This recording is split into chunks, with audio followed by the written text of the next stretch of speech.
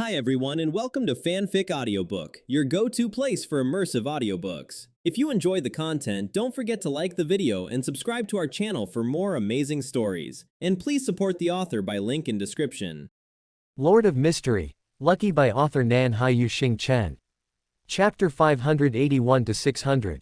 Chapter 581 Chapter 159 Coincidence. Yes, Alice nodded. Then you called this yesterday. This, Klein, for once, didn't object to Alice's naming. He nodded thoughtfully and said, actually, it could be. They finally settled on the name, yesterday once more. When it came to the charm's destination, Klein refused Alice, who only wanted it for fun, and decided to send it along with a letter to Ajik. Before this letter was sent, Alice witnessed Sherman taking the witch potion, becoming Sherman. Triss incited her to seduce Viscount Stratford and investigate who he truly served. She relayed this to Klein. After a moment of hesitation, Klein signaled her to continue observing and cautioned her. If there's any progress, tell me anytime. Also, be careful. Alice knew what he meant by, be careful. After all, Triss still went by Trissa Cheek, and it was hard to say what the situation was so far. So Alice waved her hand and said, honestly, when it comes to escaping, you can always trust me. That's true. Klein's mouth twitched for a moment. He didn't speak further but instead told Alice about the history between Triss and Viscount Stratford. This was information he obtained when he temporarily cooperated with Triss using Senor's puppet. According to Triss, she came to avenge Prince Edsel, and Viscount Stratford was the one who forced Prince Edsel to commit suicide by poison. So, Alice stroked her chin, Triss wants to find out who really wanted to kill Prince Edsel. But, is she just letting Viscount Stratford go like that? Klein pondered for a moment before saying, I think she just didn't tell Sherman her true objective. In your description, she seems very naive. Triss's reason for inciting her was that after changing gender, she could start a new life with a new name. Yes, Alice shook her head, for this goal, she's killed many people. Klein didn't speak this time. Being incited was certainly not Sherman's original intention, but killing was a fact. Incitement only amplifies the evil in people's hearts, it doesn't create it from nothing. This at least showed that Sherman wasn't a completely harmless innocent girl. As for what kind of person she truly was, Klein hadn't thought of judging. He just felt a bit emotional. You know, I'm very worried now. This script feels very familiar to me. I remember back then, Triss also approached Prince Edsel with a reluctant attitude and method, although that was because. But the outcome of that matter was that Triss truly fell in love with Prince Edsel and planned to avenge him. Now, under her instigation, Sherman is struggling to approach Viscount Stratford, seducing Viscount Stratford. Alice's mouth twitched, and she couldn't help but add. That's probably even worse. Triss was originally a man, and her psychological perception should have always remained that of a man. Never mind, he would have to overcome a psychological hurdle to fall in love with the prince, but Sherman is different. Sherman has always believed herself to be a woman, just mistakenly born in a man's body. Even now, she just feels that she has finally become a woman again. Falling in love with a man, she wouldn't have any psychological burden. They looked at each other, both having a bad premonition. Another important piece of news came from Miss Justice. Herwin Rambus, after a long absence, met Miss Justice, Audrey Hall, the Earl's daughter, again and asked her to investigate the nobles' attitudes towards a large-scale war. This wasn't unexpected news. At most, it only confirmed to Alice that the psychology alchemists were indeed a puppet organization of the Twilight Hermit Order. Oh no, perhaps their leaders thought they were independent. Thinking of this possibility, Alice shook her head and refocused her attention on Sherman. This girl did not belong to the group of witches who longed for their male identity.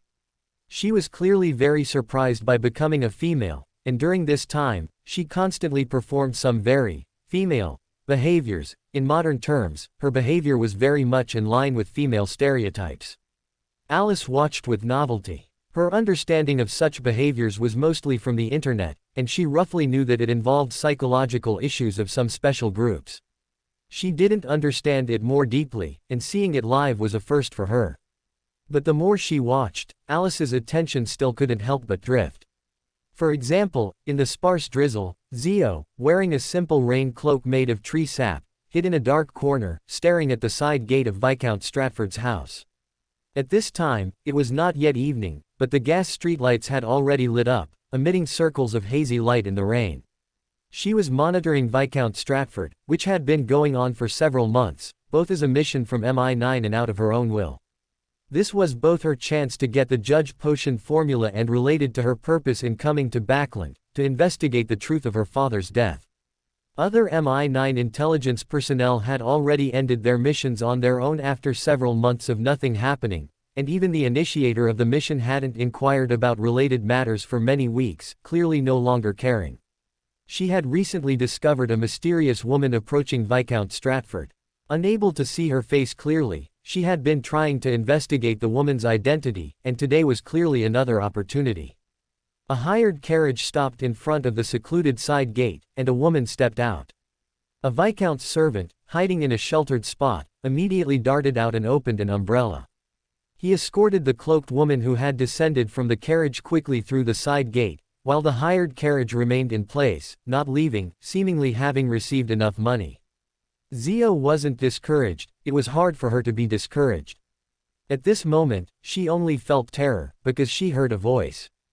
Judgment. Miss Judgment. I've seen you several times. Can you tell me what you're here for? This was Miss Fate's voice. Judgment suddenly turned her head. A blonde girl had already stood beside her at some point, leaning close to her, observing the carriage in a posture almost identical to hers, muttering as she watched. It doesn't look like we can see anything from this angle, but you don't seem to be here because. Are you tracking that Viscount? Judgment. Zio felt the hairs on her body stand on end. She opened her mouth with difficulty and tentatively asked. Miss Fate. Alice raised an eyebrow. It really was Miss Fate. Zio didn't relax much. Magician Furza's description paid particular attention to Miss Fate. She had heard most of this lady's public deeds, and therefore she also knew that a tarot club member's identity was only half a protective charm in front of this lady. And that was only if the fool was present. The good news was that Miss Fate didn't seem to kill indiscriminately, it's just, you might die from her accidental carelessness after a whim. However, why would Miss Fate appear here? Is it related to Mr. Fool? Zio frowned, pondering as she spoke. I took on a mission from MI9. They asked me to pay attention to people who interact with Viscount Stratford and list each one in a report to them. She didn't mention anything about her father. Alice nodded thoughtfully, frowning and muttering. MI9. Why is MI9 also investigating? Reporting people they interact with. The objective sounds similar. After a brief pause, she looked at Zio and pressed. How often do you submit your reports? Are the previously submitted reports still kept? Zio was stunned for a moment and asked, do you need them? Perhaps. Alice shrugged. I'm helping the world investigate some things. Helping the world. It's actually Mr. World. A look of surprise flashed in Zio's eyes. She had long known that the relationship between the world and Alice was extraordinary, and she also knew that the world seemed to be commanding Miss Fate. She really couldn't find a better word, but seeing it with her own eyes, Zio still couldn't hide her astonishment. Alice frowned under this gaze, deciding to salvage a bit of her dignity. It might also be helping Mr. Fool. In short, this matter is very complicated. So do you still have the reports? Please. You. Collect _69 book 1 bar 69 book bar. Zio slowly nodded and said, I can write them down from memory for you. Alice agreed, but then the problem became Zio. After hesitation and struggle, she finally called out to Alice, who was about to leave. Miss Fate, would you mind telling me what you're investigating? I mean, do you know anything about Viscount Stratford? Alice stopped, narrowed her eyes at her. MI9 mission probably isn't worth you sacrificing so much, is it? You also want to investigate Viscount Stratford yourself. Zio pursed her lips. Alice was not in a hurry. She stood still, waiting for Zio to speak. After half a minute of silence, Zio took a breath and said. Viscount Stratford was originally the palace guard captain. He was once my father's subordinate. Your father? Alice frowned. The topic had been opened, so Zio could hesitate less. After closing her eyes for a moment, she recalled. Yes, my family belongs to the court nobility. At its most prominent, it even served as the Earl of the Traveling Palace, which was equivalent to the royal family's spokesperson to the outside world, the noble closest to the throne. After that, our family gained the fiefdom that a true earl should possess. By the time of my father, although no longer as prominent, he was still trusted by the former king, William VI, the Strong, serving as the commander of the royal guard and the palace guard captain. But 7 years ago, he was accused of participating in a rebellion and was ultimately sentenced to hanging, stripped of his title and fiefdom. The family fell into decline because of this. Many members even died for no reason. To survive, we changed our surname and left East Tark County. I don't believe my father would rebel. He was so loyal to the royal family, even more so than his faith in the goddess. 4. In short, I left my mother and younger brother and came to Backland, seeking opportunities to improve myself, hoping to restore my family's glory and my father's reputation. Zio had told Furs this once before, so speaking it again wasn't as difficult as the first time. Moreover, saying these things now might help her uncover the truth, so at the end of her words, Zio's expression held a hidden anticipation. Alice pondered for a moment, then asked an irrelevant question. May I ask how tall your father, your mother, and your younger brother are, respectively? The anticipation on Zio's face shattered, replaced by an expression mixed with shame and humiliation. Just as she was about to say something, Alice suddenly made a shushing gesture, a mysterious smile appearing on her face, and looked towards the manor, saying with awe, "How marvelous! A demoness, actually fooled by a man's lie about wanting to marry her. Ha, this is truly. It seems my and, our suspicions have been confirmed. Tisk, they're all like this, one after another. I wonder about the other demonesses, but in short, Cheek wouldn't be a love-struck fool, would she?" These words were inexplicable, and Zio was completely confused. Her emotions quickly shifted from her previous state. She tried to interject. The carriage that just went in, was there a demoness inside? Ah, Alice turned her head to look at Zio, To be precise, a witch. However, this witch is a bit different. She paused, then spoke in a curious tone. Have you ever met people like this?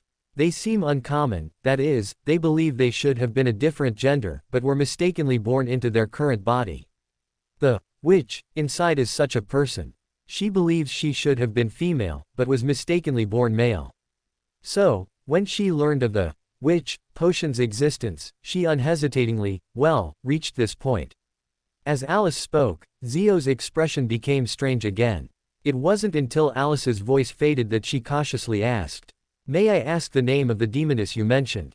"Sherman." Alice blinked. She calls herself Sherman. Sherman. Zio felt her breath catch, because she had a friend who also happened to be a woman who believed she was mistakenly born male, and she also happened to give herself a female name, and that name was Sherman. There was no such coincidence in the world. She spoke in great shock, her voice hoarse. "I have a friend. No, she's called Sherman. She believes she's a woman, and she gave herself a name called Sherman." Alice frowned slightly. What a coincidence. This Sherman, was she also called Sherman before? After her words fell, Alice curved her lips again, letting out a light scoff. Should I praise fate, or curse fate? Oh no, I'd better praise it, because cursing it would be like cursing myself. End of chapter. Chapter 582. Chapter 160. Friendship. When her mood dropped, a trace of Alice's aura unconsciously leaked out, making Alger feel a wave of pressure wash over her. She slowed her breathing and cautiously called out, "Miss Fate." "Ah." Alice snapped back to reality. "You said MI9 personnel asked you to investigate Viscount Stratford." Alger nodded, then added, "Initially, I only speculated he was from MI9. Our first encounter was at a Mr. A gathering of the Aurora Order. He promised to give me some tasks, from which I could earn some remuneration to exchange for Beander potion formulas and potions. In my pathway, potion formulas and Beander characteristics are mostly in the hands of the royal family. Additionally, some of the tasks he issued also made me suspect he was with MI9. However, he always wore a golden mask when he contacted me, so I didn't know who he actually was. But when he commissioned me to investigate Viscount Stratford, he invited me to join MI9 and told me, "You can retain your current identity and be active in East Borough." Oh, Alice drew out the end of her words, they need an informant in East Borough. Judgment. Alger decided to go back and correct some of the information Magician Furs had given her. For instance, Miss Fate might just be disdainful in some aspects, not truly ignorant, to prevent Furs from suffering losses in this regard in the future. Alice put away the casual expression on her face and warned, for now, don't tell the masked man about the appearance of an unfamiliar woman around Viscount Stratford. MI9 personnel. Never mind, I'll talk about it after I've coordinated my story with the world. Coordinate stories. Alice's choice of words left Alger bewildered. After a moment of hesitation, she reverted to her initial question, Miss Fate, is there something wrong with Viscount Stratford? What do you want to do? Alice raised an eyebrow. Oh, no, you already said that. You want to investigate the truth behind your father's death. Hey, then our goals are temporarily aligned. What? Alger's eyes were confused. Alice said with a smile, the demoness inside, her goal is to investigate who Viscount Stratford is truly loyal to. As for Mr. Fool, I'm sorry, I can't say. I can only tell you that the world's current goal is also just an investigation. Alger showed a relieved expression. Alice, however, glanced at her and suddenly asked, are you cold? Ah. Alger was momentarily stunned. Receiving such a kind question so abruptly left her a bit flustered. The human body is always peculiar in this regard. Just now, when her nerves were taut, Alger didn't have the energy to care if she was cold. Now that she relaxed, and Alice asked, she suddenly realized that although the tree sap raincoat, which should have only reached her knees, fully covered her due to her height, this did not prevent the pervasive fine raindrops from seeping in through her exposed neck and wetting her clothes. The weather at the end of September had already turned cold. Only when Alice asked did Alger realize the chill seeping through her clothes, which was especially noticeable in the night breeze. But this bit of cold was still within her tolerance. Not to mention she was a Beander with enhanced physique, just her past experiences alone meant she had endured far worse. I'm fine, she replied. Alice looked at her suspiciously, frowned, and asked, are you sure? Do you have spare clothes? If you can't leave, I can help you get them. By the way, there shouldn't be anything keeping you from leaving, right? Don't you know who the demoness is? Alger explained, I want to find an opportunity to see Sherman. She is my friend after all. I want to know why she stopped speaking. Alice looked at her, initially wanting to tell her that she actually knew, but then thought better of it and gave up. She lowered her gaze and smiled. How long has it been since you last saw your friend? Several months. Alger answered subconsciously. Several months. Alice repeated in a low voice, after several months apart, she has a brand new life, free from past troubles. She might not necessarily want to see you, her former friend, again. The good news is, she won't suddenly call you, Your Excellency, at most she'll just tell you she wants to maintain the status quo and doesn't want to see you again. Alger fell silent at these words. After a moment of quiet, she finally spoke. I still want to try. What if I told you this is the future I saw? Alice flashed a mischievous smile. This wasn't a lie. Although it was mostly speculation, she had deliberately looked just now, and among all possible futures, this possibility was the greatest. Alger fell silent again. Her gaze, initially hesitant and struggling, gradually became firm, and she spoke clearly, then I should still see her and ask her. Alice pursed her lips and stared at her. Alger keenly sensed a gradually intensifying pressure in that gaze. She vaguely realized that Miss Fate's reaction to her was probably not very happy. Why? Alger was a bit confused. She carefully recalled what had just happened, as well as Magician Fur's introduction of Alice and her own understanding, but found no reason at all. No, it wasn't that there was no reason. As a former noble descendant and now a wild Beander, Alger had a sufficient understanding of the styles of the three great churches official Beyonders in the Loan Kingdom. For example, the folk of rage, who would resort to violence at the slightest disagreement, or the artisans, who advocated overwhelming firepower, and then Nighthawks. The fact that the Star Leonard was an official Beander had basically become a consensus among Tarot Club members, except for son Derek. Even Moon Emlyn hadn't been left out this time. And in the operation to punish Ernest Boyar, he had shown the ability of Nighthawks. Alger quickly thought of him, and his Nighthawks ability. If the effect of a mystical item is excluded, and this can most likely be excluded, because Miss Fate once suggested he specialize in treating insomnia after retirement, it sounds more like his own ability than a mystical item. Then, he is very likely a member of the Night Church. This also corresponds to his familiarity with Miss Fate. Before becoming a saint of the Night Church, Miss Fate should have also contacted low and mid-level beyonders of the Night Church in other ways. For example, she might have a friend who was a Nighthawk. According to Furs, Miss Fate hadn't reclaimed her authority then, and after reclaiming it, she started a new life and broke off with her friend. No, if viewed this way, her relatively good relationship with Mr. Star doesn't quite fit. It was that friend who actively wanted to break off with Miss Fate. Alger suddenly realized, but this didn't help her, because she genuinely wanted to see Sherman again, and from Alice's words, she had already realized that Alice was monitoring Sherman, which made it impossible for her to temporarily deny it as a pretense. She had to try to explain or rather reassure, but actually, this might just be an excuse. After hearing you, I really do want to see Sherman again and hear her experiences, but as you said, from what I know of her, she probably doesn't really want to see me. My insistence on appearing before her isn't entirely for this friendship. Miss Fate. Friendship is only one part. More than that, I probably still want to investigate the cause of my father's death. After all, I rarely have such an opportunity. But Alice wasn't so easily fooled. Only want to investigate the cause of your father's death. Hey, if I told you Sherman's experiences during this period now, would you still not go see her? Alger couldn't answer immediately, and that brief pause was already sufficient as an answer. Alice glanced at her and said, "This book was recently updated at #6 at 9 at book at bar. Update. Honestly, I think you can tell I'm very unhappy, but I'm not. Sigh. Anyway, people always want to protect what they desire but can't obtain, do you understand? If I can still be considered a person. Ha ha." She tugged at the corner of her mouth, attempting a smile, but gave up in an instant, her gaze towards Alger shifting to a cold fury.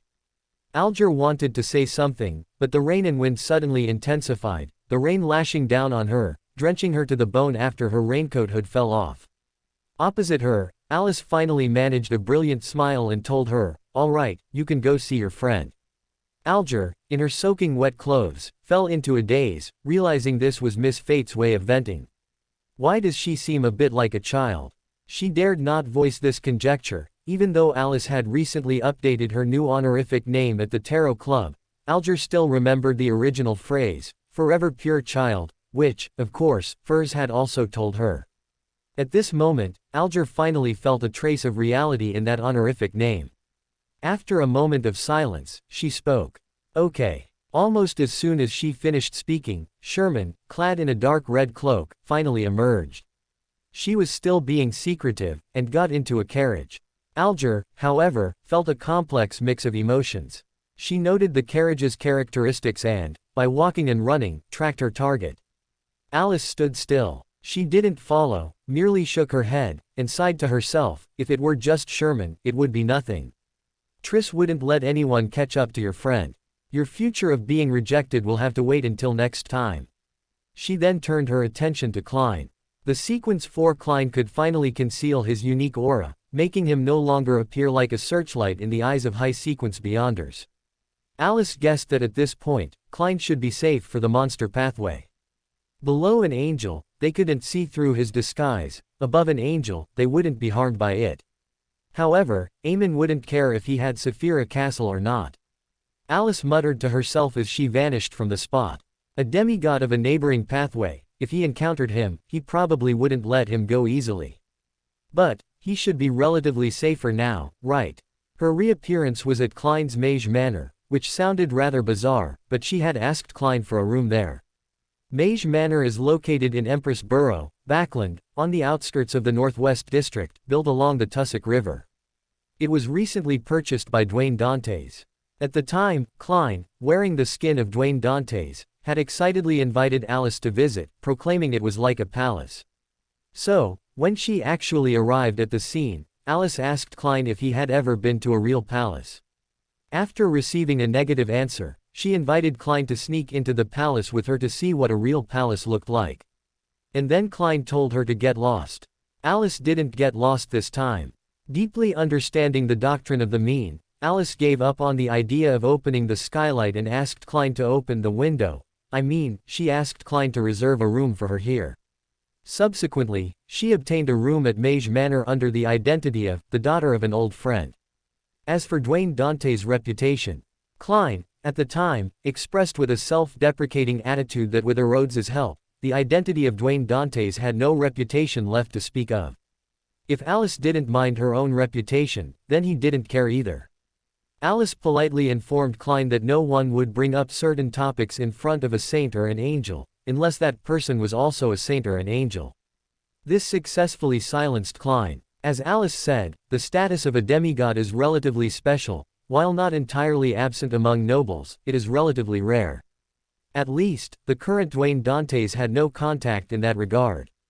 As for commoners, the world is so big, but what does it have to do with them? And so, these nobles, who knew of the existence of beyonders and demigods, even if they were unaware that Alice was an earth angel, would not inquire about her romantic life to a saint favored by a deity. Even if someone's curiosity got the better of them and they tried to gossip, the target of the gossip would likely be Dwayne Dantes, not Alice. However, some nobles were very curious about the superior's daughter that Bishop Electra had mentioned during the introduction. Now, they might be curious about who Dwayne Dante's old friend actually was. Of course, Alice mostly didn't actually live here. She just occasionally came over to play. For example, now, she was feigning standing at the door, and was welcomed in after knocking. After enjoying a luxurious bath, Alice lay down and had a good sleep. She saw Klein the next afternoon, and as soon as they met, she brought him a surprise. "Are you free tonight?" I saw that Sherman's situation changes tonight." Her gaze lingered on Klein for a few seconds, then she shook her head to herself and said, "It seems you're quite busy tonight. But, maybe you'll have time." "What did you see?" Klein's eyes were confused. "I saw you gained a puppet." Alice blinked, "A demigod-level puppet." End of chapter. Chapter 583 Chapter 161 Hunting. When Klein heard this, his expression could be described as lighting up. He immediately wanted to inquire further, but Alice reminded him, "Your guests must be arriving, right?" Klein had no choice but to leave and greet Dante's guests. This weekend, he was hosting a hunting party, and the guests were gradually arriving. Alice watched from the upstairs window. The first guests to arrive were Counselor Matched's family, and Hazel was among them. Alice's gaze lingered on her face for 2 seconds before retracting, no longer paying much attention. When the second guest arrived, Alice smiled. She closed the window and sent a signal to Klein from inside the room. "It's him, your new puppet, the one in military uniform." She didn't know the person, only judging from the military uniform that he was a major general. Klein's movements didn't pause. He greeted Chunna's Colgate with a smile. This was the deputy chief of MI9, a major general, and the new puppet Alice had mentioned. Klein's thoughts churned. When he saw that the target was Chunna's Colgate, he realized that his hunting tonight would be successful. Yes, the prey for this hunting party, besides those in the manor, also included this major general. This was a demigod of the Black Emperor pathway, but he publicly claimed to be only Sequence 5. During a period when he temporarily lacked targets, Klein had investigated the details of the human trafficking incident and the Great Smog incident. Regarding this matter, Alice had initially only stated that it was related to the Demonist sect and Adam. In subsequent investigations, Klein discovered that it also involved the Aurora Order, in Zangwill, and some nobles. Since there were no other matters besides the numinous episcopate and the circus, Klein focused his attention on this, searching for the nobles involved in the incident. Chunna's and Viscount Stratford were both among his targets, but Viscount Stratford had clearly already been handed over to Triss.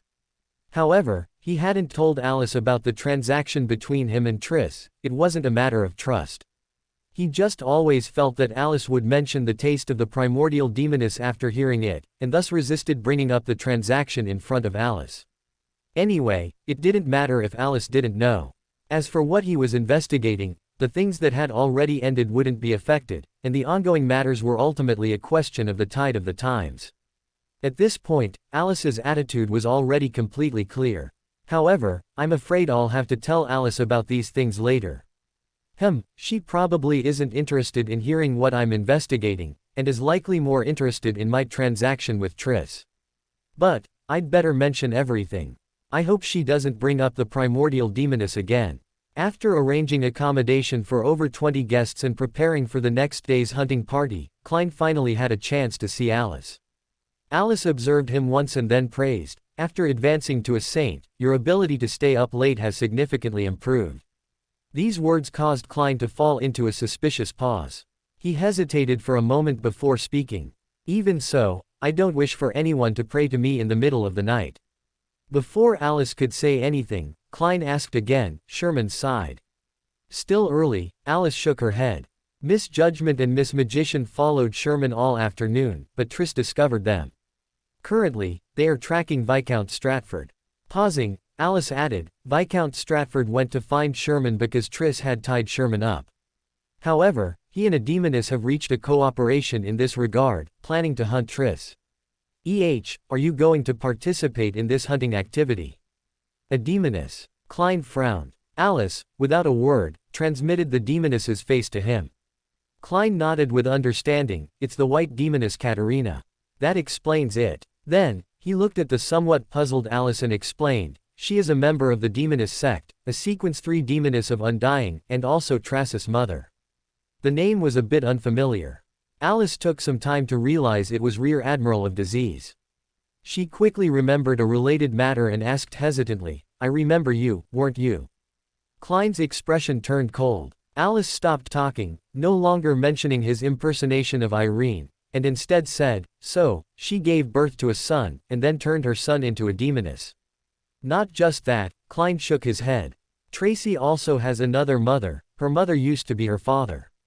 Alice's expression twisted. Klein continued, "Tracy also told me that her mother later gave birth to a younger brother for her." Alice clutched her forehead. She said sincerely, "I think in terms of inhumanity, it's still the demoness who, no, maybe this is precisely the manifestation of their humanity. They themselves are not doing well, so they don't want others to do well either." Klein didn't comment, but instead asked curiously, "Why did you use they?" "Because they still remember they were a man," Alice said matter-of-factly. "Just like I always call Sherman she, even when she was Sherman. She's quite respectful of others." Klein looked at Alice with a somewhat inexplicable gaze. Just as he was about to say something, his intuition was suddenly triggered, and a scene formed in his mind. Major General Chunnis Colgate, dressed in a shirt and trousers, covertly flew out of the guest room window, floating unnaturally outwards. He looked at Alice, and Alice gave him a smile. "Your puppet ran away." Klein's mouth twitched. He reminded her in a helpless tone, "First, he's not my puppet yet. Second, if you're not going to help me monitor him, I hope you temporarily shut up." Alice was remarkably obedient. Not only did she immediately shut her mouth, but she also vanished. Klein rubbed his temples, manipulating the puppet disguised as a personal valet to track Chunnis Colgate. "What can be seen here? If you're curious, you should go inside and look." Outside a warehouse in the dock area, Zio and Furs were hiding in the shadows, observing the silent warehouse. They had tracked Viscount Stratford here. The chief of the Royal Guards had left his mansion in the dead of night, heading to the dock area near Backland Bridge. Relying on Zio's sheriff abilities, they had followed him from a distance to this point, confirming that Viscount Stratford had entered the warehouse ahead and to the side. Additionally, they had also noticed something. Viscount Stratford's condition wasn't very good, he seemed to be injured. A sudden voice startled them. Fortunately, it was a familiar voice. After a brief moment of alarm, Zio and Furs both recognized the owner of the voice and looked back. Just as they were about to speak, Alice spread a mysterious smile, made a shush gesture with her hand, and then pointed to the ground in front of them. Zio and Furs looked together. On the ground in front of them, black flames abruptly ignited. The eerie flames quickly separated, flowing along the ground in all directions, outlining a line of Loan script. "The opportunity you crave has arrived." Zio and Furs's pupils simultaneously dilated. Alice's smiling voice came from behind them. "The people inside have also agreed for you to go in and look. What are you waiting for?" Zio and Furs exchanged glances. Theoretically, having been discovered and invited inside, they should be worried about their safety. However, with an angel on their side, this worry was significantly diluted. Please. You. Collect 6 books. Please. After all, the danger ahead might not be as great as the trouble an angel on their side might cause on a whim. But Miss Fate doesn't seem to have a precedent for acting against her own people. The closest example might be me. No, there was one thing, Furs told me she had punished Miss Hermit, but that was also Miss Hermit's own doing. A jumble of thoughts flashed through Zio's mind, ultimately leading her to a decision.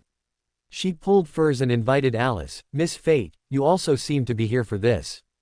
Would you like to come in and see with us? All right, Alice smiled. But we'll have to wait a bit. This outfit isn't suitable for pretending. I mean, it's not suitable for acting. Zio and Furs looked bewildered. They weren't entirely unfamiliar with this outfit. This sack-like attire had recently become quite popular in Backland's lower society. Being more active among commoners, they had seen such an outfit many times. Furs had even told Zio that this style came from Miss Fate's hometown, and Miss Fate had once called this outfit a prison uniform, though Mr. World's addition was that it was a uniform. Alice didn't explain further. She tilted her head, spun around like an anime character transforming in a TV show she remembered, and let points of light emanate from her body. When the spin was complete, she sequentially stretched her limbs, letting the points of light transform into the specific image of clothing. She had reverted to the barefoot soothsayer in a white robe.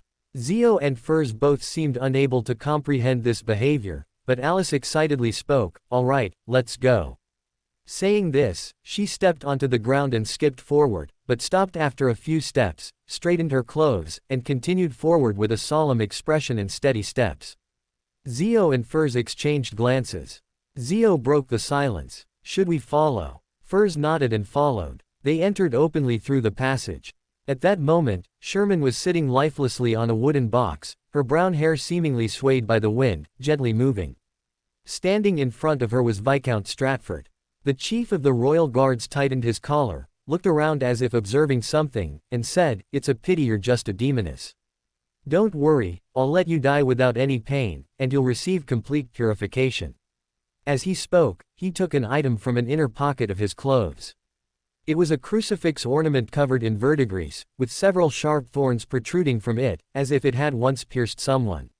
Its style and characteristics were unlike anything found in the northern continent during the Fifth Epoch, exuding an ancient charm. Alice seemed to see the dazzling strong light emanating from it. She frowned uncomfortably, closed her eyes for a moment, then opened them again, and murmured, "It's the sun." This sound startled Viscount Stratford.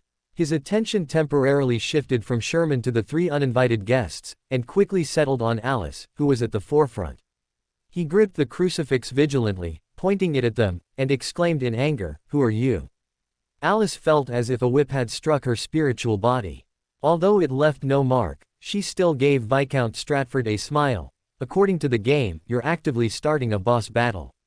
With one attack having no effect, the fear in Viscount Stratford's pupils deepened. Without hesitation, he pressed his finger onto one of the crucifix's thorns. His bright red blood immediately flowed out, then was absorbed by the thorn, seeping into the item. The mottled verdigris on the crucifix's surface began to disintegrate, rapidly peeling away, revealing the solid form condensed from light beneath. In just a second or two, the item Viscount Stratford held transformed into a radiant crucifix. It emitted a pure, flawless light, illuminating the surrounding area with extraordinary brightness. Around Sherman, countless spider silks that originally belonged to Triss floated up one after another, struggling as if in fire, and quickly dissolved into nothing. This was merely incidental. The light spread towards them. Zio and Furs gripped each other's hands. In front of them, a mighty silver river abruptly appeared and continuously expanded. The beginning and end of that long river quickly connected. Immediately after, the light from the crucifix retracted just as it had appeared. The spider silks around Sherman regrew, blood returned from the crucifix to Viscount Stratford's body, the wound on his hand healed, and the crucifix was once again stained with mottled verdigris. "Good stuff. It's mine. To be fair, I should compensate him a little. How about helping him return to the divine kingdom?" Oh no, misjudgment seems to still have questions for him, and Klein might too. "He can't die yet. Then I'll send him back to the divine kingdom after he's finished explaining." Give it to me. Alice stared at the crucifix, stating unequivocally. A disciplinary knight certainly wouldn't surrender to a strange young girl like that, but the scene just now had revealed an unsettling aura, and Alice no longer concealed herself when she spoke. The aura emanating from a higher life form, beyond demigod, made Viscount Stratford's face change. He instantly ceased his attack and tried to communicate. What do you want? Oh wait, I think I know who you are. You are a saint of the Knight Church. Wrong. Alice smiled and approached him. This is just a small request I have of the knight. A mother would never refuse her child. Although this mother is one I unilaterally recognized. End of this chapter. Chapter 584. Chapter 162. Performance. Mother. Furs displayed an expression of someone who had just heard juicy gossip, while Zio showed a look of worry about being silenced. But Furs quickly sensed something was amiss. She immediately recalled Miss Fate's commission to find her mother, realizing that the mother Alice referred to might not be what she imagined. Moreover, Miss Fate had also proclaimed that Evernight Goddess was her favored one. The excitement in Furs's eyes vanished. She realized this matter held no reference value. At best, it could only serve as one of her accumulated novel materials. Oh, right, Mr. World's commission. Furs remembered the supernatural story about the circus, and her expression once again became pained. Compared to Furs, who still had the capacity to think, Viscount Stratford was completely stunned by Alice's words. Mother. What mother? Who was she calling mother? Evernight Goddess. She, a child of God. The terror in Viscount Stratford's eyes was completely undisguised. His body trembled uncontrollably. He searched his memory, but to his horror, he found that considering Alice a child of God was the best explanation for the Knight Church's strange attitude. Only a child of God would receive such treatment. But, was this something he should know? This was clearly an unknown secret, one that probably not many within the church itself knew. To tell him so openly could only mean that Miss Fate, standing before him, perhaps never intended for him to live. Not only that, but she also intended for him to be unable to speak even after death. No, it might also be it. Forget it, now is not the time to care about this. Your Highness. Viscount Stratford stammered, his teeth chattering. Your Eminence, Alice corrected him, do you think I am unworthy to represent Mother's will? No, of course not, Your Eminence. Viscount Stratford stammered in response. That's right, it must have come for the will of Evernight Goddess. What does Evernight Goddess want to do? It didn't kill me, which means I still have other value. I know, it's only that matter. But I can't say it. No, even if I say it, knowing such a secret, it won't let me go. After several shifts in thought, Viscount Stratford finally grasped the crux of the problem. Just as he was about to open his mouth, Alice's expression changed. A huge wave surged within Viscount Stratford's spirituality, and he briefly fell into a trance. Alice frowned, turned her head to look at Magician Furs, and asked her. Does your book contain any hypnotic abilities? Or just knock him out for now? Oh no, actually, I can just knock him out. Alice turned her head, eager to try, and raised her hand. Furs quickly said, yes. Alice stopped her action in disappointment, turned back, and gestured for Furs to come forward. So Furs stepped forward, opened Lehman's travel notes, and used the hypnosis within it. Alice, meanwhile, snatched the cross and walked over to look at the dying demoness. Sherman's condition was very poor, extremely poor. Her hair was half floating, half not, appearing thick and strong compared to normal hair, like countless thin snakes. Mysterious patterns, like black oil paint, spread across her skin, covering her entire body. Her eyes were hollow and lifeless, as if there was nothing left in this world worth lingering for. Alice sighed softly, muttering, a love-struck fool, dying for a man. She paused, then turned her head and asked Zio, puzzled, you seem quite normal, how do you have a friend like this? Her gaze swept past Zio and landed on Furs. Looking at the best-selling author, she recalled the contents of her work, and a suspicious light flickered in her eyes. Furs, who had just finished the hypnosis, and Zio exchanged glances. Alice apparently didn't intend for them to answer. She turned back, placed a finger on Sherman's forehead, and whispered. To be fair, you are really lucky. Just as I'm in a good mood, and just as I have this cross. Well, I mean, you now have an opportunity. You can leave here and become an ordinary girl. All of this will no longer concern you. The price is that you will no longer possess Beyonder abilities, nor that astonishing charm. You will have a new life. You might meet new friends, new lovers, but it's best not to forget your old friends. In short, do you agree? In her gentle words, Sherman, immersed in pain, felt as if she saw a silver river. The river enveloped her, taking away the whispers in her ears, the pain in her spirituality, and the discomfort in her body. At the same time, she heard a remark that deeply concerned her. She looked up in a daze and softly asked, "An ordinary girl? I can still be an ordinary girl."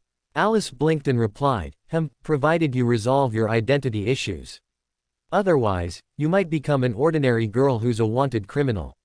These words did not discourage Sherman. Her eyes sparkled, shining brightly on her restored beautiful face. Her voice was melodious and filled with barely concealed joy. "Being a wanted criminal is fine."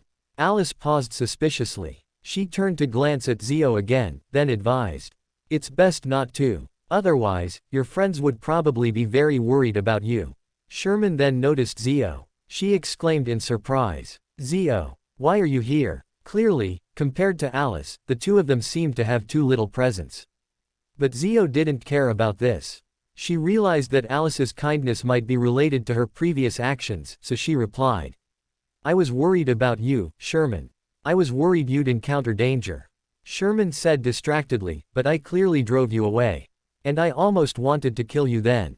Are you two done chatting?"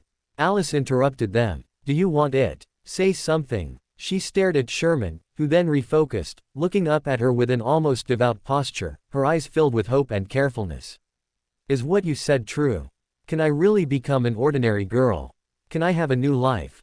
Alice thought for a moment and replied, "As long as you don't go on dying for that person you were just with." Upon hearing this, Sherman's face darkened again. Her eyes were no longer vacant, but filled with pain. Alice frowned and turned to Zio, saying, "You go comfort your heartbroken friend." Oh no, wait a moment. She suddenly remembered the hidden danger lurking within Sherman's body. She raised the cross in her hand high, the thorns drawing fresh blood from her fair fingertips. The blood, devoid of Beyonder characteristics, was as red as a mortal's, soaking into the verdigris-covered cross, causing its mottled appearance to fade and a bright light to blossom. The light was bright yet gentle. Even Sherman, who was closest, felt no discomfort. She stared blankly at the cross. The spider silk beside her rapidly dissolved in the bright light, and black flames and crystalline ice shards surged from her body, gradually fading to transparency and then disappearing under the bright light. Alice immediately let go of the cross, her pricked finger moving away, leaving only a trace of blood. The light then vanished within a few breaths, once again covered by the mottled verdigris. "Go comfort your friend," Alice said, turning to Zio. Zio hesitated, standing still. Alice didn't look at her but walked towards the hypnotized Viscount Stratford, pinching her brow and muttering to herself, "The king's secret. Just speaking it can make you explode into a mist of blood." Based on my novel reading experience, besides being a safeguard, this kind of silencing spell also serves to inform the person who said it. This was precisely why Alice had suddenly attacked Viscount Stratford earlier. She had seen Viscount Stratford suddenly shout, "The king's secret is," and then instantly explode, turning into a pool of blood. Alice, who grew up with the internet, was not unfamiliar with this. She knew that in some novels, this kind of thing was called a restriction, which could prevent people from revealing forbidden information. When triggered, the person who set the restriction would also be informed. Whether it was hypnosis, dreams, or even channeling, it was difficult to bypass such methods. Therefore, Alice had no intention of trying to inquire. She should at least know who set this. First, it could be confirmed that it was most likely a spectator pathway. After a brief pause, Alice took a few steps forward, stopped in front of Viscount Stratford, and smiled with raised eyebrows.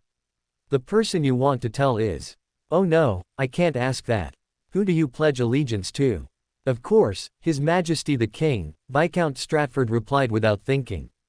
This book was recently updated at #6@9 @book@bar. Update. Alice blew a strand of hair, recalling the information she already knew, then asked, "What about Herwin Rambus? Does he also pledge allegiance to the king?" Of course, Viscount Stratford replied, he is His Majesty the King's advisor. Alice frowned slightly. She changed her way of asking, is Herwin Rambus a Beander? Yes, Viscount Stratford answered smoothly. What pathway? What sequence? Alice continued to ask. This seemed to be in a crucial yet not so crucial position. Viscount Stratford struggled for a moment before answering. Spectator, pathway, sequence 4. Alice then asked, the current leader of the psychology alchemists, crap. The flesh and blood bomb once again emerged from the spiritual vision. Alice closed her mouth. She gritted her teeth and cursed in a low voice. As expected of the spectator, pathway. After a pause, she turned back and asked Zio and Furs, who hadn't moved, do you have anything you want to ask? Judgment, I remember you were investigating your father's death, weren't you? Furs began to eye the two of them with a surprised expression, while Zio, after a brief moment of astonishment, spoke. Yes. Alice then told her, ask. This time, Zio didn't hesitate. Her eyes even lit up, and she walked forward without a second thought, even forgetting the crucial matter of thanking Miss Fate, and directly asked. What caused Mason Deal's death? After asking this question, Zio's emotions suddenly became extremely complex, anticipation and apprehension intertwined, excitement and fear coexisting. This was the question she had wanted to ask 8 years ago.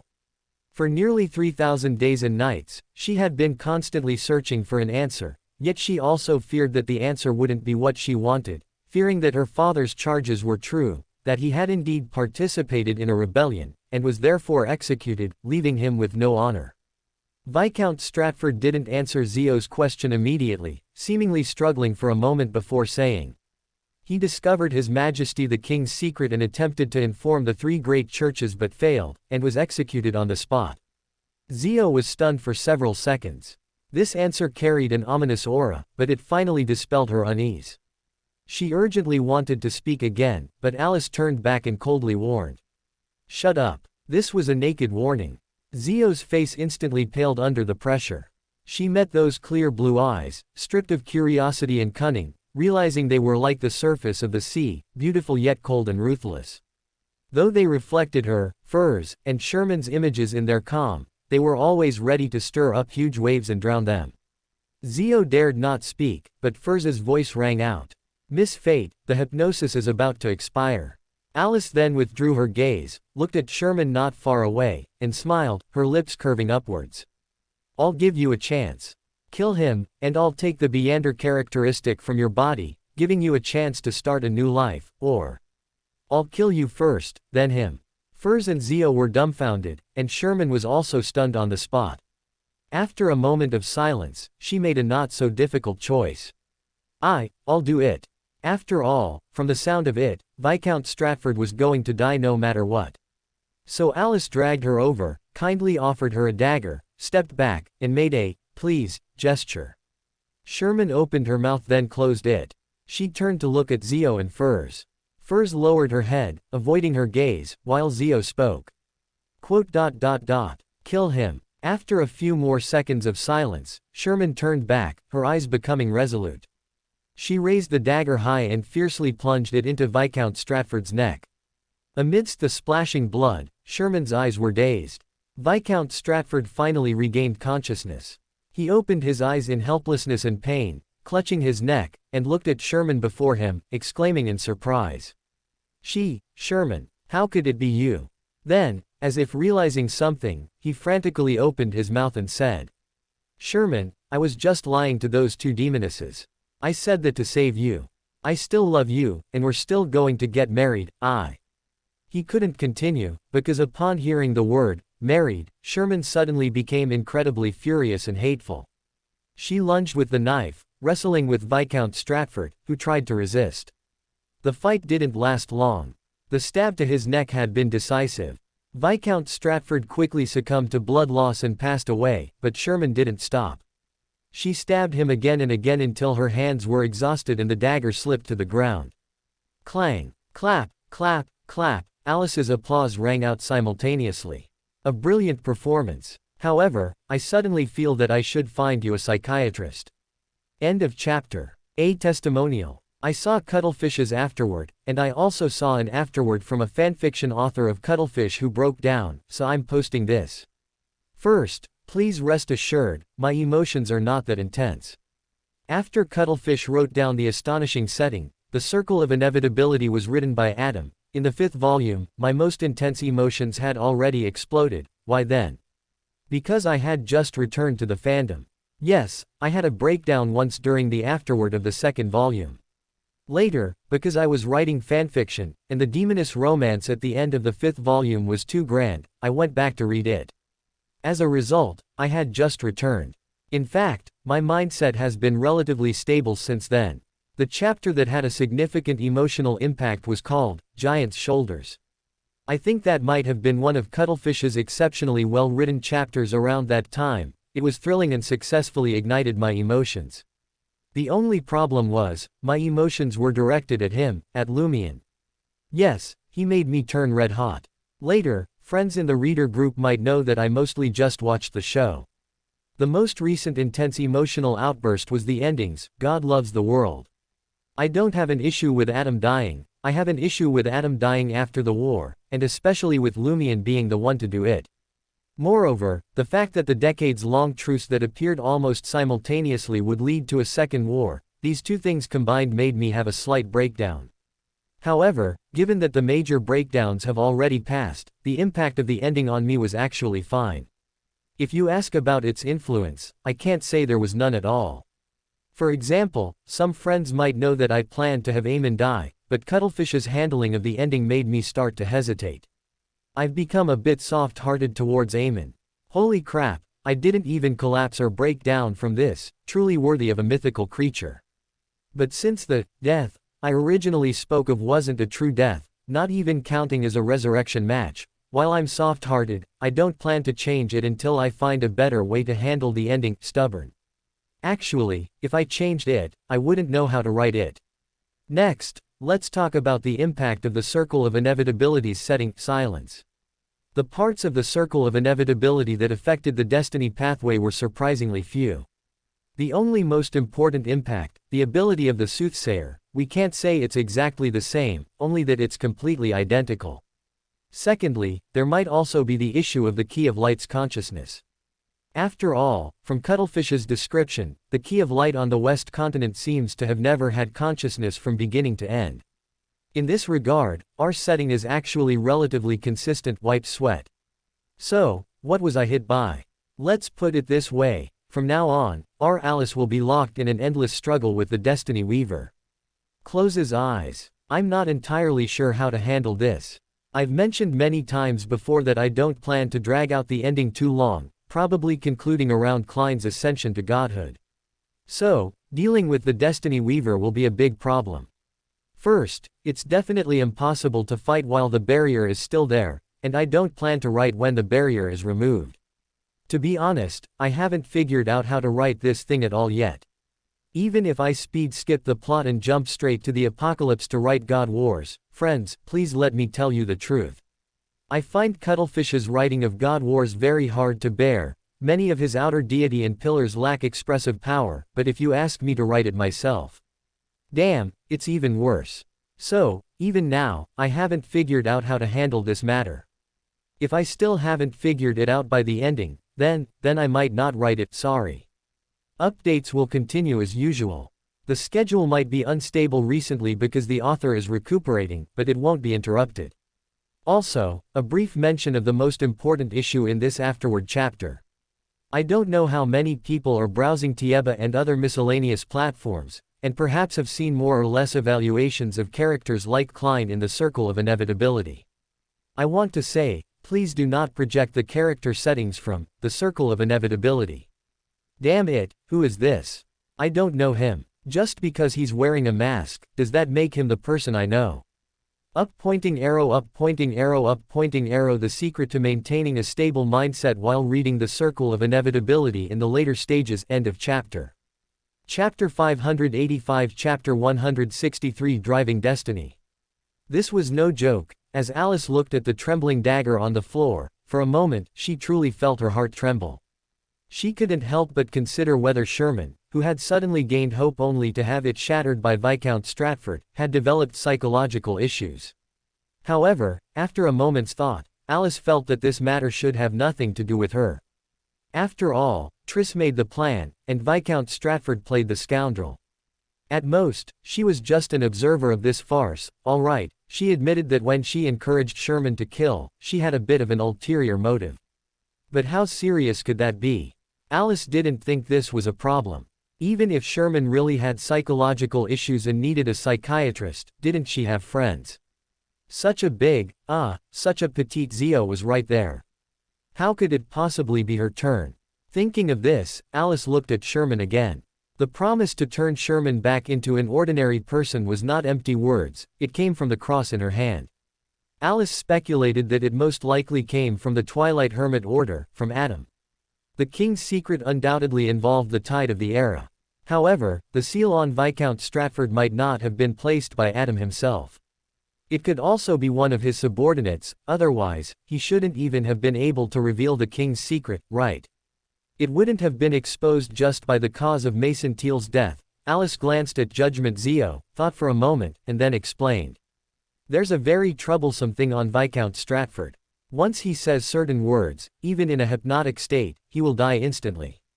Also, the person who left this will sense it. Zio suddenly understood. Alice looked back at the mottled bronze green cross in her hand, her eyes moving slightly, and a pure darkness appeared before her. Then, a speck of light suddenly appeared in the darkness. That speck of light quickly grew larger, transforming into a golden sphere that pierced through the darkness. That was the sun. Alice closed her eyes, letting those images dissipate. She thought she knew who it was. It should be the ancient sun god, the creator worshipped by the City of Silver. So, my God Almighty, Alice raised the cross, looked up at it, and murmured softly, this wouldn't be a piece of your corpse, would it? No one understood this soliloquy, so Alice just shook her head, walked closer to Sherman, extended her hand, and handed the cross to Sherman.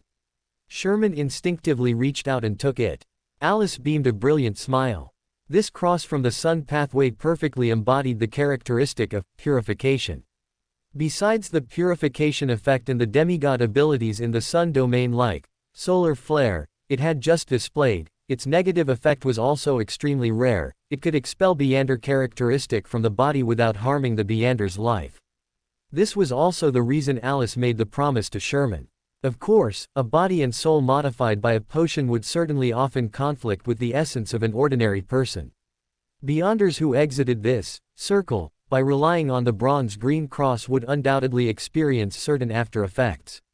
The specific situation would vary depending on the pathway, sequence, and individual details. However, Alice believed that Sherman wouldn't mind such things. Oh, not necessarily. After all, once people get a good life, they will desire a very good life, but what does that have to do with me? Alice stared at Sherman, took a deep breath, and concentrated. As a living uniqueness in a certain sense, Alice possessed a skill that neither Ouroboros nor Will Ossepton had. She could partially wield the power of the Wheel of Fortune. Of course, this was very dangerous, because a large-scale forced use could at any time lead to her being discovered by Will Ossepton and Ouroboros. But if she was discovered, the current situation was that Ouroboros was temporarily not interested in killing her, and in Backland, she was protected by the goddess. Will Ossepton was one step away from changing his name to Will Aemon, dangerous. That wasn't too much trouble for Alice to worry about. Yes, it was too much trouble. As is well known, the true god of the fate pathway actually does not possess the authority of time. However, the Wheel of Fortune can achieve similar effects through other means, such as pushing fate. Pushing it backward is restart, which can, to a certain extent, be analogous to time reversal. Pushing it forward, without a doubt, is time acceleration. As for why it's, to a certain extent, it's simple, because restart only affects the state. When the state of all things in the area moves backward, time still moves forward. What Alice wanted to do was to push Sherman's fate forward, and not just for an instant, but to maintain that state long-term. Through the uniqueness, she could achieve this, but the consumption was enormous. One could say that she would be never mind, she was usually useless anyway. Alice instantly lost all her psychological burdens. She gently raised her hand, and a narrow silver river suddenly appeared. This river belonged to Sherman. Alice lowered her head, and a faint phantom of a disc appeared in her hand. The phantom was very faint, barely distinguishable in 3 colors: quicksilver, lapis lazuli, and deep black. There seemed to be patterns and symbols on it. Alice knew that she could only manage this much for now. To solidify the disc and clearly see the turning wheel, she would probably have to become the true Wheel of Fortune. As soon as she tried to push it, Alice felt the strain from her spirituality. She gritted her teeth, and the wheel moved forward at an extremely slow pace, as if a century had passed before Alice, pale-faced, stopped her action and let the disc phantom dissipate. The tributary belonging to Sherman rejoined the River of Fate, quickly merging with other rivers. Glimmering specks of light emanated from Sherman's body, transforming into a crystal-clear purple rose. Sherman's captivating charm seemed to have diminished significantly, with most of it condensed within that rose. Although her spirituality was exhausted and crying out for rest, Alice still didn't forget to pick up the rose and try to snap it. It wouldn't break. Well, it only looked like a rose. Alice shook her head and extended her hand to Sherman, saying, "Perhaps I should congratulate you on finally becoming an ordinary person, but please give me back that cross." Sherman, after a moment of daze, hastily handed over the cross. She had clearly felt the changes in her body, but still asked with tears in her eyes, Am I really an ordinary person now? Are all these things unrelated to me?" Evidently, Alice shrugged, "There are still things for you to discuss, I'm so tired. Good night." She flashed, disappearing from the spot. With this great Buddha gone, Zio was the first to step forward, checking Sherman while asking, "Are you feeling unwell?" "It's amazing," Sherman murmured, "I feel like something has left my body feels heavier, and my mind is more muddled than before, but I'm still a girl." Zio was speechless. She looked at Sherman, patted her shoulder, and then sighed. "Perhaps this is for the best for you, get a new identity, start a new life." Neither she nor Furs mentioned the observer behind them. After all, even though Miss Fate was unreliable in many ways, judging from her performance just now, she shouldn't abandon them here to die. Sherman, immersed in joy and excitement, calmed down slightly after a moment. She grasped Zio's hand and eagerly asked, "What was that lady's name? I want to thank her properly." "Zio, you know her, don't you? Quick, tell me who she is." Zio's silence this time was longer than before. She looked at Furs, who pondered for a moment before stepping forward and saying, "Perhaps you should call her Your Highness, or Your Excellency." "Your Highness, Your Excellency," Sherman's expression was dazed. "Her." "Yes," Furs nodded, "let me introduce myself, my name is Furs Wall, a novelist, you might know me." Sherman shook her head blankly, explaining, "I don't usually read novels." I. She usually spent her time in bars, waiting for men to approach her. Zio clearly understood this situation. She interrupted Furs. "We don't know much about Her Highness's background, only that she always likes to call herself Miss Fate, and is an angel on earth. As for what she just said, well, just listen to it." "What did she say?" Sherman didn't understand. "Besides telling me I'm an ordinary person, did she say anything else?" The correct version is read at 6x9x book x bar. 6x9 book bar first novel. Read at 69 book bar. If you didn't hear it, then forget it. Zio didn't bring up the topic of the night church's God's child again. "Perhaps, you want to know Miss Fate's honorific name." Sherman's eyes lit up, and she nodded frantically. Zio exhaled. She didn't use Hermes language or other mystical languages, because she knew her friend didn't speak those languages. She simply recited the honorific name, which had only recently been changed, in Loan language. The creator of happiness and miracles.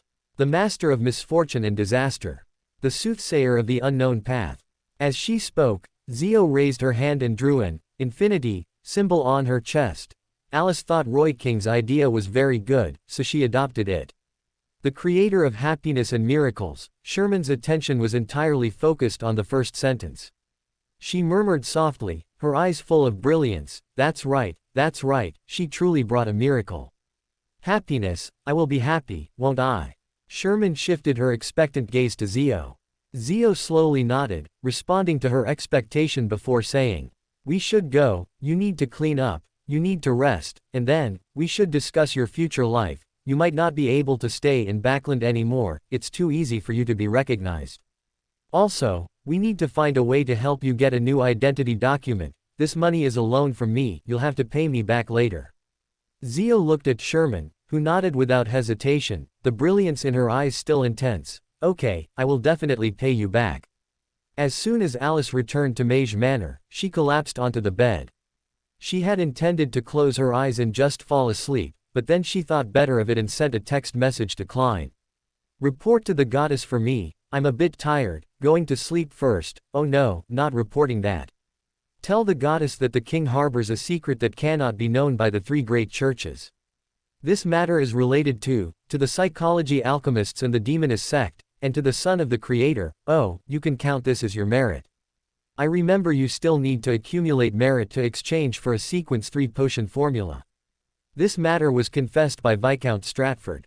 I couldn't ask for more because someone, I guess it was done by the spectator pathway, left an insurance on him. If he said it, it would be triggered, and then the people on that side would know. I didn't let him speak, I handed him over to Sherman, and Sherman killed him in a fit of rage. I'll tell you the details when I wake up. Wait, come to my room and get something. It's a bronze green cross. I'll put it on the nightstand later. You can put it above the gray fog first. I can't deal with this thing right now, I'll talk about the rest when I wake up. Good night. After saying this, Alice tossed the cross onto the nightstand and collapsed into sleep. Klein remained in his room, bewildered.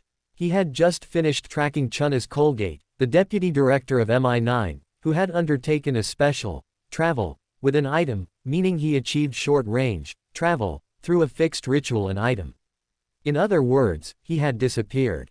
Klein was pondering what to do when Alice suddenly threw a major piece of intelligence at him. He was momentarily stunned, then immediately got up and used travel to enter Alice's room. Alice slept peacefully, sprawled on the bed, her illusory clothes not even changed. In Klein's impression, Alice would ritualistically change her clothes' appearance to pajamas and slippers at night, then take off the slippers and go to bed. She really looks tired. Klein glanced at Alice's leg dangling from the side of the bed and her completely horizontal body, then silently walked over and straightened her, and after a moment's thought, covered her with a blanket. Why do I feel like I'm really a mother? He mumbled, looking towards the nightstand. There was indeed a cross on the nightstand. Klein reached out to take it, but frowned as he was about to touch it. He felt a sense of repulsion. But upholding his trust in Alice, Klein picked up the cross with a frown. Without divination, he first sent the cross above the gray fog through a ritual. Then, according to Alice's words, he reported those matters to the goddess. He didn't claim the credit for himself, instead, he chose to tell the truth, only adding Chunna's Colgate's matter. Tens of seconds later, a figure quickly outlined itself before his eyes, materializing into a concrete person. This was a woman dressed in a simple linen robe. The robe showed signs of mending, and a bark-like belt was tied around her waist. Her dark hair was loosely scattered, and her feet, like Alice's before, were bare, but they were not clean. Instead, they were covered in dust and scars. Her features were ordinary, and her eyes were dark. The moment Klein saw her, he became calm and peaceful, and even the astonishment and wariness that had risen in his heart dissipated in the tranquility. End of chapter. Chapter 586. Chapter 164. Old friend. Who are you? Klein asked in a rather complex state of calm. The lady in the simple robe gently nodded. Ariana, servant of concealment. Servant of concealment, Ariana. Klein's eyes narrowed slightly, already knowing the identity of the lady before him. This was the head of the Knight Church Monastery, the chief of the 13 archbishops, and the future potential pope. And the name, Servant of Concealment, Klein had read in Emperor Rosel's diary. Combining it with similar names like Attendant of Mysteries, he suspected it pointed to an angel rank.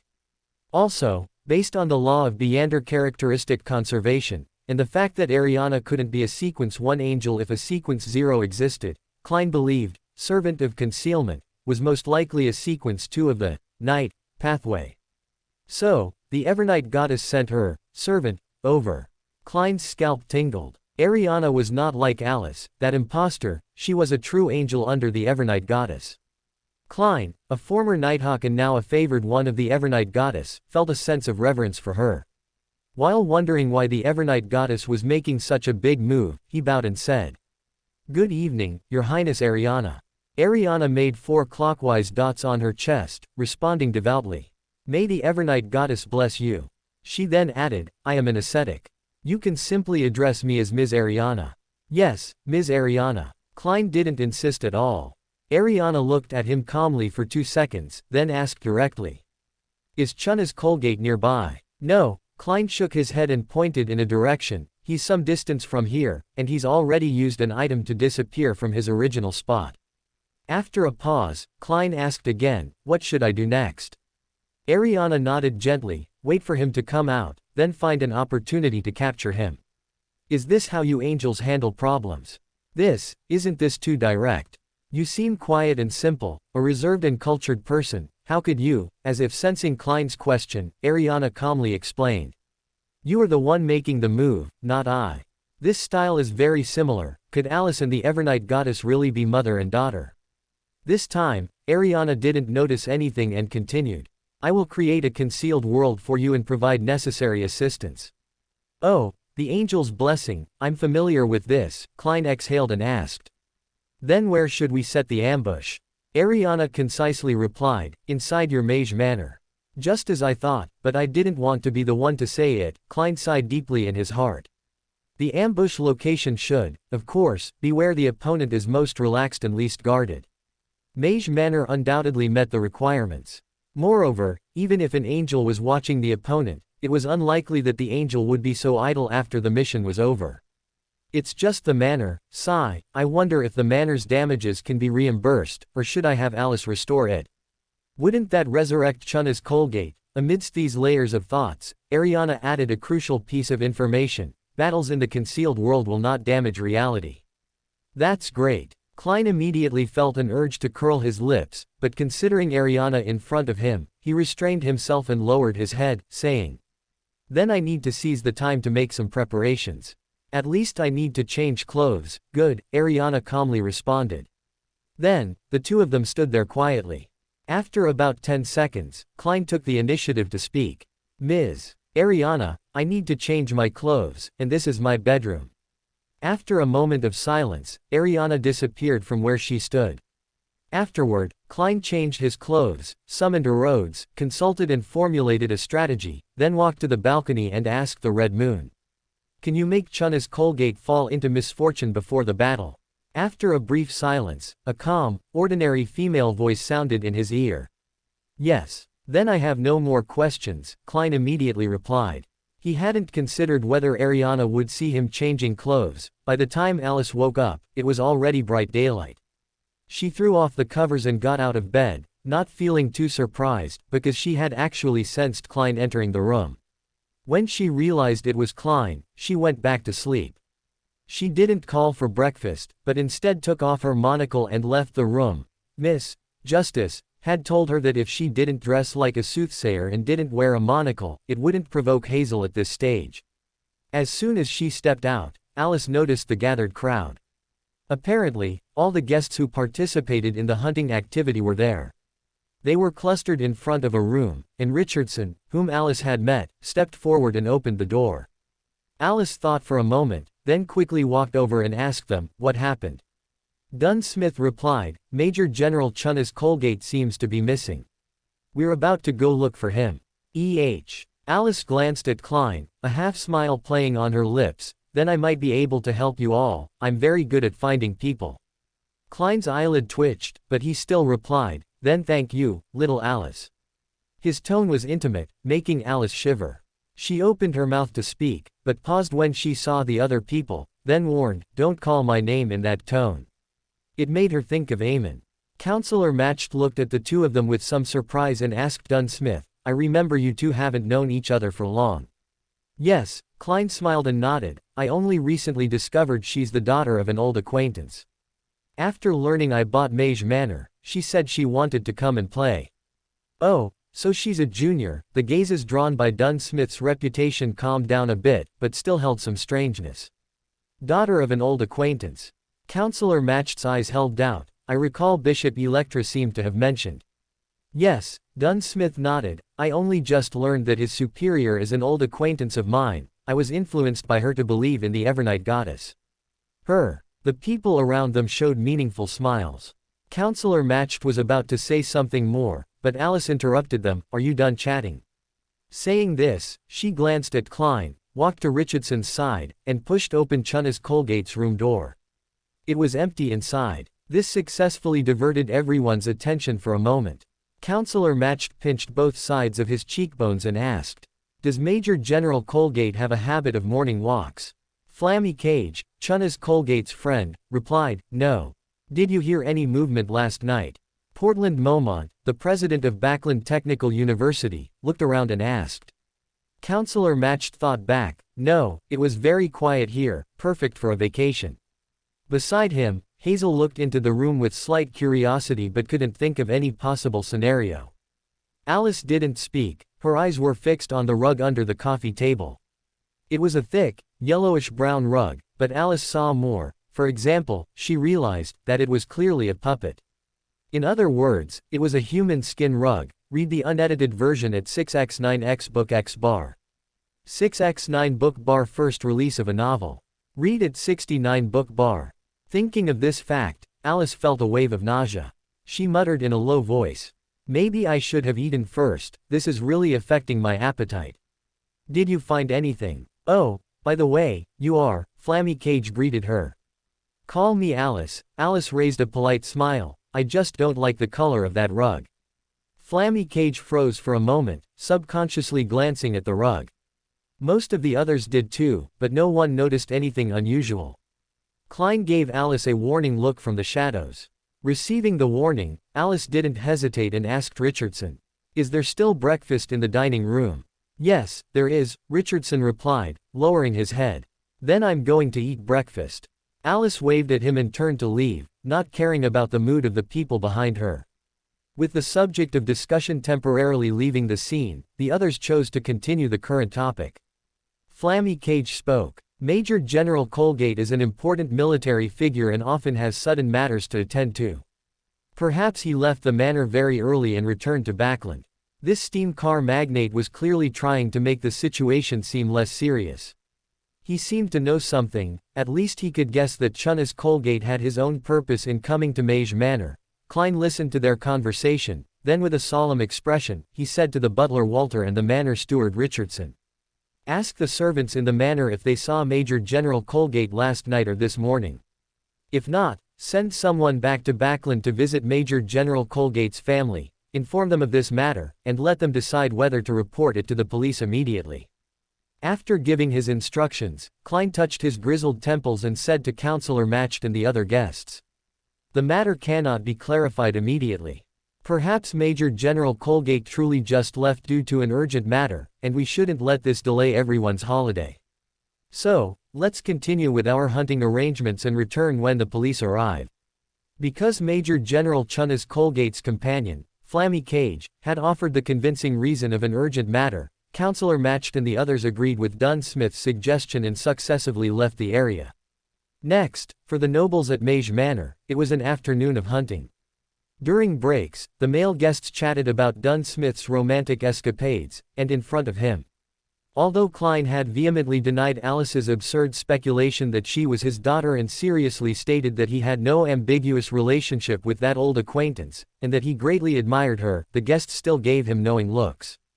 A first love, after all. People's joys and sorrows are not interconnected. Klein, for his part, only felt terror. Heaven knew, the old acquaintance, in his statement and the superior, in Bishop Electra's mouth were most likely the same person, which was the Evernight goddess. No, perhaps it should be called the same existence, maybe I should have said, her, at the time, then no one would be interested in this rumor. However, next I might have to explain to the church how I know an angel. No, I don't think I need to explain that. Why didn't I use her at the time? Klein hated his past self immensely. He gritted his teeth, preparing to issue a warning.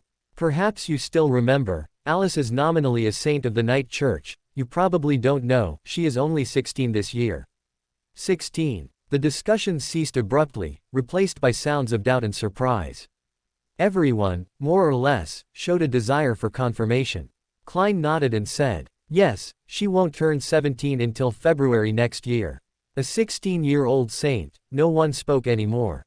Everyone knew what this meant. At least one of her parents was a high-sequence Beander. Otherwise, were they to believe that this young lady was exceptionally gifted on the Beander pathway, and had advanced to a demigod at only 16 years old? Who would believe that if you said it? Others might not know, but they certainly did. There were Beanders among them. And it wasn't that there weren't exceptionally gifted people who had comprehended the acting method, but it was clear that even the acting method couldn't allow someone to advance to a demigod at such a young age. Note 1. Unless she started drinking Beander potion right after birth. They tacitly dropped the topic and started discussing other things. Meanwhile, Alice arrived at the dining room. It was actually past breakfast time, and everyone at Mage Manor had already eaten. Richardson said there was some, meaning there were still ingredients. As for breakfast, there was cold food. Between reheating cold breakfast and having it freshly made, Alice unhesitatingly chose freshly made.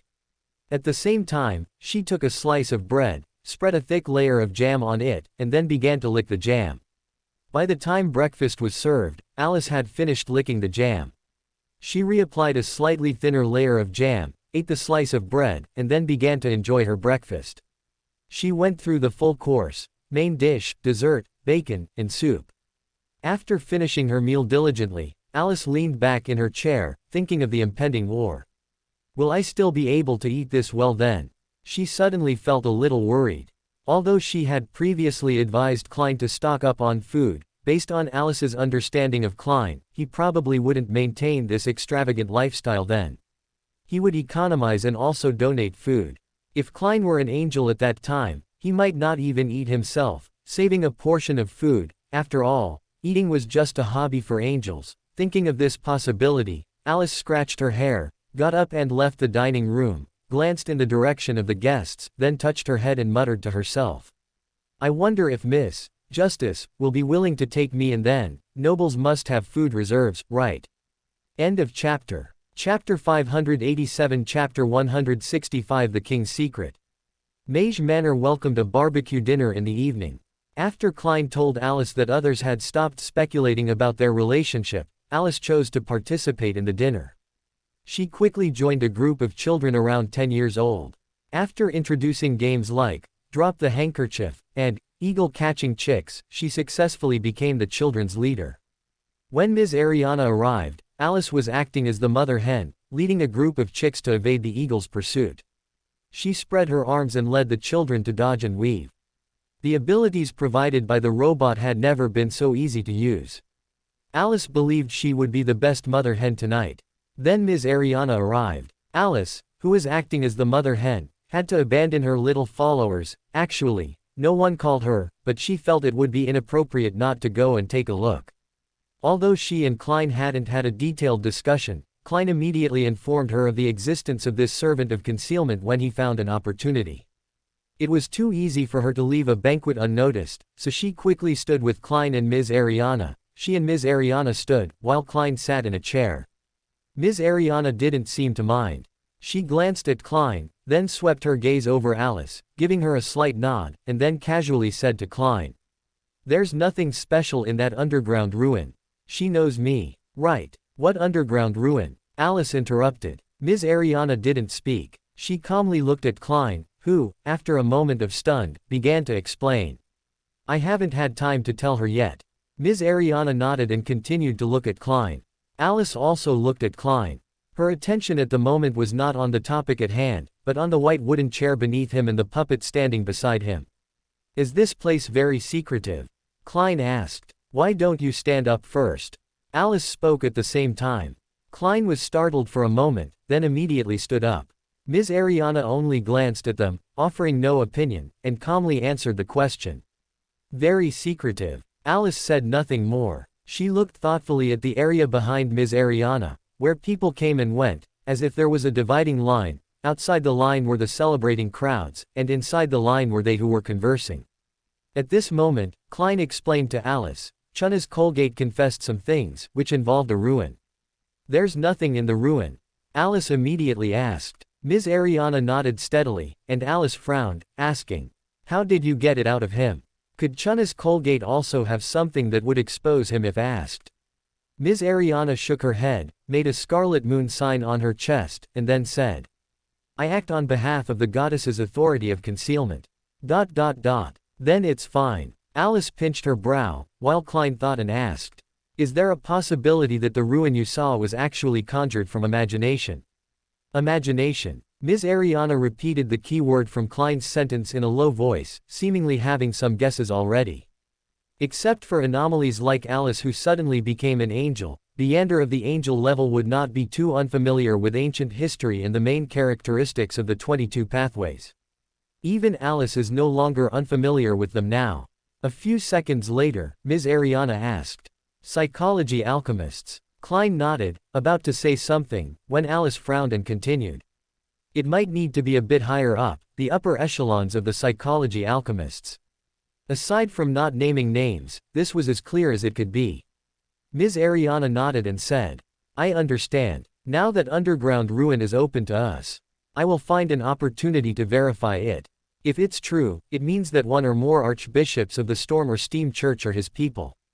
Why would the goddess? Oh, it's unlikely anyone could deceive the goddess in this aspect. The confusion in Alice's eyes dissipated, while Klein asked with slight surprise. That underground ruin is open to the 3 great churches. Yes, if it was truly conjured from imagination, then it means their collaboration is close to success, and they only need to delay for a while longer. Ms. Ariana said, looking at Alice. Alice was stunned for a moment, then spoke with some hesitation. The revelation of fate tells me, a new god will be born, or, quote, a new god will be born. Klein suddenly frowned. Alice looked over in confusion. Klein explained with a rather grim expression. That ruin belongs to Blood Emperor Alistair Tudor. Blood Emperor. Alice's heart skipped a beat. The last time she thought of this name was when she was complaining to Klein about the number of Black Emperors. At that time, she even passionately suggested that Klein consider becoming a Black Emperor. You mean? Alice frowned. Someone. No, it should be said, George III wants to become a Black Emperor. This time, even Ms. Ariana couldn't help but speak in an excited but calm tone. Reigning kings are not allowed to advance to demigod. So that's why the 3 great churches can't know. Klein interjected. They fell silent in unison. The one with the tightest frown was Alice, because this was completely wrong. The birth of a new god or the fall of an old god. Adam himself confirmed this, which is the most authoritative evidence, unless he intentionally warned to cause Alice's misunderstanding. Alice didn't really want to believe this. But in Alice's original considerations, the outcome should have been the fall of an old god. She had secretly wondered which of the existing 7 gods would die, but unfortunately, she wasn't good at thinking about such things and gave up after a simple thought. And if the trend of the era Adam envisioned was actually the birth of a new god? This is completely illogical. That cross was clearly sent by Adam, and it was very likely a relic of the ancient sun god. It might even be a body part. If Adam wanted George III to become a god, and they had already investigated this far, would Adam's reaction still be to have his subordinate send a gift? Isn't that crazy? It couldn't be that he was using this to bribe them to stop investigating, could it? Alice thought Adam shouldn't be that stupid, so, if George III's matter was true, then Adam might have helped, but actually didn't care whether it succeeded or not, because it wouldn't affect the big picture at all. Then what am I afraid of? Alice suddenly laughed. She raised her hand and said, leave this matter to me, I want to see what sequence George III is at right now. Ms. Ariana nodded, about to speak, when Klein frowned and said, if George III really plans to become a Black Emperor, you might not be able to defeat him now. Who said I was going to fight? Alice rolled her eyes. Don't you do divination? Don't I do divination? Klein closed his mouth. Alice then turned her head and supplemented Ms. Ariana with information she might find useful. There was news of Demoness Katerina appearing near Viscount Stratford, and also, Royal Advisor Herwin Rambus is a demigod of the psychology alchemists. Ms. Ariana nodded and replied, I will pursue Katerina's clues. Also, Herwin Rambus has already disappeared. Disappeared. Alice frowned, remembering Miss Justice. Ms. Ariana nodded, then said to Klein. After this matter is over, you can try to pray to the goddess for a boon. Alice looked at Klein. Don Dantes, over 40 years old, indeed smiled. He raised his hand and made a scarlet moon sign on his chest, devoutly saying, "Praise the goddess." Ms. Ariana also made a scarlet moon sign, "Praise the goddess." To fit in, Alice joined them, "Praise the goddess." After shouting the slogan, Klein composed himself and said somewhat seriously, "I will also keep an eye out for clues about Katerina and Herwin Rambus." Ms. Ariana nodded slightly, and her figure was about to disappear, but Alice suddenly thought of something and asked, Ms. Ariana, can you contact the goddess?" Ms. Ariana nodded, her calm eyes looking at her.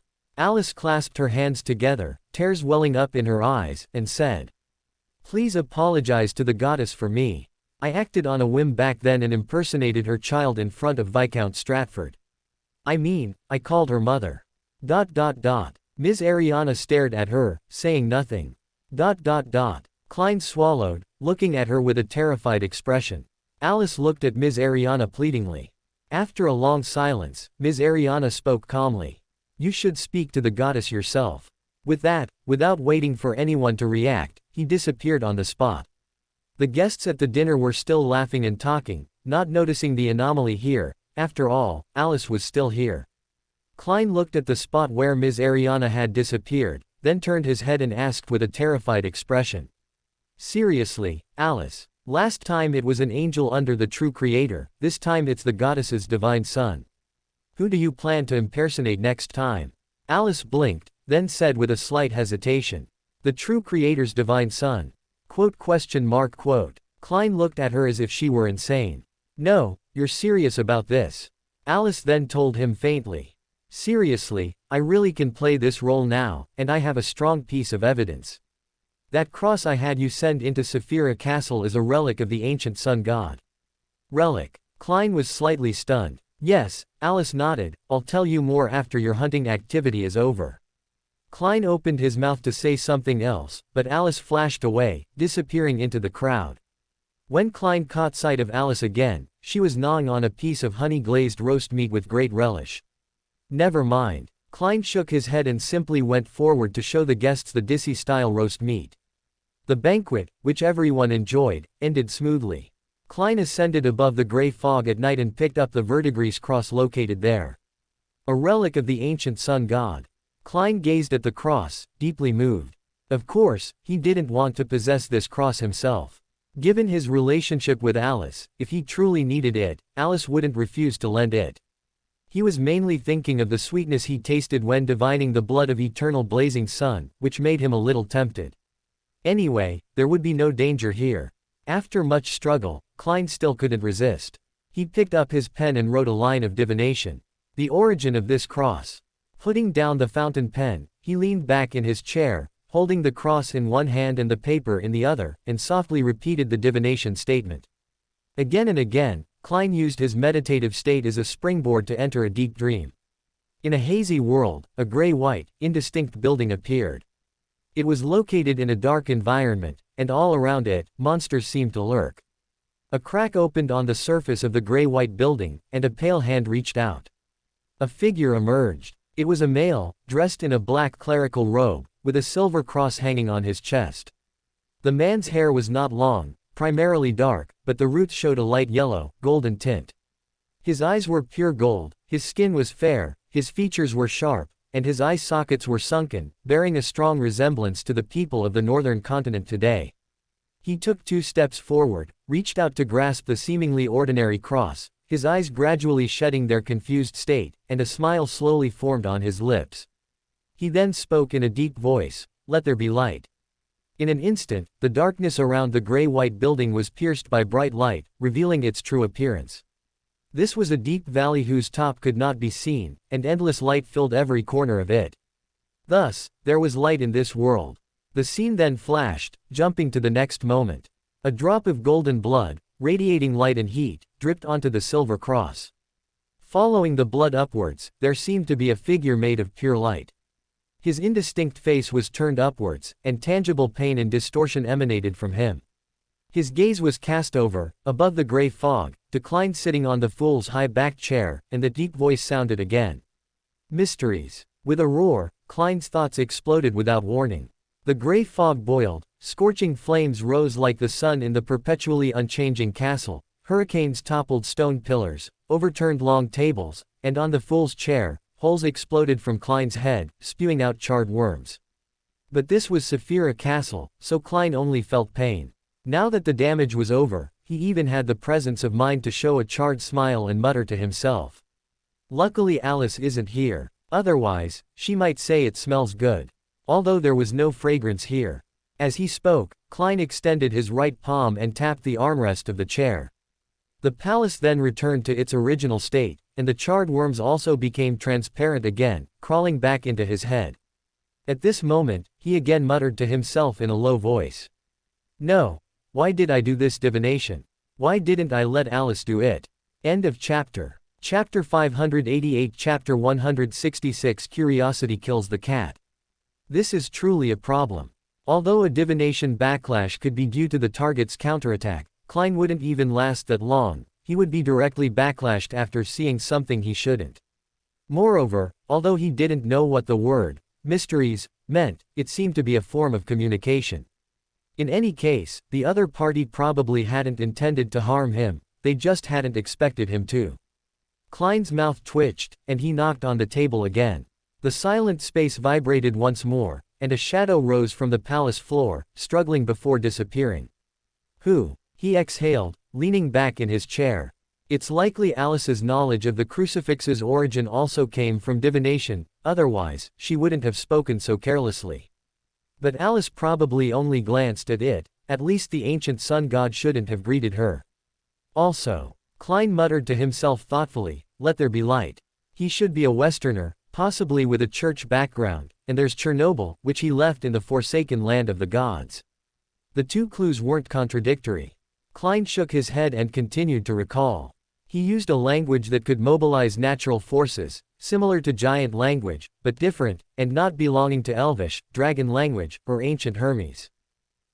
It has similarities with the ancient Fosak language of the northern continent and the Dutan language of the southern continent, so much so that even though I haven't mastered this language, I can barely understand what he's saying.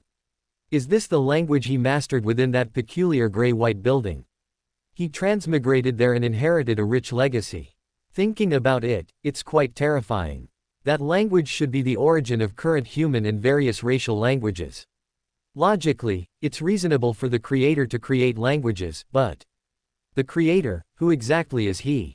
Hey, Mysteries, probably the original owner of this space. Maybe I should ask Alice. At this point, if I just confirm it, she shouldn't say anything. Was the second scene the moment he was betrayed, before being devoured by the three king of angels, pure white, wisdom, and wind? Speaking of which, I don't know who made the first move. The divine blood that dripped before the ancient sun god's demise merged with the silver crucifix, changing its form and making it a sealed artifact of no low level. Later, Adam obtained it, gave it to the Augustus family, who then gave it to Viscount Stratford, and Alice got it. No doubt, this must have been sent by Adam, I just don't know what his purpose is. Also, as fellow sun gods, the previous eternal blazing sun couldn't affect Saphira Castle. Why is that? I remember that as the creator of the City of Silver, the ancient sun god already held authority over different domains, and they all seemed to be adjacent pathways. Does this mean that when a true god gathers the authority of adjacent pathways, their strength undergoes a qualitative change? No, there should still be a necessary condition missing. Klein's gaze slowly fell upon the space before him. Obtaining something similar to Saphira Castle, gathering adjacent pathways, can lead to a qualitative change in strength, becoming an existence like Mysteries and the Creator. Is this the information that cannot be known until one becomes an archangel? Well, now I really have to call Alice to confirm. Quote. Is this why you woke me up when I just fell asleep? Alice looked at Klein expressionlessly, gritting her teeth. Klein gave an awkward smile, carefully confirming, so. I guessed right. Alice rolled her eyes, first nodding, then speaking. Since you already know, and this memory is going to be sealed anyway, I might as well explain it clearly to you. Something like Saphira Castle is called a Saphira. After becoming a true god, by accommodating the corresponding Sephira, as well as the sequence 1 characteristics and uniqueness of adjacent pathways, one can become an existence beyond sequence.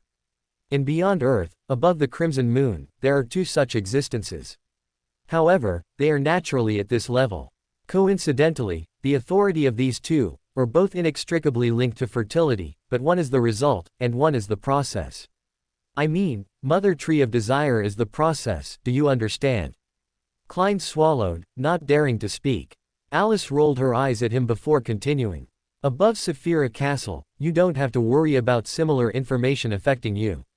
Outside Sephira Castle, actually, I can help you avoid the influence of knowing such information, and the goddess should also be able to help you avoid it. However, this is not entirely safe, we might not notice you at some point. You'd best seal this memory. Hiss, can Miss Justice seal memories now? She's a hypnotist now, so hypnosis should allow you to forget this memory until you recall it after becoming an archangel. Honestly, why do you guess so much on your own? Alice glared at Klein. Klein gave an awkward smile. Fortunately, Alice wasn't interested in pursuing it. After rolling her eyes at him, she asked for permission and dialed Miss Justice's hotline. Miss Justice, are you awake? Even if you're asleep, get up for me. In 2 minutes, I'll pull you up, you'll help world forget a memory. In the real world, Justice, Audrey instantly opened her eyes after the gray-white mist dissipated. After a moment of thought, looking at the canopy above her, she closed her eyes again. Miss Fate obviously didn't give her a chance to refuse. Those 2 minutes were probably for her to tidy herself up. 2 minutes later, Justice, Audrey, dressed in pajamas, appeared above the gray fog. The fool, who had been in the main seat, had disappeared.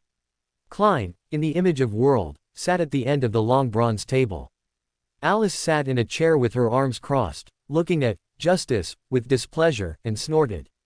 You're here. Go quickly and help that idiot, who always thinks too much for no reason, forget that damned memory. What memory? Justice, Audrey asked. Alice looked up at her, questioning, are you planning to hypnotize yourself later too? No, Justice, Audrey quickly denied, I just need a little information about that memory, not the content, but the scene or something. It better be, Alice snorted. Audrey didn't dare to speak. She could feel a subtle anger radiating from Alice, different from the anger of being offended. Audrey could sense the kind of emotion a parent would have when facing a child who had made a mistake. So what mistake did Mr. World make? She was somewhat confused but didn't ask further. After tidying herself up, she faced World, diligently acting as a psychiatrist. Out of sight, out of mind, Alice averted her gaze to look at the Beander characteristic formula in her hand. These were Klein's last words left in the 2 minutes just now, and could also be considered his positive gain from his life-threatening probing. 4 Beander characteristic formulas, from the Sun pathway and the Hanged Man pathway, sequence 4 and sequence 3 respectively. As for other gains, it was better not to mention them. After completing the hypnosis, Justice, Audrey was about to get up and leave. Alice, whose mood had calmed down a bit, glanced at her, thought for a moment, and then reminded her. Be careful of Herwin Rambus. Audrey paused slightly, her eyes filled with confusion. So Alice looked at Klein. Klein, who had just undergone hypnosis, was in good condition and answered freely. His membership in the Psychology Alchemists has been exposed to the 3 great churches, but when the 3 great churches went to investigate, he had already disappeared. King George III, for a certain scheme, colluded with the demonist sect and the Psychology Alchemists to traffic people and create missing person cases, leading to the Backland Great Smog disaster. Wait, Alice interrupted Klein, he was involved in the Great Smog. Klein nodded. Alice gave a cold smile and said to Klein, then he is dead. Klein stammered for a moment, then subconsciously asked, what grudge do you have? Alice tilted her head and said, actually, there's no real grudge. I'm just looking for someone to vent my anger on. Although the events that happened to me during the Great Smog could technically be considered guidance from fate, I can't retaliate against fate for a while. No, maybe soon, but George III is closer. Actually, there should have been another target for my reckoning, named Panatia, right? Klein nodded, and incidentally added to Audrey, the representative of the demonist sect in the early stages was, Despairing Nightingale, Panatia, and in the later stages, Saintess of White, Katerina. The psychology alchemist's representative was Herwin Rambus.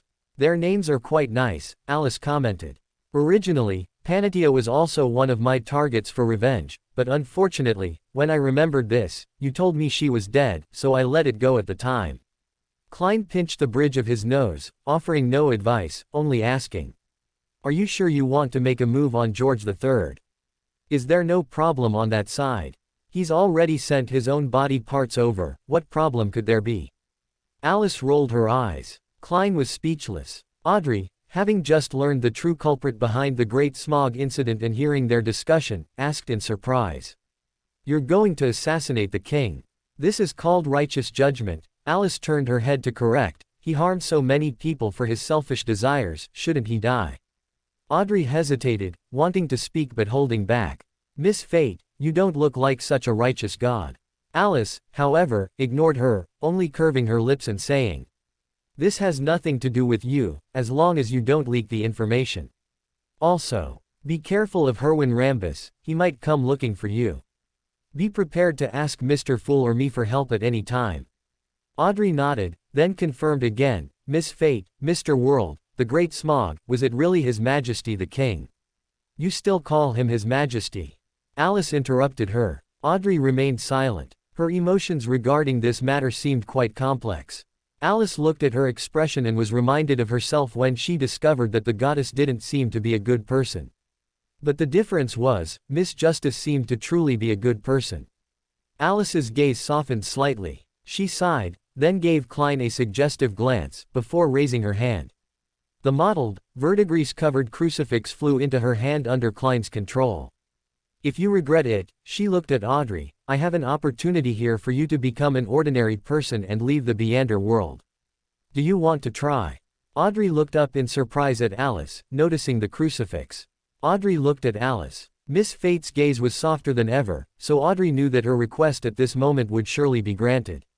But she did nothing. She just shook her head, firmly saying, no. As early as when you brought me before Hazel, I witnessed the cruelty and terror of the Beander world.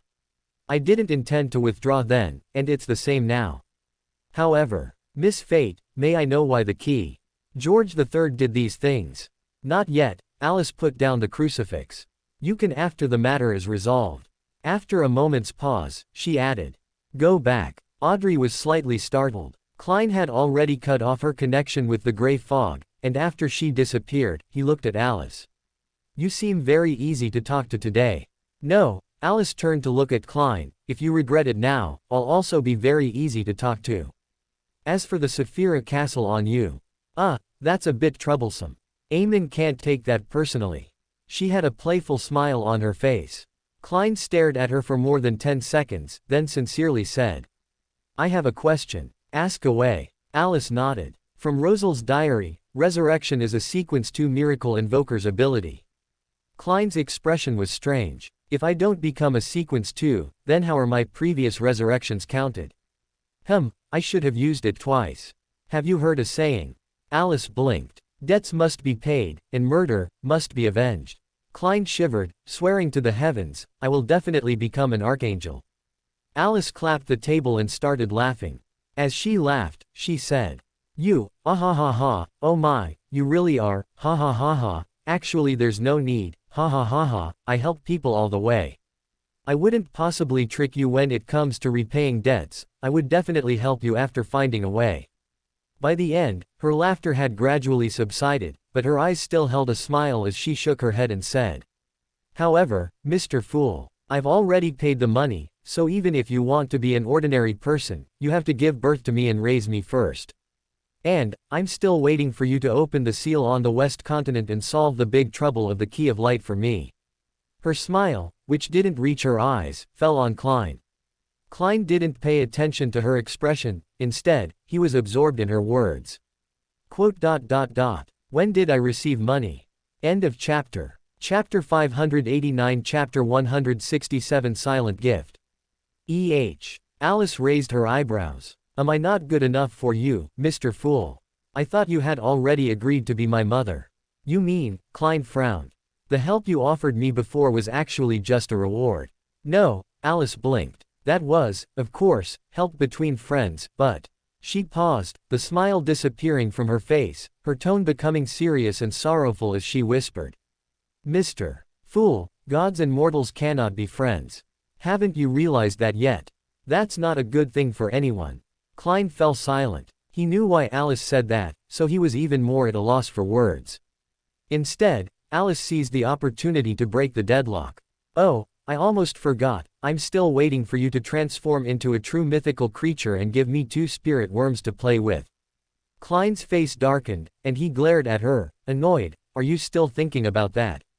Alice looked at him with innocent eyes again. Klein choked, then asked. So, did you also pay the goddess in this way back then? Huh. Alice looked back in confusion, seemingly not understanding why he asked that. I'm very curious, Klein's mouth twitched. You said you were the one investing, and the goddess was actually repaying a debt, so, does the goddess actually know how much debt she owes? Alice gave him a brilliant smile, not saying a word, but Klein already knew the answer. He asked with a slight hesitation. Alice, you wouldn't not even know what counts as a reward, would you? How should I put it? Alice tilted her head. When I have a need, everything I give out is a reward. Klein was silent for a long while, finally saying with a serious tone. Thank you. I will definitely remember not to deal with those from your fate pathway in the future. You won't have the chance, Alice shook her head. There probably aren't many demigods of the fate pathway.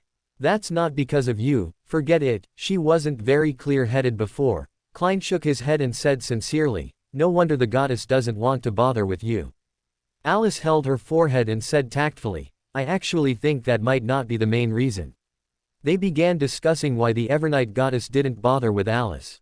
Alice believed the goddess simply didn't want her fur touched, but when Klein asked why the goddess would agree to such an unreasonable request, Alice couldn't refute him, because at that moment, the 2 reasons overlapped. The gift of fate, received at some unknown time, appeared at this moment, demanding a price one didn't want to pay. Although the reason for not wanting to pay was a bit different from what everyone thought, the verdigris cross was eventually placed above the gray fog. Its level was roughly equivalent to a sequence 4 unshadowed of the sun pathway. It's worth mentioning that this item also had the effect of making objects praise the sun. Since Klein had thrown the item into the junk pile without looking at it before coming down, he currently had several paper figures praising the sun.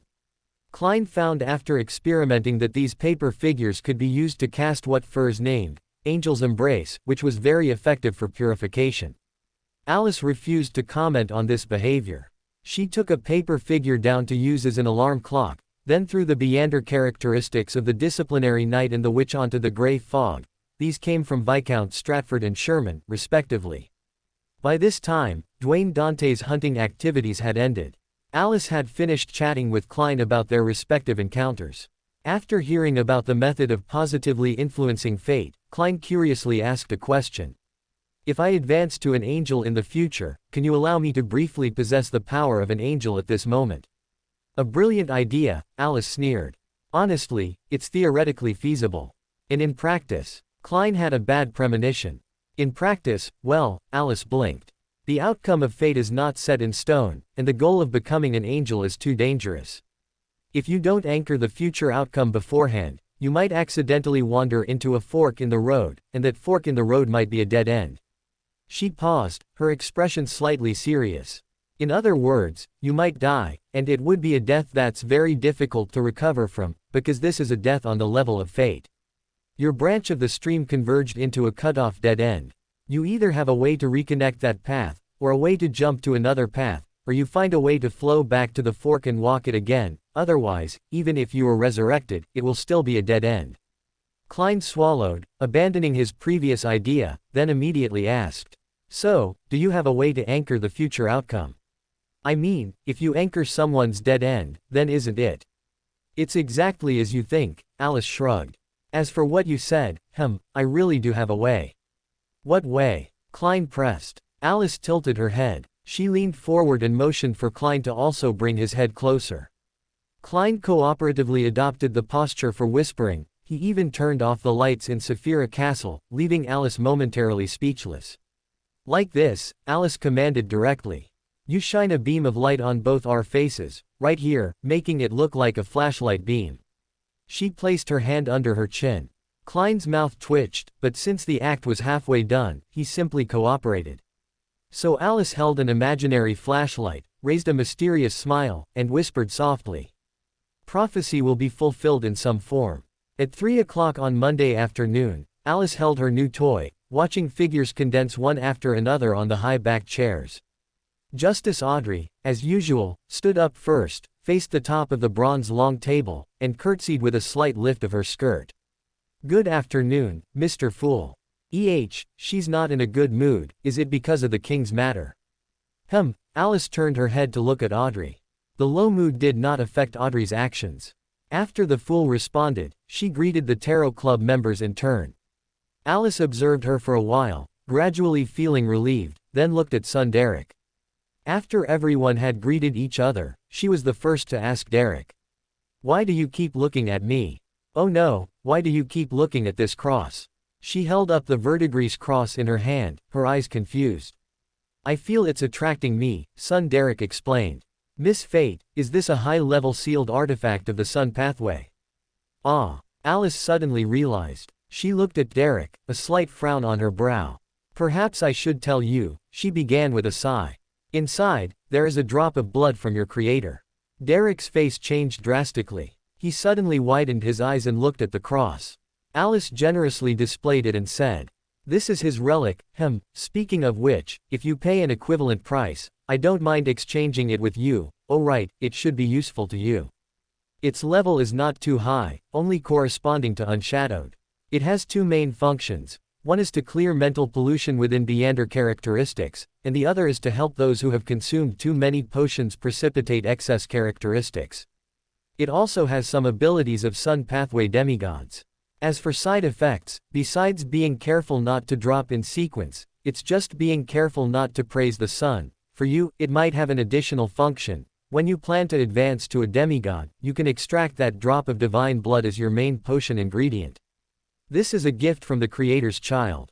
The Creator's child, Huo and Furs, who fully knew the origin of the cross, exchanged glances, their eyes confused, not understanding at all how Viscount Stratford was connected to the Creator's child.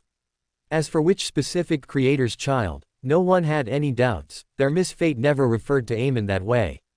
Son Derek's surprise was completely unconcealable. His ideal was to free all residents of the City of Silver from the curse, return to under the sun, and no longer constantly endure madness, pain, and torment. And at this moment, the child of the Creator whom they believed in had sent the Creator's relic into the hands of Miss Fate, and this relic just happened to be able to help them escape the curse. How? Alice stared at son Derek, and reminded him quietly. I know you're excited, but I don't want you to say things like, the Lord truly hasn't abandoned us next, even though I told you that at the time. Derek calmed down a bit. He spoke with tears in his eyes and a trembling voice. Of course, I understand, thank you, no, thank you, Miss Fate, praise you. Stop, Alice interrupted his incoherent thanks. You should still lament that your Lord hasn't abandoned you. Audrey lowered her head and pursed her lips, feeling much better. The others were either used to it or trying hard to hold back, so one voice was exceptionally abrupt, PFF'd. Alice coldly looked at the star Leonard. After he gave an awkward smile, she suddenly asked, are you almost sequence 5? Leonard subconsciously nodded. Alice then slowly said, if you can't learn to shut up, after you reach sequence 5, I'll pour a bottle of demoness of despair into you, to fulfill your long-cherished wish. Leonard was greatly alarmed. He quickly stopped her, saying, I'll go mad. No, you won't, Alice shook her head. Although it's not considered an adjacent pathway, you can transition to a demoness. You won't go mad, it's just that further advancement might be a bit difficult. Not an adjacent pathway, but won't go mad. Hermit Catlia looked at Alice with unconcealed curiosity, then hurriedly closed her eyes and lowered her head. This unusual behavior naturally attracted attention. The fool chuckled and said, don't worry, the materialized glasses conceal your eye of secrets. Wow, Alice exclaimed, you've become a demigod. Yes, Miss Fate, Catlia said calmly, relieved. Then, she stood up and bowed to the fool, respectfully thanking him, praise be to you, great Mr. Fool. No Rosal's diary this time either. Alice interjected. Hermit Catlia did not look up, but continued. The Queen sent the entire Rosal's diary. Due to its length, I cannot memorize it. I hope to receive your permission to offer the entire diary to you. The whole book. Everyone became alert now, even Klein was no exception, but he remembered the fool's persona, so he calmly said. Very good. Do you have any questions? Catlia continued with her head down. The Queen hopes to use this as a price to ask you, when circumstances permit, to resurrect Emperor Rosal. Klein was displeased. He felt cold sweat dripping down. He looked at Alice in the gray fog, and Alice looked up, meeting his gaze, blinking and saying, Mr. Fool, I've already told Bernadette. You wouldn't not give me this face, would you? Klein relaxed, and said with a smile. Of course not. Alice then turned to Catlia and said, What are you standing there for? Hurry and kneel and kowtow in thanks. Catlia froze for a moment, then hesitantly lowered her head, trying to figure out how to kneel. Klein, unable to bear it any longer, stopped her. Fate. Alice silently reached up and covered her mouth. You may begin, the fool then said coldly. Catlia immediately sat down. Justice Audrey was the first to raise her hand and speak. Miss Fate, may I ask how to switch pathways when they are not adjacent? I am willing to pay the price. Alice paused. Theirs can't really be said to be non-adjacent, just not that adjacent. Audrey looked confused, but Alice shook her head and said, You don't have an angel. I can't explain it in detail to you, unless you want this memory sealed through hypnosis before you leave today. Audrey stopped asking, and the others also gave up on the idea. Hanged Man Alger then asked, Miss Fate, can I rent your cross for a day or a few hours for a certain price? You can, Alice nodded with a smile. You can rent it until Mr. Sun comes up with suitable exchange terms. After that, you'll have to ask Mr. Sun. Hanged Man Alger nodded, indicating he understood. Alice looked around, and seeing that no one else wanted to ask about the cross, she opened her mouth and said, I have 2 items for sale. One is the Beander characteristic of a disciplinary knight, and the other is the Beander characteristic of a witch. The price will be at market value. As she said this, she was looking at Huo. End of chapter. Chapter 590. Chapter 168. Big news. Zio had no reaction. After Alice stared at her for a while, she couldn't help but remind her. Miss Judgment, this disciplinary knight Beander characteristic can also be separated into a Judge Beander characteristic. If you need it, I should still be able to find the formula within it. In other words, she wouldn't have to worry about the potion formulas and main ingredients for her next 2 sequences. This indeed made Judgment Zio's heart stir, but she remained calm, only asking, How will you sell it?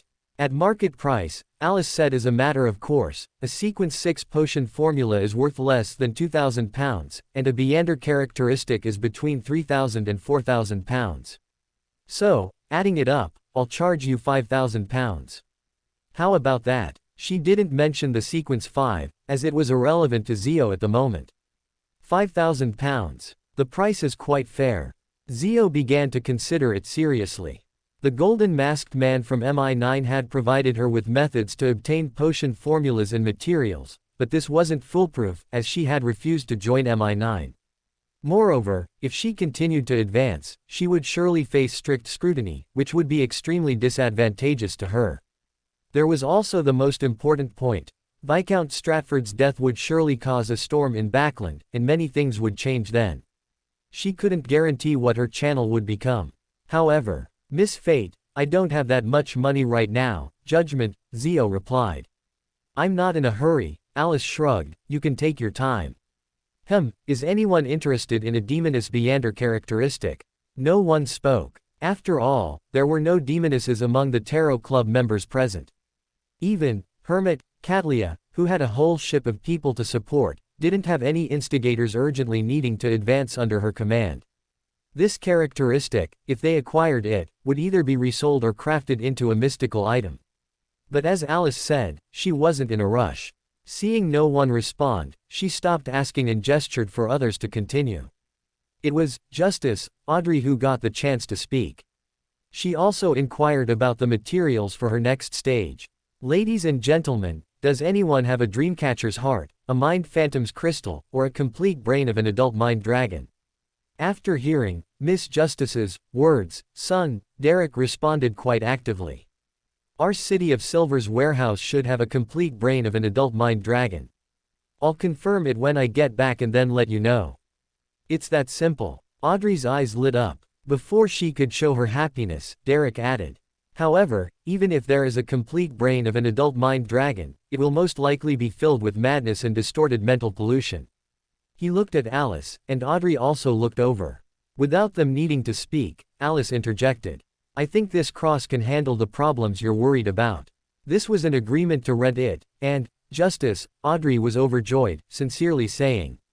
Thank you for your generosity, Miss Fate.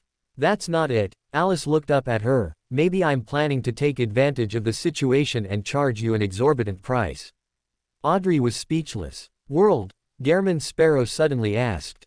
You said that when you have a need, your help is a prepaid reward. So, can the exorbitant price you charge when I have a need be considered my prepaid reward?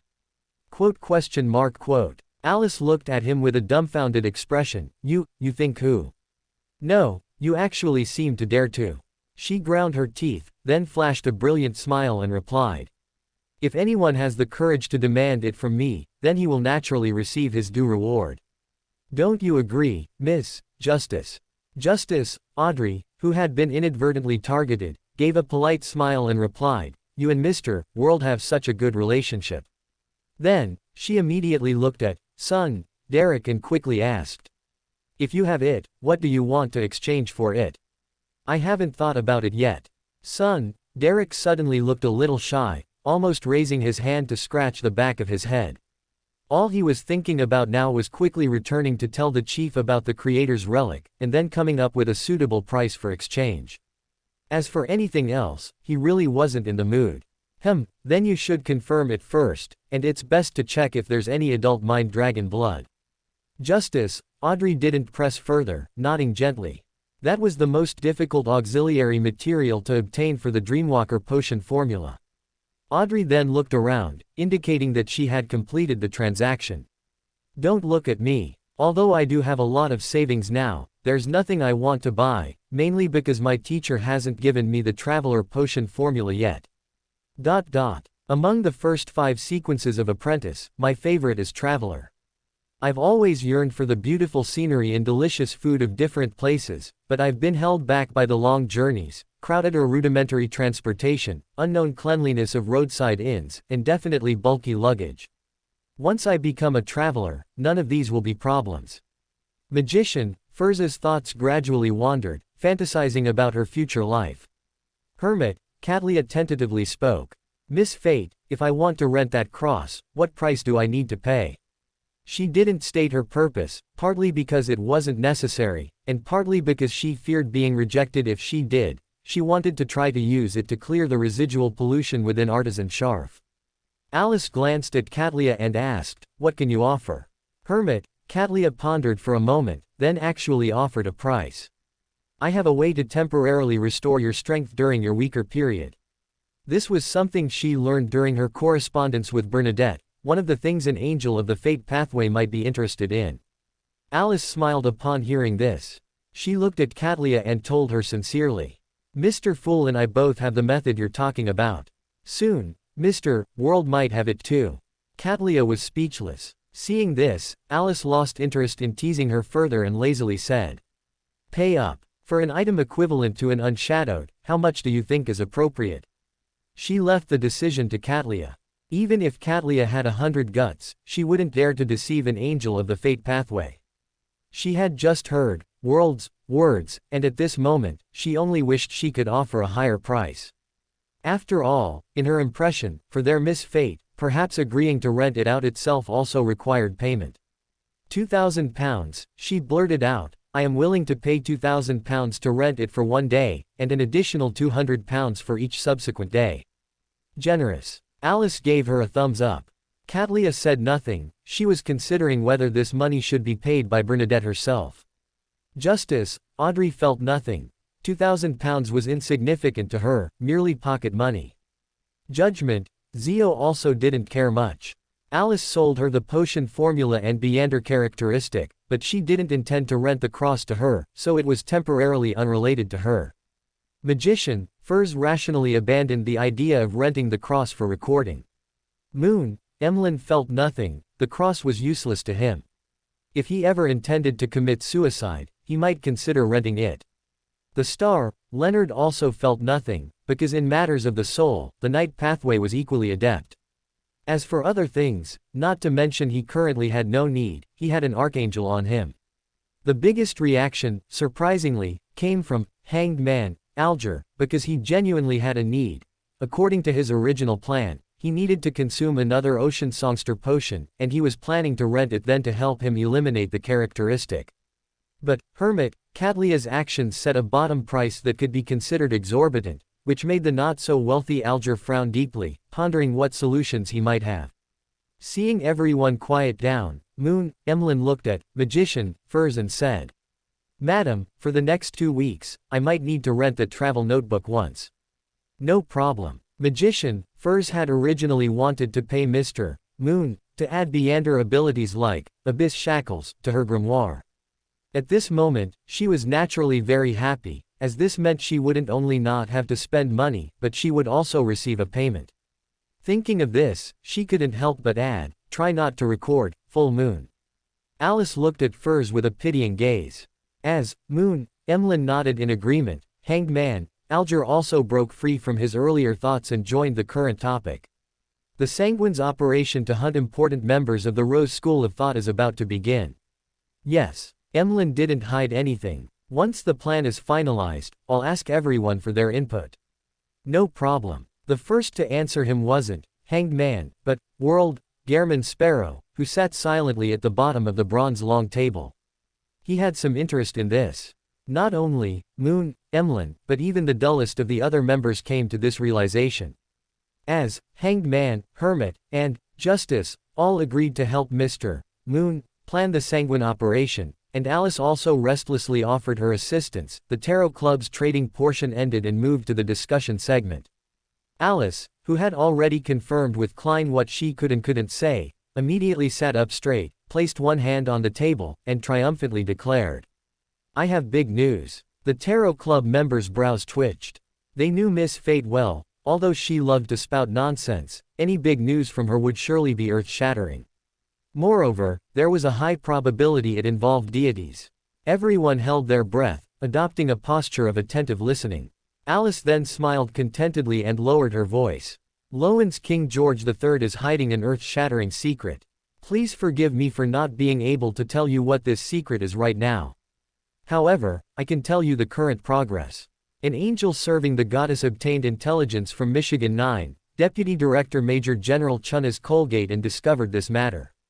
For this secret, George III secretly sent people to excavate the Blood Emperor's ruins, colluding with the demonist sect and the psychology alchemists.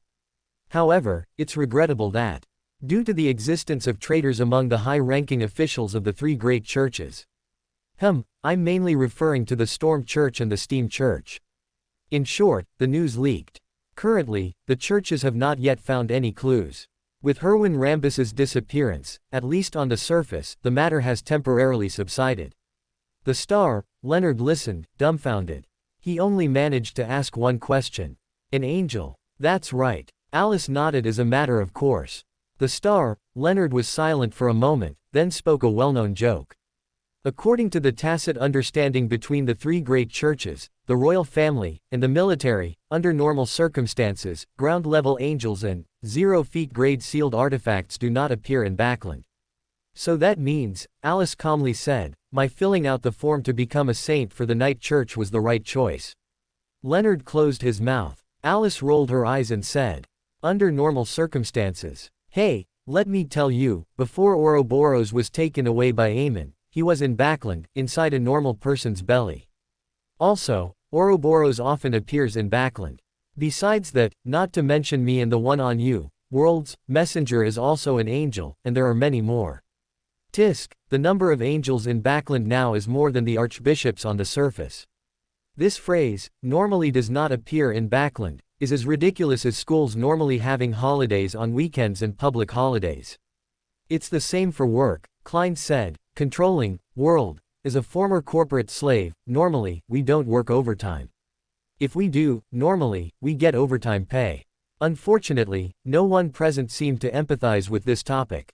They looked at each other, and finally, Judgment, Zio spoke, introducing Sherman and Viscount Stratford's matter, and added, Miss Fate, if you need anything in this matter, please don't hesitate. You should tell, World. Alice spread her hands. Strictly speaking, he is the one in charge. It's just unfortunate that the goddess and Mr. Fool are both involved in this matter, and even more unfortunately, George III and I, in a sense, have a grudge. After a pause, she added, I only recently discovered this. Judgment. Zio instantly felt that she didn't need to worry about this matter anymore. Justice. Audrey silently lit a candle for His Majesty the King, then added, I will keep an eye out for any trace of Herwin Rambus. World. Then laughed hoarsely. Whether it's looking for Herwin Rambus's whereabouts or investigating the king's secret, you must pay attention to whether there are too many coincidences in the things around you. If there are, please inform me immediately. Chapter 591 Chapter 169 Progress. Even though the cross had already proven Adam's attitude towards the whole affair, Klein still gave a reminder. After all, with Alice by his side, Klein was all too familiar with the attitude of high-level existences towards ordinary people, and even low-level beyonders. That was naked indifference. Perhaps the son of the Creator didn't intend to drag everyone into it, he simply didn't care, he was just too lazy to bother. However, Klein didn't directly mention the other party's name, only giving a simple hint. The Tarot Club members all noted this down, each with their own guesses. After about 10 seconds of silence, son Derek spoke. After a period of adjustment and preparation, I will follow the exploration team to the afternoon town camp. This time, we might attempt to enter the giant court. It wasn't too surprising a piece of news. Alice looked over, then turned to Hanged Man Alger, who indeed offered a word of caution. After this matter, everyone chatted casually for a bit, and then this Tarot Club meeting was declared over. Alice didn't leave immediately. She still remembered Catlia's request to offer Russell's diary after the Tarot Club meeting. It wasn't until the sacrificial door opened and a diary was taken out by Klein that Alice curiously leaned closer. She and Klein opened the diary together. Upon seeing Rosal's handwriting, she frowned. She looked at Klein, only to find Klein looking back at her. It's the original, Klein said. Strange, I thought. Alice knew what he wanted to say, because it was also her thought. She had assumed Bernadette would send a copy. After all, the original was already a relic in a sense. Alice and Klein didn't dwell on this issue for too long. They only paid attention for a short while before shifting their focus to the diary's content. Subsequently, Alice gave up reading due to the sheer volume of text, and with a solemn expression, she looked at Klein and said, Mr. Fool, the great task of finding and saving our compatriots is entrusted to you. Klein looked up at her expressionlessly. Alice was very familiar with this expression, it was a prelude to being dismissed. So she shrieked, Wait a moment, I need to divine a potion formula, and also, once Miss Hermit returns the cross, remember to help me bind it with the disciplinary Knight's Beander characteristic. After a flurry of activity, Alice left with the Arbiter Pathways Sequence 9 to Sequence 5 formulas. After handing the cross to Hermit Catlia, Klein didn't linger either. Since a major event had just temporarily quieted down, Alice entered a state of idleness again. She opened her eyes in her seat, dazed for a while, then stood up, preparing to go for a walk. But she suddenly stopped, then flashed to her doorstep, and softly said to the two people knocking on the door, I'm here. After the absurd incident of someone else living in her house, Alice chose to leave a part of her attention there. The visitors were Roy King and an apothecary named Dacquell. At this point, he could no longer be called the fat apothecary, he had lost a lot of weight. Alice's gaze fell on the apothecary, her brows tightly furrowed. Your Eminence, I'd like to ask for your help. Roy King turned around and spoke immediately. No. Alice took half a step back, crossing her arms, a wary expression on her face. She naturally saw that there was a problem with Dacquell, but this problem. She glanced at the sky. Thankfully, it was daytime, and no red moon hung overhead, so she relaxed a little. She then spoke expressionlessly to the troubled Roy King and Dacquell. How on earth did you provoke such a thing? Roy King replied, It's not what you think, it's the followers of the primordial moon. He generally explained that the followers of the primordial moon were searching everywhere for members of the life school of thought who had strayed. He then briefly described how he found Dayquil, all thanks to Dayquil's owl. Alice listened to the entire story, her brows furrowing tighter and tighter. Finally, she asked Roy King, "Where is my holy book?"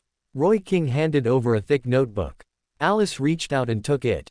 She glanced at the beginning, found it similar to the holy books of the major churches, and didn't read the rest in detail. She closed it and said, "For the sake of the holy book, and for the sake of the connection I have with your student, I can solve the problem on him. But for others are, of course, irrelevant to you." Roy King smiled again. Alice nodded upon hearing this and told them, "Go find a place to stay and leave me an address. I'll come find you another day." She planned to deal with this after the cross was returned from Catlia. So the matter concluded smoothly. Alice, holding the freshly produced holy book, tossed it to Klein and informed him of her need for the cross. Klein, after hearing her, curiously asked, "Then you don't need to make him Pope anymore, do you?" I never had that intention to begin with." Alice's expression was blank. Alice soon left again. She spent the rest of the day leisurely, but leisure belonged only to her, everyone else was busy. Moon Emlyn held a small gathering at the Tarot Club to learn about hunting members of the Rose School of Thought, though, of course, the great Miss Fate was not invited. Fool Klein issued tasks to Dunitz and Anderson, beginning the search for traces of Rear Admiral of Disease Tracy. Judgment Zio had a heartfelt exchange with the golden masked man from MI9, and, moved by his persuasion, changed her reward to gold pounds, stating that she would no longer accept high-risk missions in the future. The Star Leonard performed a ritual with the help of the church, successfully advancing to Spirit Warlock. Son Derek informed the chief about the cross, focusing on the creator's relic and the part about clearing mental pollution. After listening, the chief hinted that he would later provide him with information on the City of Silver's sealed artifacts. Alice saw Klein again on Tuesday morning. Klein, who had summoned her to Saphira Castle, mentioned that Justice Audrey and Judgment Zio had encountered Herwin Rambus and an unknown Psychology Alchemists member respectively, and voiced his confusion. "According to what you said, Adam has already sent that cross through Viscount Stratford, so he should know who is behind Miss Judgment and Miss Magician. Why would he still do this? After all, if Miss Judgment's probing didn't involve Adam, there would be no need for Herwin Rambus to participate in this, right? He is, after all, a saint, and should be extremely valuable even to the Twilight Hermit Order." "There is a need," Alice reminded. "Miss Justice and Magician are already Sequence 6, while Judgment is only Sequence 7. The three of them combined, it's not too strange to provoke a demigod to act." Klein was stunned for a moment, then spoke as if enlightened. "Oh, right." Alice continued, "Moreover, whether Adam's will is involved doesn't really affect this matter. Would you give up stopping George III just because Adam's will is involved?" "Of course not," Klein said decisively. "Exactly," Alice shrugged. "So, since Herwin Rambus came out to deliver himself, then kill him." This plan was brought to the table at noon that day. Justice Audrey convened a small meeting for this purpose. This time, the great Miss Fate was finally invited to attend. After glancing around, Justice Audrey bowed and said, "Everyone, I have something I hope to get your opinions on." "Sounds urgent." Hanged Man Alger nodded lightly, responding. Justice Audrey sat down and said, "Yes." She then looked towards Judgment Zio and Magician Furs. "I saw Herwin Rambus this morning. He hypnotized me to do two things for him and to forget he had ever been here. Fortunately, I was cautious and careful enough to quickly discover the anomaly. With the blessing of Mr. Fool, I remembered everything. One of the things Herwin Rambus made me do was to arrange a meeting with Miss Judgment and Miss Magician, and take the opportunity to hypnotize them, find out who was behind their recent actions, and have them leave Backland as soon as possible." "What?" Magician Furs was initially only worried about Miss Justice's safety, but she didn't expect the matter to circle back to herself and Zio. To actually target them through Miss Audrey, it was truly difficult to guard against. To be targeted by a demigod. After her surprise, what flooded Furz's heart was more astonishment and fear. She couldn't help but glance at her friend, only to see Judgment Zio sitting seemingly calmly, but her hands were unconsciously clenched into fists. Hermit Catlia, however, listened with a slight lack of understanding, furrowing her brow slightly as she said. The psychology alchemists, or rather Herwin Rambus, discovered that Miss Judgment and Miss Magician are members of our tarot club. Alice raised her hand. Perhaps it's because of me. The world subtly asked, can someone observe you without your permission? Yes, Alice turned her head. Adam, Amen, the goddess. I mean someone of a lower rank than you. The world interrupted her. Then no. Alice stopped speaking. Justice Audrey shook her head and said, I don't think this has anything to do with Miss Fate. It should be because I know them in the real world. By this time, she no longer tried to conceal her identity from Furs and Zio. In fact, ever since Zio joined the Tarot Club and received the Judgment card, Audrey knew that her identity would be exposed sooner or later. Through repeated observations, she confirmed that her two friends had probably already guessed, but tacitly chose not to expose her. You know them. Hermit Catlia pushed up the heavy spectacles on her nose, asking back with considerable surprise. Justice Audrey nodded. Yes, they were actually both recommended by me to join the club. Mr. Hanged Man and Miss Fate can testify. Weren't we pulled here after chanting Mr. Fool's honorific name to save ourselves? How did it become being recommended to join? Magician Furs looked at Miss Justice, then at Judgment Zio, her face filled with confusion and bewilderment. Zio also, uncharacteristically, showed a similar expression, because the word, recommended, exceeded her understanding and speculation. Justice Audrey was a little embarrassed. She blinked and awkwardly explained to her four friends. Because each of you is special, and I hoped for the Tarot Club to grow and strengthen, I recommended you to Mr. Fool. However, this only gave you an opportunity. If you hadn't passed Mr. Fool's test, he wouldn't have pulled you here. Alice used all her strength to resist the urge to tell the others that Mr. Fool probably hadn't considered that much before pulling people in. Yes, she said solemnly, everyone who appears here has undergone strict screening. They are all protagonists of a certain fate. Really, or fake. Even Justice Audrey, who had the most girlish heart, couldn't help but cast a suspicious glance at Alice. But Alice's expression was completely normal. It was Magician Furs who suddenly had an inspiration. Perhaps, I can write a novel next, where a group of protagonists of fate, for some reasons, can meet and communicate in a certain way, and exchange some information and items. Through these things, they thrive in their respective fields. These matters can be discussed later. Hanged Man Alger's voice rang out, interrupting everyone else's thoughts. Miss Justice, the question you wish to ask is how to deal with Herwin Rambus. Yes. Justice Audrey returned to the main topic, asking seriously, if I not only want to deal with Herwin Rambus but also ensure the psychology alchemists don't suspect me, what should I do?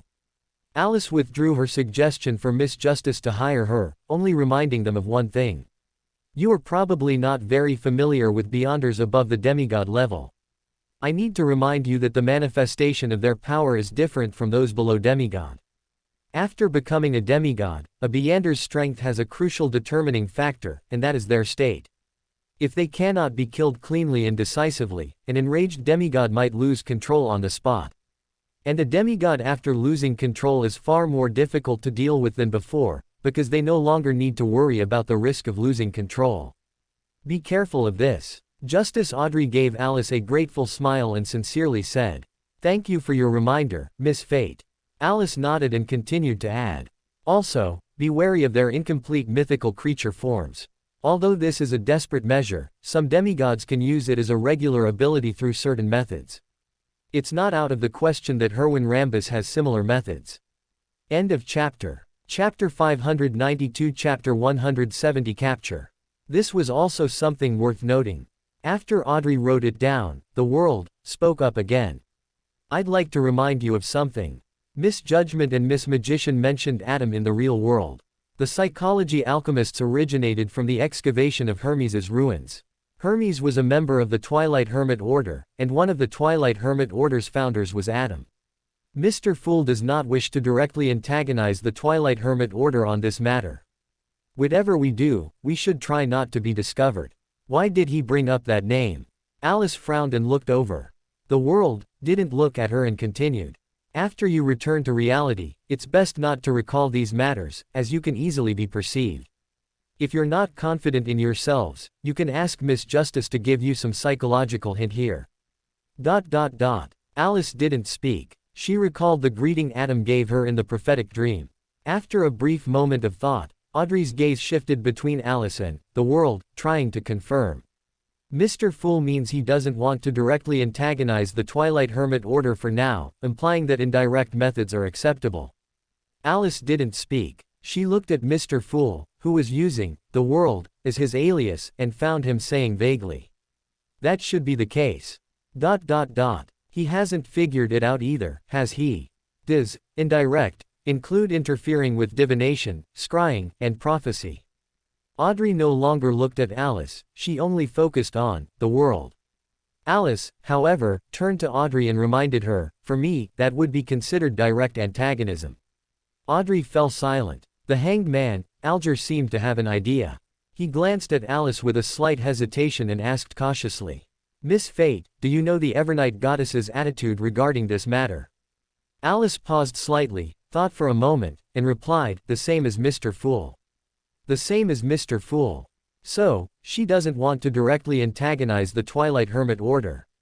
Alger frowned. Seeing this, Alice seemed to have thought of something and added, "The goddess doesn't want to antagonize Adam. A mere saint isn't enough to draw Adam's attention." "A mere saint?" Alger's eyelids twitched. He nodded haphazardly, expressed his thanks, and then asked Audrey, Furs, and Zio, "Which of you is a believer of the Evernight Goddess?" Zio and Audrey both stated that they were. Alger nodded slightly. While observing Alice's expression out of the corner of his eye, he replied, "We can try to create some misdirection, making it seem like the Night Church is behind the matter of Herwin Rambus, not the Tarot Club." Alice gave Alger a thumbs up and said sincerely, "You should be glad Mr. the Star isn't here. After all, the goddess might not mind, but that doesn't mean the church wouldn't." Audrey pondered, but this wasn't the time to focus on the Star's identity. She pressed, "How do we misdirect them?" Alger looked around and said, "Herwin Rambus only hypnotized you not to seek protection, not to be in a key position during the Night Church's Grand Mass, or to accept baptism. But he didn't make you avoid the Night Church's Archbishop. You can absolutely create an opportunity to meet the Archbishop. Of course, you don't need to say anything. This way, when Herwin Rambus dies or disappears, the psychology alchemists will most likely suspect that the Night Church discovered something amiss with you and set a trap. After being hypnotized, before leaving Backland, find a nearby Evernight Goddess church and pray earnestly, acting as if you are a spy sent by the Night Church into the Tarot Club. This will mislead the psychology alchemists into thinking that while the Herwin Rambus matter appears to be our Tarot Club's doing, it's actually just a smokescreen, and the true manipulator behind the scenes is the Night Church. A spy for the Night Church. Give me a break, your fool is even a believer of the Evernight Goddess. It wouldn't be an exaggeration to say the Tarot Club is an affiliated organization of the Night Church." Alice covered her face with her hand, hiding her complex expression. No one found this strange, as everyone knew of Miss Fate's ambiguous relationship with the Night Church. The hermit, Catlia reminded them. This can only deceive ordinary beyonders. Without the blessing of Mr. Fool's angel, the high-ranking members of the psychology alchemists can easily uncover the truth. Alice lowered her hand and told them expressionlessly, "I can get you the blessing of a night angel, and one that wields the authority of concealment." The Tarot Club members exchanged glances. Even Alger, who had proposed the suggestion, seemed reluctant to accept Alice's kindness and said tactfully, "But if you do that, it will no longer be a disguise, it will become a fact." Alice covered her face again, playing dead. As she withdrew from the conversation, Alger continued, "Miss Judgment, Miss Magician, when you pray at the Evernight Goddess's church, it's best to make a plea to Mr. Fool, asking him to help you break free from the hypnosis, so you don't just leave Backland like that. In this situation, Backland is safer than anywhere else. Actually, not necessarily, after all, Backland is now full of angels." "All right, Judgment," Zio responded seriously. Seeing that the discussion had reached this point, Justice, Audrey and the others all turned their gaze to the world, Gehrman Sparrow, awaiting his reply. Alice's attitude had already indicated that, under normal circumstances, the world could represent the fool better than she could. With the world joining, the plan was further refined, and the final scheme was quickly decided. After Justice, Audrey reiterated the plan to Judgment, Zio and magician, furs, it was time to address the issue of personnel. The world, Gehrman Sparrow was undoubtedly going to participate. Alice didn't join here. She only intervened when, the hermit, Catlia proposed to join. Let's not. The goddess's angel might get involved in this matter, Miss Hermit. I believe she wouldn't mind catching one more of you. This successfully dissuaded Catlia. After receiving an affirmative reply from the world, Audrey asked Alice. Miss Fate, may I request a bit of good fortune from you? Well, just to add a bit more assurance to this operation. After requesting an ice cream, Alice readily agreed. Zio and Furs exchanged glances and, following suit, made similar requests, but Alice refused. She told Zio and Furs, if you need it, you can ask the world for a charm that brings misfortune to people. This can also achieve the same effect in time. Zio and Furs then both looked at the world. The world smiled faintly and said, if you can provide the raw materials sufficient to bear a demigod-level charm, I certainly wouldn't mind. They fell silent. Things went smoothly. Alice next heard about the matter the next day. Herwin Rambus encountered Audrey. Alice watched the excitement from afar, then realized she wasn't the only one watching. She sensed Ariana's aura. Alice then bothered no more and turned to peek at Klein's screen. Only after seeing Klein about to transform the already puppet Herwin Rambus from his mythical creature form back into human form did she appear on the scene, shouting urgently. Wait, don't change him back yet. Klein looked at her in confusion. Alice pounced on Herwin Rambus, who had transformed into an incomplete grayish-white giant dragon, and plucked off a scale. All right, she turned to Klein and said, oh, right, Ms. Ariana. She looked up at the red moon in the sky. Klein also looked over in surprise. A lady in a simple robe then walked out from the red moon, treading on the void, and slowly arrived diagonally above Herwin Rambus. Alice didn't speak. She was whispering to Klein, taking advantage of an angel's convenience. Quickly change Herwin Rambus back into human form. Wait, is he not wearing clothes? After all, Alice had a vivid memory of clothes being ruined when transforming into a mythical creature. Klein was speechless at her point of concern.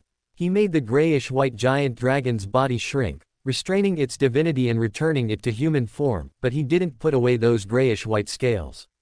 Ariana's gaze swept over the scale in Alice's hand, then looked at Herwin Rambus. The angel extended her right hand, and with a gentle grasp, caused Herwin Rambus's slightly blurred soul to leave his body and float out from his head. Why are you helping George III? Ariana asked quite directly. Herwin Rambus's confused expression instantly became serious. This is the choice of the era, the inevitability of fate. We are merely conforming to the trend and providing some guidance to ensure the era develops in the correct direction.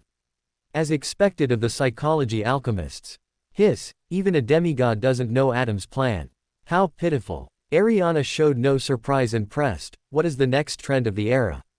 Herwin Rambus's eyes were unfocused, but his expression was solemn as he replied, a war that will sweep across the entire world. This war, which had been speculated about from the beginning, was finally confirmed. Alice looked at Herwin Rambus with mixed emotions and continued to whisper to Klein. If only he hadn't become a wanted criminal, a demigod, and a royal advisor, he must be very rich. He's your puppet now anyway. You could control him to go back, sell all his assets, and then give you the money. Klein, who was contemplating the potential consequences of a war, successfully had his attention diverted and began to lament with Alice. Ariana's attention was not on this. After a brief silence, she asked again, what is George III's secret? A hint of a smile appeared on Herwin Rambus's face. Every king is bound by 3 great covenants, reaching a maximum of sequence 5. But with our help, he has circumvented these obstacles and already possesses a higher actual Beander characteristic. He is merely waiting for the tide of the era to surge, so he can smoothly ascend to the position that rightfully belongs to him. What 3 great covenants? Alice's eyes were confused, but she didn't ask for now. George III isn't a demigod yet, but he has acquired a higher Beander characteristic through some method, playing a role in advance. Ariana asked at a steady pace. For the Night Church, this was a crucial question. If George III was already a demigod in essence, then they could directly contact the Church of Storms and the Steam Church to apprehend him, because the king's very existence would be evidence. Herwin Rambus's soul nodded and said, yes. Alice showed a disappointed expression on Ariana's behalf. What specific method? Ariana continued to ask. Herwin Rambus slowly shook his head and said, I'm not sure. Our president is in charge of this matter.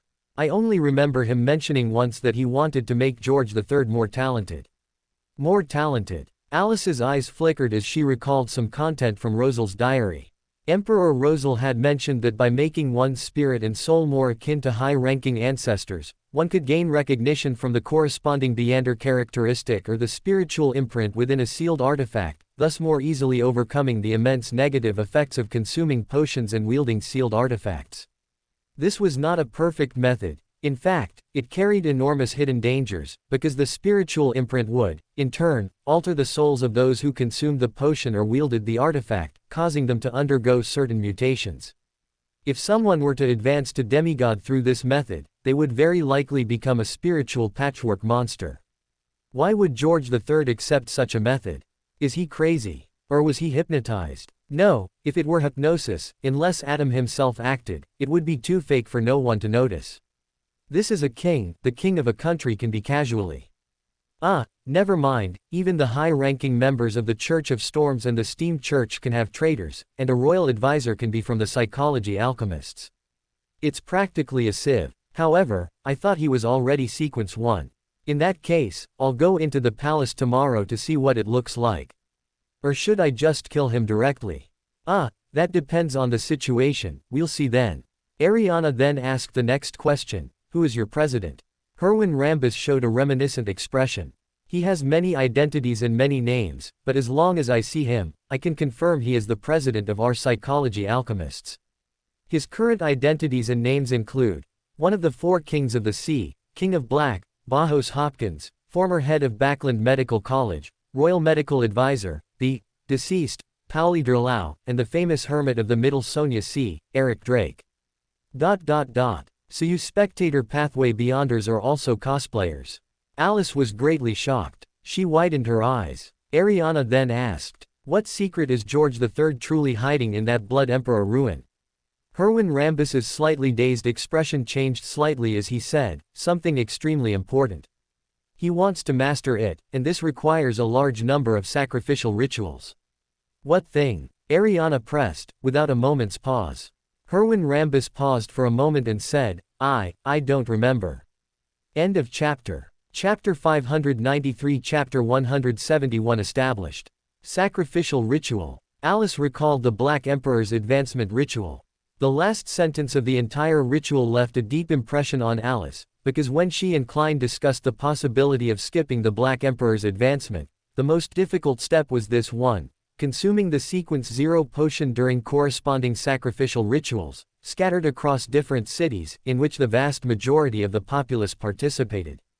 A sacrificial ritual. Alice opened her mouth to speak, then thought better of it and raised her hand. Ariana glanced at her and asked, do you have any questions? Alice paused, then replied, I just have a guess about that item. Ariana nodded, then looked at Klein. After a half-beat pause, Klein immediately asked, what are the high-sequence potion formulas for the spectator pathway? Alice looked at him with a surprised expression. Herwin Rambus's soul looked much more relaxed, and he replied slowly. Sequence 4 Manipulator, Sequence 3 Dream Weaver, Sequence 2 Discerner, Sequence 1 Author. What is the manipulator's potion formula? Klein asked, as if he hadn't noticed Alice's condemning gaze. Herwin Rambus didn't hesitate, his voice distant as he said. The main ingredient is, the supplementary ingredients are, the ritual is to consume the potion in a specific setting with at least 10,000 people, amidst a huge resonance of their emotions. PFF'd. Alice burst out laughing. Ariana and Klein both looked at her with confused expressions. Alice waved her hand and shook her head. Ariana then withdrew her gaze, and Klein didn't press further, only continuing to ask. What is the Dreamweaver's potion formula? I don't know. Herwin Rambus shook his head and said. He's already a Sequence 4, right? Is he unable to get the Sequence 3 potion formula? Alice looked at Herwin Rambus with a hint of schadenfreude. Clearly, she didn't have such worries. Klein felt a little regretful. He didn't continue to ask about the subsequent potion formulas, as Herwin Rambus couldn't possibly know them. He only asked, "What is your true purpose in looking for Audrey Hall?" Herwin Rambus answered truthfully. "First, to investigate whether there's a mastermind behind Zio Derecha and Furzwall's actions. Second, during the process of the prince's showing affection towards Earl Hall's family, to use subtle hints to ensure Audrey Hall doesn't become an obstacle. This is essentially an attempt to divide the three great churches." "Then why did you come personally?" Klein immediately asked. Herwin Rambus quickly replied, "To successfully and undeniably hypnotize a hypnotist without causing any extra commotion, while circumventing the guards arranged by Earl Hall, a sequence 5 might not be capable. Therefore, having a demigod appear directly is the most appropriate course of action. And Audrey Hall knows me, has had contact with me, and is least wary of me." Klein glanced at Alice, realizing that this was largely consistent with the reason Alice had given. "I have no more questions," he said to Ariana. Ariana nodded and asked Alice, "What were you trying to say earlier?" "That item," Alice began, "the item George III wants to master, could it be the uniqueness of the Black Emperor pathway?" Ariana frowned, looking at her without speaking. Alice repeated the Black Emperor's advancement ritual, then summarized. "He has basically completed the preceding steps. The mausoleum is uncertain, but if the mausoleum has also been built, then all he lacks is a sacrificial ritual." Ariana's eyes rested heavily on her. After she finished speaking, Ariana calmly said, "If that's the case, it means he's not far from completing his preparations. We don't have much time left." They all fell silent. Ariana wasted no time. With a gentle press of her right hand, Herwin Rambus's soul returned to his body. Then, she glanced at Alice, then turned to Klein, saying solemnly, "Do not use him as a puppet. Before his spiritual imprint is removed, it's best not to use his Beander characteristic to craft items either." "Does she think Alice might not remind me?" "No, Alice would. Never mind, not necessarily. After all, if the target is Adam, there might be a way to block Fate's warning, and without that, Alice most likely wouldn't know the problem." Klein also glanced at Alice, nodding sincerely, "I will remember that." "Thank you, Ms. Ariana." Alice gritted her teeth, annoyed by the lack of trust from the two in front of her. Klein's attention wasn't on her. He released his control over Herwin Rambus, and the spectator pathway demigod immediately fell to the ground, becoming a corpse. Ariana looked down, her dark eyes growing even deeper. Herwin Rambus's corpse instantly vanished as if erased inch by an eraser, leaving behind only a pale blue metal cylinder. Immediately after, specks of radiance seeped out from the void, quickly converging to form a peculiar object. It was the size of a fist, shaped like a heart, but its surface was covered in grayish-white folds, resembling an alternative brain. On each fold, countless symbolic patterns and strange designs extended in layers, penetrating the surrounding environment and connecting to a world invisible to Beyonders of other pathways. This was the Beander characteristic left behind by the manipulator. Ariana calmly stated, "All the spiritual imprints inside have been cleared." "Thank you, Ms. Ariana." Klein wasn't surprised at all, bowing as if he had already anticipated it. Ariana nodded, then looked at the scale in Alice's hand, saying as if in a reminder, "It can be used to create advanced charms for the mind and dream domains." Alice's expression froze. She raised the grayish-white scale in her hand and asked with a ghost-seeing look, "I pray to him." The him undoubtedly referred to Adam. The goddess also possesses corresponding authority. Ariana reminded her, "But Adam is the optimal solution." Alice's mouth twitched, but she still said, "I understand." Ariana saw her reluctance but said nothing, merely looking at the metal cylinder on the ground and saying, "It comes from the cosmos." Alice immediately showed a ghost-seeing expression, pulling Klein back abruptly, making Klein stumble before he could steady himself, turning his head to look at her with a, "Do you have to be like that?" expression. "It seems you know what this means," Ariana said without changing her expression. "How should I deal with it?" Klein asked, shaking off Alice's hand. Ariana calmly said, "My suggestion is to offer it to the goddess and, combining your previous contributions, exchange it for what you desire." Klein nodded subtly, "I understand." After he expressed his gratitude again, Ariana's figure was quickly erased and disappeared into the abnormally large dark garden of the Red Moon. The secret world then disintegrated. Alice looked at Klein, her eyes shining as she asked, "Are you going to get the Sequence 3 potion formula?" "I think so," Klein said with a smile. "So why did you laugh when you heard the manipulator's potion formula?" Alice blinked, truthfully replying, "I was feeling sorry for Miss Justice." "Sorry?" Klein's eyes showed confusion. "Yes," Alice laughed, "if George III's ritual had been a little later, and if Miss Justice's advancement speed had been a little faster, she might have caught up to George III's godhood ritual and advanced to a demigod. It would have made the ritual serve some of its original purpose."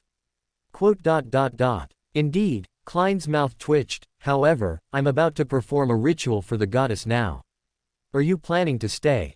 "Can't I?" Alice asked. Klein had no objections. He shrugged, and while looking for materials to set up the scene, he asked, "How do you plan to deal with that scale? Are you really going to pray to that one?" "Oh no," Alice shook her head, "as a matter of course, at least not now. I'll consider that question after he becomes a god. If it followed the usual pattern, she might really have to pray to Adam." Klein looked at Alice with pity, then stopped speaking, focusing on setting up the ritual. As the herbs on the altar burned out, Klein successfully saw his potion formula. Alice leaned forward to look, and after seeing the advancement ritual, they both fell silent. Sequence 3, Scholar of Yore. Main ingredients: a pair of Fugenhound, also known as Saphira Castle Guardian, eyes, one flocculated heart of a demonic wolf of mist. Supplementary ingredients: 100 milliliters of Fugenhound blood, 30 grams of demonic wolf of mist's hoarfrost crystals, a large amount of genuine ancient historical records. Advancement ritual: completely detach from reality for at least 300 years, and consume the potion after you have become history and no longer belong to the current era. This. Several minutes later, Klein ended the ritual without a word, turning to Alice with a remarkably gentle smile, and naturally asked, "What do you think, Miss Fate?" Alice stared intently at the ground, her voice ethereal as she said, "Before, I divined my Chaoswalker acting method, and the result I got was that the clue was in the River of Fate. At that time, I thought this method was too absurd, almost as absurd as if there was a sequence whose advancement ritual required you to be a transmigrator." At this point, she paused, turned to Klein, and showed a smile uglier than crying, softly saying, "Klein, isn't fate chaotic? Then why does every step we take seem to be on a predetermined path?" Klein didn't speak. After more than 10 seconds of silence, he suddenly said, "Fugenhound, also called Saphira Castle Guardian. Does that mean the Saphira Castle's watchdog?" Alice pinched her brow. She was too familiar with this way of speaking. Whenever Klein was in a bad mood, she would talk to him like this. "This time, who taught you this?" Alice gritted her teeth, then lowered her hand, her lips curving upwards into a perfect 8-toothed smile, then gently said, "Of course not, my dear Mr. Fool. You are the Saphira Castle's watchdog." Klein looked at Alice in surprise, feeling a sense of powerlessness, wanting to scold her but not knowing what to say. Alice, however, put away her playful expression and said to Klein, "When you gather the potion formula, when you advance to Scholar of Yore, I'll go to the spirit world to take a look, to the River of Fate to take a look. Will's blood is in Saphira Castle, so there's no need to worry too much. I can take that skin. If I get a chance, I can bring back some river water. If not, then I'll just drink Will's blood. No, that sounds awkward. Never mind, I'll talk about it when I get back then. All right, you go find Miss Justice. I won't participate, after all, strictly speaking, I'm just an observer. Oh, right, when Ms. Hermit returns the cross, give it to me. I need to use it." "Okay." Klein agreed. After a pause, he asked with genuine sincerity, "If I use it to separate Herwin Rambus's Beander characteristic, do I need to pay rent?" "What are you joking about, Mr. Fool?" Alice looked at him with a smile. "How could I haggle over such things with my mother?" "I have a question." Klein looked at her expressionlessly. "How does a dog give birth to a snake?" Alice took a moment to realize Klein was referring to her earlier comment about him being a watchdog. After a moment of silence, she began to change the subject. "Did you know? Mythical creature forms can be altered, but only after becoming a god. When I become a god, perhaps I can try to change towards a dog's direction." Klein's eyelids twitched. He quickly stopped her. No, no, no, absolutely not. Alice, you're perfectly fine as you are now, exceptionally good, really. Alice looked at him in confusion, not understanding, why are you reacting so strongly? Why? Because I know you too well. Once you start changing, who knows what you'll suddenly decide to change into midway. I don't want to be hated for a lifetime by people of the fate pathway. But he couldn't say that directly, so Klein chose to change the subject. It's not because, oh, right, something just occurred to me.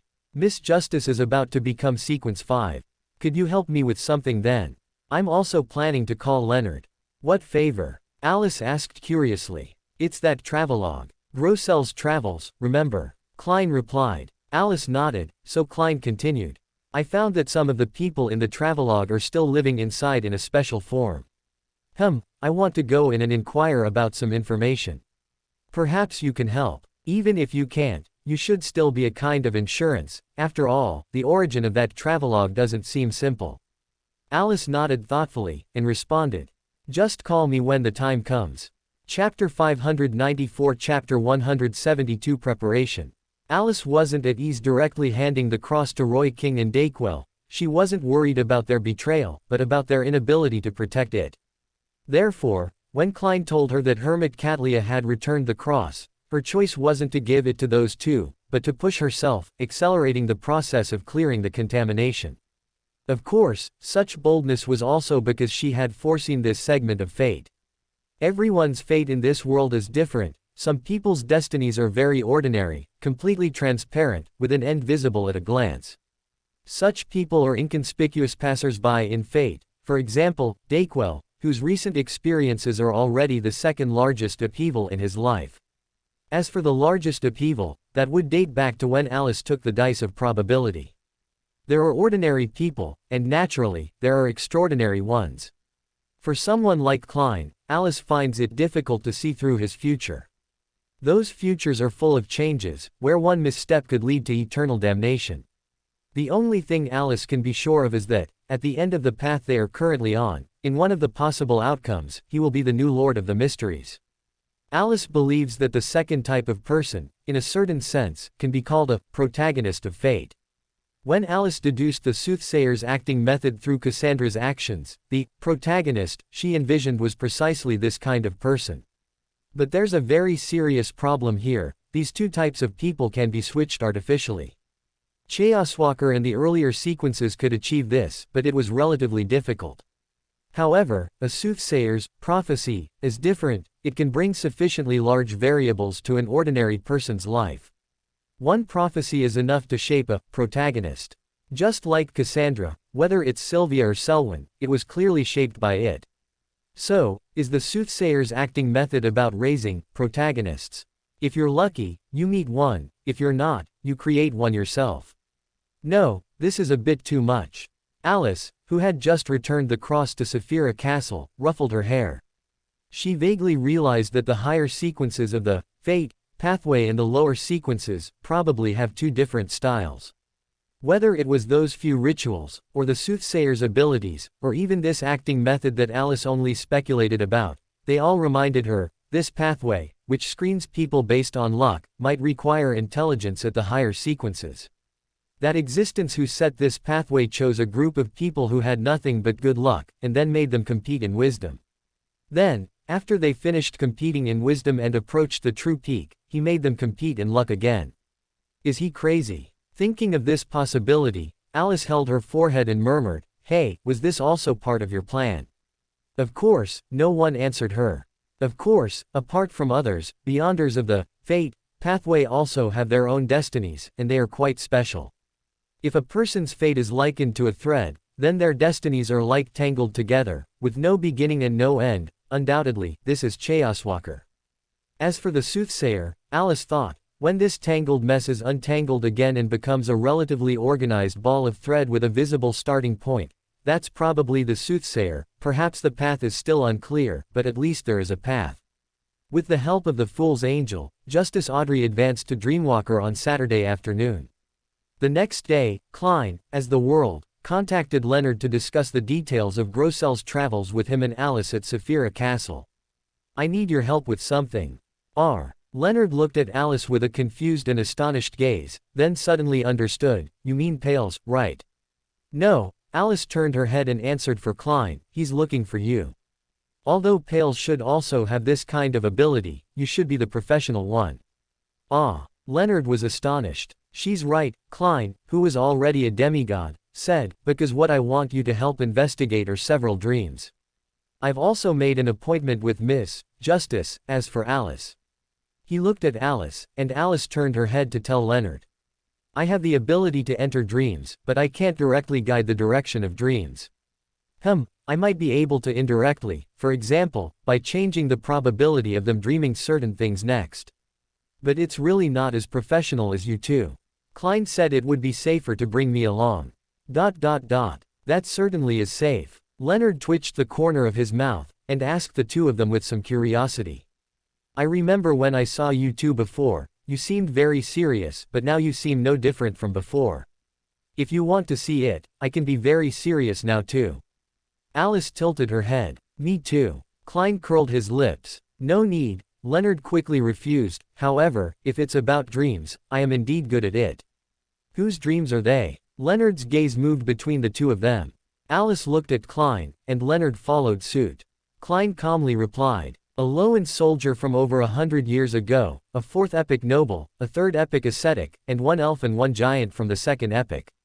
What? Leonard asked back with a somewhat bewildered look in his green eyes, suspecting he had misheard. Not to mention the elves and giants of the second epic, even a fourth epic noble would have to have chosen a specific Beander pathway and become a saint to possibly survive until now. It couldn't be that all of them, except for that lone soldier, are angels, could it? Entering an angel's dream, Leonard swallowed, looked at the only angel present, and hesitantly asked. Miss Fate, are you providing this kind of insurance? Alice looked at him in confusion, not quite understanding what he was trying to express. Klein stroked his chin and quickly explained. Those targets are not yet demigods. They have only lived until now due to certain influences. This is precisely the secret I want to uncover through their dreams. He deliberately emphasized the word, lived. Without waiting for Leonard's response, Klein continued on his own. That fourth epic noble is a member of the Zoroaster family. You might be able to learn more about Pale's Zoroaster through his dream. PFF'd. Alice sat up straight. Zoroaster. Wait, when I see him, shouldn't I? Alice reached out and pinched the monocle over her right eye. Klein and Leonard both looked at her eyes. After a brief thought, Klein asked Leonard. What do you think? You'd best take it off. Leonard sincerely suggested. After discussing Alice, Klein then instructed Leonard.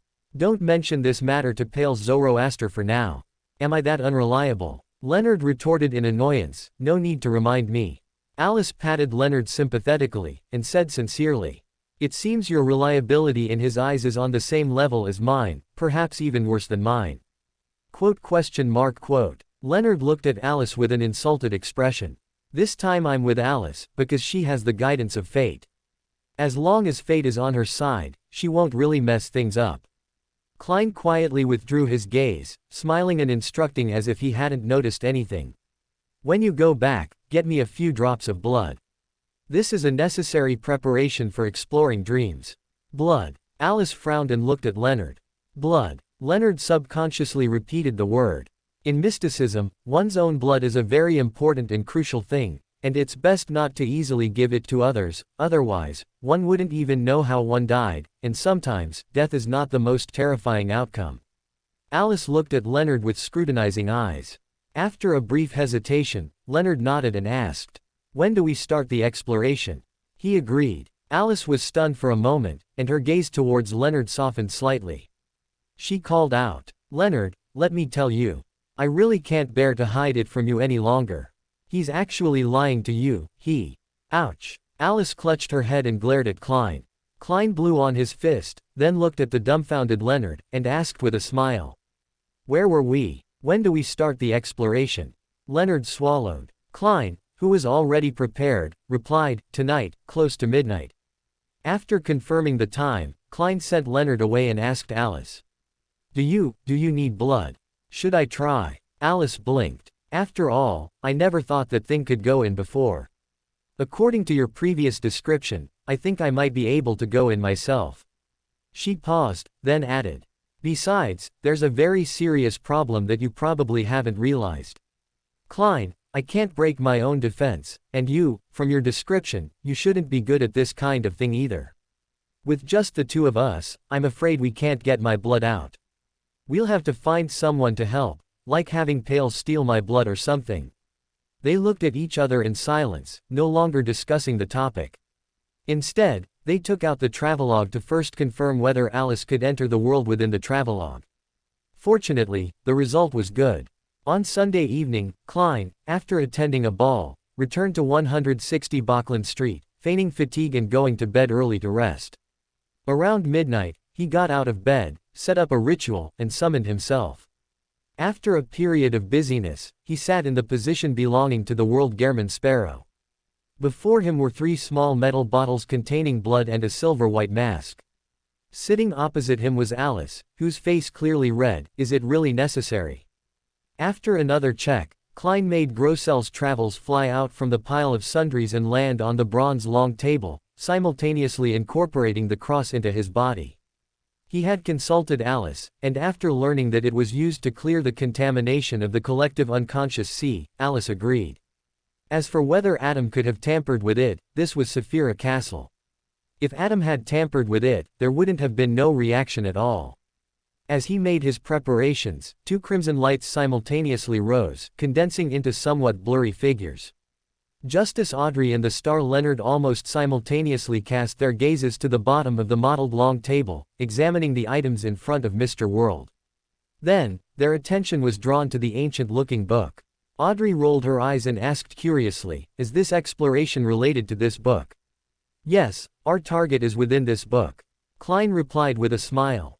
"In the book?" Leonard asked back with some surprise. "Yes," Alice nodded, her expression serious, "this is actually a cage. He tricked you and is about to, also lock you in." She jumped off her chair, dodging the mask the world threw at her. Audrey and Leonard exchanged glances. Neither of them believed Miss Fate's nonsense and looked at Mr. World. The world stretched out his hand and called to Alice. "Give me back the mask." Alice unceremoniously threw it back. Klein caught the mask without changing his expression, then told them. "This is a magical book. Inside is a world created from imagination, and some things that happen in that world are the content of the book." Imagination. Justice Audrey keenly grasped this keyword. She had already learned from Mr. World that the sequence 0 of the spectator pathway is called visionary. Additionally, she had known for a long time that the King of Dragons, the ancient god Anquelt, held the title of Dragon of Imagination. Klein deliberated for a moment and said, "My description just now might not be accurate. It might be a world created from imagination, or it might be a real dream. The only thing certain is that it was created by the ancient god of the second epoch, Dragon of Imagination Anquelt. I obtained it from Iceberg Admiral."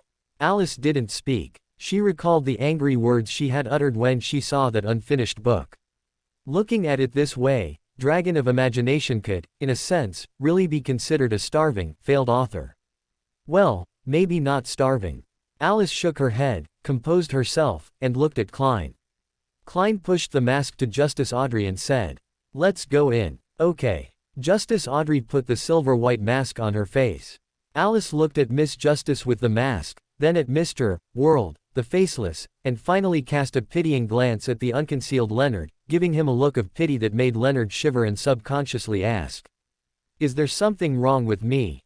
Chapter 595 Chapter 173 The Light of Doom. Alice instinctively shook her head, then suddenly stopped, asking with a rather serious expression, "Did you forget to bring something up?" "What?" Leonard didn't understand. Alice pointed to her own head, and asked him pitifully, "Did Pale steal your brain?" Miss Fate and the Star Mister are indeed on very good terms, Pales. It seems this is the angel that the Star Mister knows, Steele. Could he be? Audrey had a not-so-good guess. PFF'd, Klein didn't hide his laugh. "I know what she wants to say, do you have a mask or anything? Do you need to disguise yourself?" Leonard was momentarily stunned, but quickly reacted, I didn't think of that. Actually, it's not necessary." Alice leaned back in. "Look, I'm not covering anything either, am I?" Miss Fate, this isn't the same thing. Miss Justice Audrey looked at Alice, wanting to speak but holding back, then turned to the star Leonard and suggested. Perhaps you could consider going back now to prepare a mask. Going back now would be troublesome and a waste of time. Besides, they probably all know I'm from the church, they just don't know my specific identity. And Klein definitely wouldn't harm me. While Alice likes to play small jokes, she wouldn't do anything too out of line, and Miss Justice lives up to her name. No need, Leonard decided, let's just go with this. Let's not waste any more time. Since he himself didn't mind, Klein naturally wouldn't say anything more. He immediately took out the 3 small metal bottles, glancing at Alice at the same time. Then, he poured a little blood from each and smeared it onto the cover of Grossel's Travels. So this is what the blood is for. 1 bottle is missing. Whose is it? As soon as this thought flashed through Audrey's mind, a vast expanse of white snow suddenly appeared before her eyes. Amidst the goose feather-sized snowflakes and bone-chilling wind, she saw the World Gehrman Sparrow beside her, as well as the star Leonard. Alice directly entered with her spiritual body when Klein poured the blood. As soon as she entered, it was a vast expanse of white snow. Having had experience once before, Alice very immersively changed into a down jacket for herself. When Audrey opened her eyes, she saw her wearing a down jacket, reaching out to catch snowflakes. She let the snowflakes fall all over her head. Klein twitched the corner of his mouth when he saw it. Ignoring Leonard and Audrey, who were still sighing, he pulled her back and shook her, who had no intention of resisting, twice. He wanted to shake off the snowflakes, but found that after loosening a little, the snowflakes returned to their original position. Quote. Klein looked at her in surprise, and quickly realized what she had done. You're using the cycle of fate to play in the snow. Hearing the suppressed exclamation, Leonard and Audrey also looked over. Alice blinked innocently, shook her head, and brushed off the snowflakes, then replied. I didn't mean to, but the snow here melts so easily. It's strange, with so much snow, it shouldn't melt this easily. This time, no more snow fell on her. Audrey didn't speak. She was currently observing the star Leonard. His hair, full of freedom and unrestrainedness, matched his personality, making Audrey feel a little regretful about that face.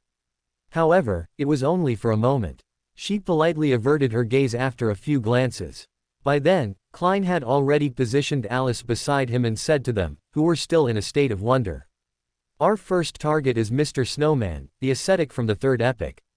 As he spoke, Klein pointed to a city standing in the wind and snow not far away. The city walls were 15 meters high, and the gate guards in leather armor huddled in places that could shield them from the wind and snow, looking as if they wished no one would enter or leave the city. Leonard and Audrey nodded in agreement. Alice also had no objections. She urged, hurry up. Klein turned and led the way. After rolling her eyes in their sockets, Alice turned back and greeted Leonard and Audrey. Let's go, let's go. Saying this, she followed. They passed through the wind and snow, walked past the shivering soldiers, and finally entered a secluded church. The church was built of stone, with a rugged exterior. Inside, the most striking and exquisite feature was an altar, on which stood a wooden cross and a tall human figure bearing a cross. The ascetic snowman was sitting in the front row, facing the idol, with his head bowed and eyes closed, praying devoutly. He was a middle-aged man, not ancient but with a few wrinkles, wearing a simple white robe that had been laundered countless times, with short brown hair, and exposed skin covered in various old scars. Neither Snowman nor anyone else noticed them. This was normal. Miss Justice Audrey, who had entered the formal operation state, glanced at Alice, who was enthusiastically watching Snowman, and reminded her aloud. The most important issue now is to get Mr. Snowman to sleep, otherwise we'll have to wait until night. Night in this world. Relax, it's a small matter. The star Leonard replied with a smile. Alice finally came back to her senses. She looked at Leonard, and Klein, in Gehrman Sparrow's appearance, had already spoken coldly. Then let's begin. Klein didn't forget that he still had the cross on him. After trying, he confirmed that if he didn't ask Alice for help, he would revert to sequence 5 in at most 3 hours. When borrowing the cross from Alice, he had indeed brought up this issue, but Alice, who also planned to come in, told him that she would reverse him back when the time was almost up. Klein had no choice but to agree. Leonard didn't know the intricacies of this, he just realized that the person standing in front of him now was not his former colleague, but the mad adventurer Gehrman Sparrow, so he lost his interest in joking, raised his hand to comb his hair, and the emerald green lake in his eyes suddenly turned into a deep pool. Silently, Snowman, who was praying with his eyes closed, fell into a deep sleep. Miss Justice Audrey raised her hand, looking at the three people who fell into a momentary hesitation. Alice, as if sensing something, turned her head and told her, "I can enter his dream myself." Leonard reacted and immediately followed, "I can too." Saying this, he grabbed Klein and took him into Snowman's dream. Audrey relaxed, looked at Alice who had already caught up, and also followed. Snowman's dream was still a church, but it was exceptionally magnificent and grand. Classical stone columns supported the towering dome, yet they didn't fragment the hall, which remained exaggeratedly spacious. The main doors of this church were too tall and wide even for giants, and on either side, candles in silver cups emitted a warm glow. The altar at the front was grand and magnificent, with a grayish-white cross and an idol bearing a cross above it. The idol's face wasn't very clear, but it exuded a sense of pity for the world. Snowman was also sitting in the front row, facing the altar, with his head bowed and eyes closed, praying intently. This is very similar to the abandoned church in Afternoon Town that Little Sun showed us. It should be architecture from the same era. Miss Justice Audrey's gaze swept over the brick arches, she said in a low voice. At the same time, she tried hard to calm her inner curiosity, telling herself to be calm.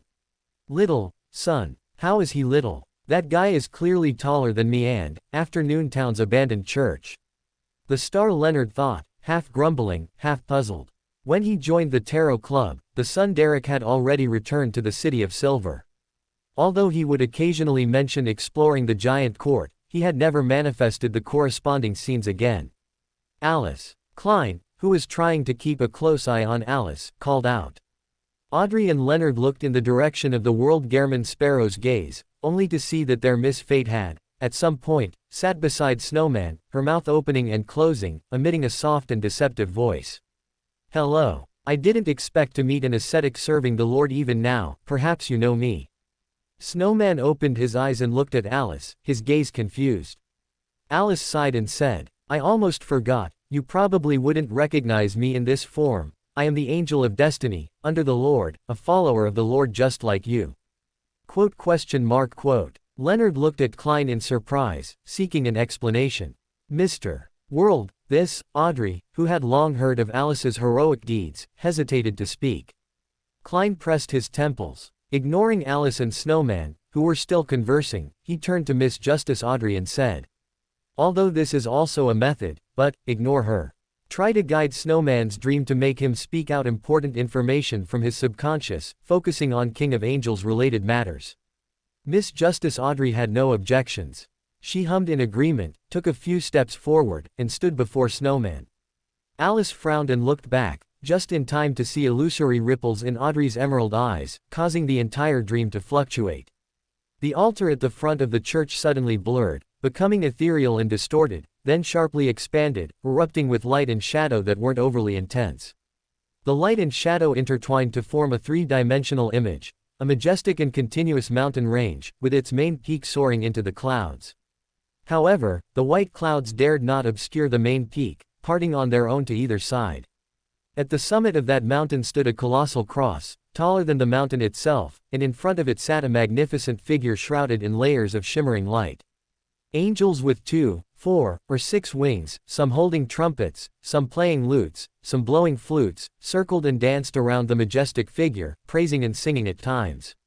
8 blurry figures with 12 pairs of wings on their backs clustered around the majestic deity, some sitting at his feet, leaning on him with full dependence, others floating on either side, awaiting commands. Alice had seen similar scenes in Ouroboros's paintings. When she realized it was the Creator and the King of Angels, Alice's dissatisfaction vanished. She curiously looked at the hazy, majestic figure, observing it carefully. She was a little curious if that figure would suddenly come to life. Unfortunately, she was disappointed. Until Snowman opened his eyes, that figure remained motionless. However, Snowman's words were more intriguing. "Only the Holy Spirit can truly serve the Lord. This is the goal I pursue throughout my life. I saw the Lord standing above billions of lights, mercy spread across heaven and earth, with 8 kings attending by his side.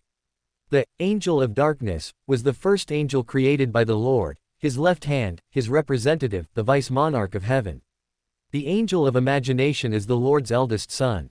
The Lord said, in the distant future, you shall become the savior of all living beings. The angel of time is the Lord's second son. The Lord said, you are the God of cunning, the God of mischief, the light in the coming of the apocalypse. The pure white angel, the angel of wind, the angel of destiny are the Lord's loyal followers, steadfast, brave, and devout, from weakness to strength, never changing.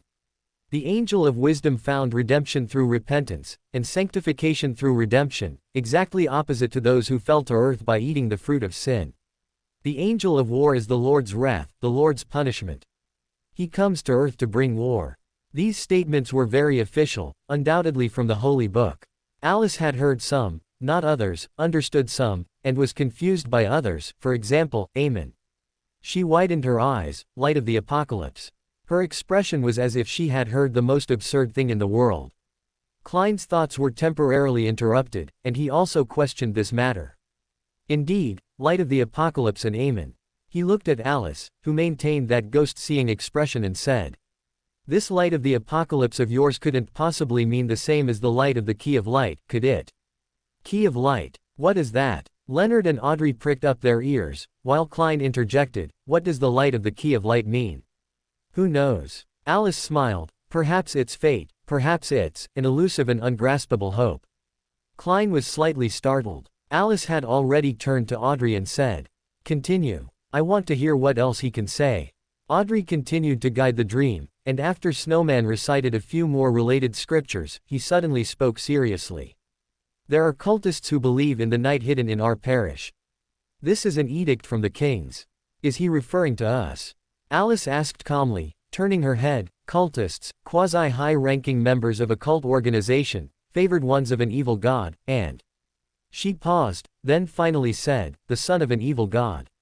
Quote. Leonard stared at Alice, wide-eyed. He didn't even bother to care about the evil god's favored one, Klein, and immediately focused on Alice, the evil god's son. Is what the old man said true? Are you really the goddesses? He swallowed, and nervously uttered a word, son. Audrey's expression was puzzled. She clearly didn't believe it, but couldn't figure it out. Fortunately, Alice quickly explained Leonard's confusion. I originally had the chance to be, but the goddess refused my request. However, I impersonated the goddess's son, and the goddess did not raise any objections. End of chapter. Chapter 596. Chapter 174. Mobit.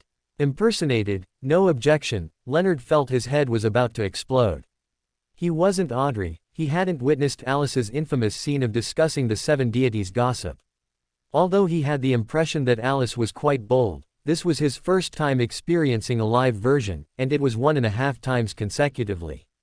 The goddess's divine son was mentioned by Alice, so that counts as half a time.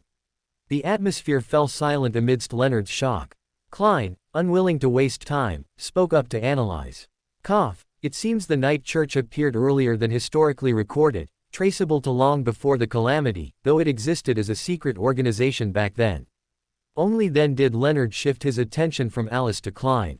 He recalled another crucial piece of information from Alice's earlier words, a pledge of an evil deity. Does this evil deity also refer to the goddess? This wasn't an unfounded guess, there were too many suspicious points about Klein.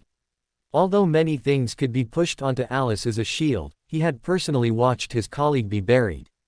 The matter of resurrection must be due to something special about Klein himself. Wait, resurrection. A thought stirred in Leonard's mind. He remembered the earliest incident involving Klein, when, among the 3 people involved with Antigonus's notebook, only Klein, for some unknown reason, didn't commit suicide, or perhaps he did, but was resurrected. For a moment, Leonard had many questions, but with Audrey present, it wasn't a suitable occasion to speak. Moreover, he knew that even if he asked some things, he likely wouldn't get an answer. Therefore, he simply smiled and continued. From what Alice said, you are a pledged of the goddess. If even you aren't clear, then probably no one here is. Oh, Alice, are you clear? A little, Alice rubbed her thumb and forefinger together, gesturing, after all, at that time, I was with the goddess. She didn't deny it. Wait, what does, with the goddess, mean? Leonard looked at Alice in surprise. Alice frowned slightly and explained. I basically have no memories of being with the goddess, but when the goddess and I met, she shouldn't have been a true deity yet. Then, without waiting for the others to react, she instructed Audrey, continue. Audrey realized this meant she didn't want to say more. She didn't resist and continued to guide Snowman's dream. Being only a sequence 5, Snowman's dream didn't contain much valuable information. After extracting most of the available memories, Audrey spoke.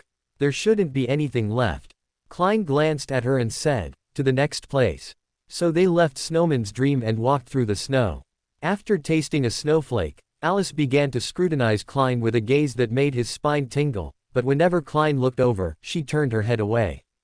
Klein had no choice. They walked until they reached a house, passed through it as if no one was there, and saw a couple lying in bed.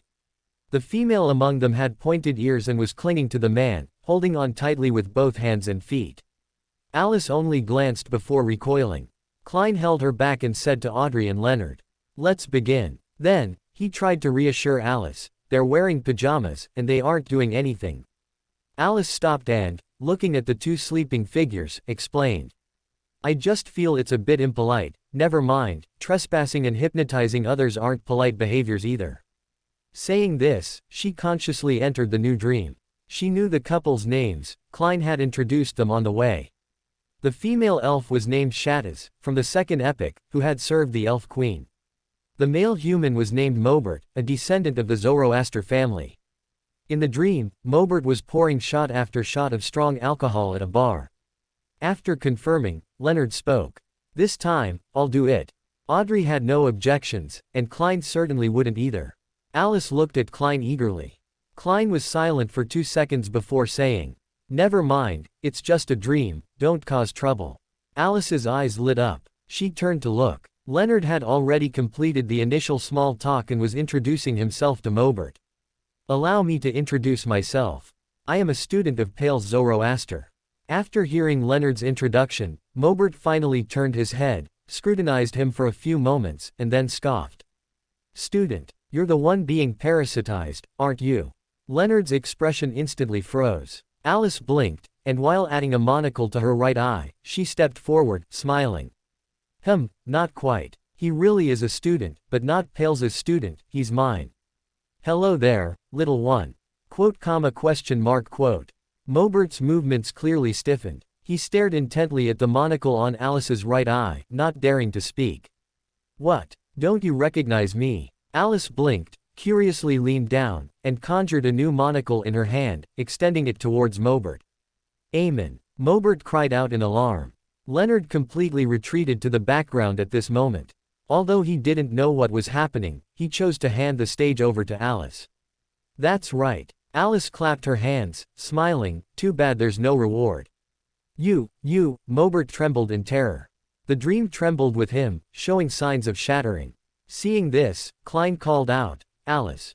Alice paused, then snatched the monocle from her face and snarled. Coward. This, instead, made Mobert sigh in relief. He gasped, You aren't that ancestor of the Aemon family. The dream stopped shaking, seemingly stabilizing. Alice looked around and then raised an eyebrow. Ancestor. Yes, don't you know?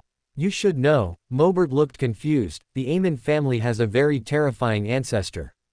Wait, Alice interrupted him. I think you have a slight misunderstanding about Aemon. Don't you know that the Aemon family, in fact, has only ever had one person from beginning to end? Huh. Mobert looked confused. Want to know? Alice raised an eyebrow. Mobert subconsciously nodded, so Alice pulled Leonard forward and demanded. It's your turn. Then, she turned to Mobert, who looked confused, and told him. He is indeed Pale's parasitic target. As for me, I am actually Ouroboros. Mobert's expression looked a bit numb. Although I don't know who you are, you absolutely cannot be Lord Ouroboros. Why? Alice looked at him in confusion. Also, why aren't you worried that I'm Aemon anymore? You haven't parasitized me. Mobert pointed out the most crucial issue. As for Lord Ouroboros, He scrutinized Alice and shook his head. Lord Ouroboros is far less lively than you, and would never impersonate Aemon. All right, Alice sighed, actually, I'm Ouroboros' friend, the kind you can entrust your life to. Does that mean you would kill each other? Klein's mouth twitched. He couldn't help but feel a bit fortunate that under Audrey's ability, Mobert wouldn't notice them. But Leonard wasn't so lucky. Klein had briefly mentioned Alice's relationship with the other two King of Angels of the Fate pathway when tutoring him, and warned him to be careful if he ever encountered them. Therefore, Leonard had an impression of this matter, and his emotions regarding the phrase, entrust your life to, were quite complex.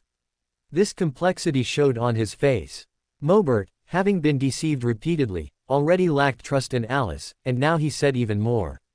Your Highness, may I ask what makes you so interested in me? Alice choked. She realized that Mobert, from her series of impersonations, had taken her for a King of Angels. After all, anyone not a King of Angels impersonating other King of Angels was truly asking for death. She even impersonated a King of Angels. After a moment of silence, Alice said bluntly, I actually just wanted to ask you something, but I'm used to it, sorry. Mobert seemed to accept this well. He nodded and said, I see, what would you like to ask? Alice pondered for a moment before asking, don't you think I'm strange like this? Mobert shook his head and said, in the Solomon's noble families, who doesn't have a King of Angels? Therefore, we all know that the higher the sequence, the more severe the madness. To suppress the madness, King of Angels often exhibit different behaviors externally. Some are cold, some are irritable, some are indifferent. In short, someone like you is already relatively normal. All right, I can actually be considered normal. Alice's mouth twitched, and she continued. As you said, this friend of mine is Pales's parasitic target. He has some questions about Pales and the Solomon Empire that he wants to ask you. Mobert then looked at Leonard, who proceeded to ask all the questions he wanted to know. Alice occasionally interjected a few words, such as about the Zeratul family, the Abraham family, Bethel Abraham himself, and the ground kingdoms of the 6 deities at the time. Also, when she heard that true Creator believers liked to smoke, she recalled her own guesses about the Creator and asked if they liked to drink, especially strong alcohol. Leonard also inquired about the appearances of many high-ranking individuals. Initially, when Leonard asked Mobert to retrieve a portrait of Pales Zoroaster, Alice didn't notice anything unusual and even looked at Pales's appearance herself, until, did you bring a portrait of Ouroboros? Of course not. How could I carry a portrait of Lord Ouroboros with me? Isn't that it behind you? Quote. Did you bring a portrait of Medici? Of course not. I'm not looking for someone, how could I carry a portrait with me? Isn't that it? Quote. Did you bring? Alice swore she had never praised the robot so devoutly. When Mobert's dream was finally exhausted, they entered Shattus's dream. The elf singer stood in a garden, clutching her stomach, and frowning at Mobert. Can you steal the fetus from my belly and put it into your own body? I can, but even if I put it in my body, I can't nurture it, Mobert replied with a terrified expression. Shattus thought seriously and said, then steal the corresponding organs too. Simply stealing might be successful, but afterwards, I would have no way. That's beyond my capabilities, Mobert said tremblingly. The conversation between the human and the elf left Klein, Leonard, and Audrey with somewhat blank expressions. Klein even turned his head and said, I remember, Aemon, isn't he? He stole Hazel's child, but the nurturing process was still completed by Hazel, Alice said expressionlessly. The 4 of them exchanged glances, and finally, Audrey broke the silence. Shall I go this time? Hearing Miss Justice's suggestion, Klein thought for a moment and said, guide the dream around the history of the second epoch, the Elf Queen, Calamity Queen, Grozel, the living habits of the elf race, the oldest language, and the legendary West Continent. Language, Alice glanced at Klein, but said nothing. Klein had told her what he saw when divining with the divination cross. Alice was also somewhat curious about that primal language, but she also really wanted to know, did the legendary elves from the West Continent ever see hieroglyphs? If so, why are all the remaining languages now alphabetic? If not, what kind of place was the West Continent, exactly? The dream rapidly changed under Audrey's guidance, eventually transforming into a coral palace. Every detail of this palace was exceptionally ornate, and its overall structure was grand and magnificent, but because it was situated beneath layers of azure seawater, the sky was completely invisible, making it appear dark and gloomy. Inside, colossal coral pillars supported an exaggerated dome, and the walls and ceiling were covered with murals depicting the terror of storms. On these murals and corals, silver electric currents, as if alive, moved along certain trajectories, eventually converging at a 9-tiered staircase inlaid with pearls, diamonds, emeralds, and sapphires. Shaddis stood respectfully here, with several other elves opposite and beside her. Above those 9 tiers of stairs, 2 enormous chairs, seemingly composed of pure electric light, were placed. One occupied the central position, like the ruler of this palace and this world, while the other was to its left, appearing less conspicuous. Without needing an introduction, they all looked at the elves seated on the 2 chairs. Undoubtedly, they were the Elf King Sunyasolem and the Elf Queen Grosel. Chapter 597 Chapter 175 Livsade. Ormir, that betrayer. Suddenly, a huge, thunderous voice boomed, shaking the entire palace violently and making Shaddis and the other attendants bury their heads in fear. Alice, uncharacteristically, remained silent, she was covering her ears. Miss Justice Audrey's guidance didn't stop, and the dream continued. They saw Miss Calamity Grosel unaffected, her expression cold, her voice calm. Isn't this an already established fact? His credibility is exactly opposite to his size. Alice began to regret that Miss Judgment wasn't present. The dream continued, and under Miss Justice Audrey's guidance, Shaddis's dream revealed much of the history of the Second Epoch, content that differed significantly from the records of the major churches, and even the City of Silver had parts it couldn't cover. Next, Audrey guided them through some parts about elven customs in the West Continent. After everything was over, they reappeared in the dreams of Mobert and Shaddis.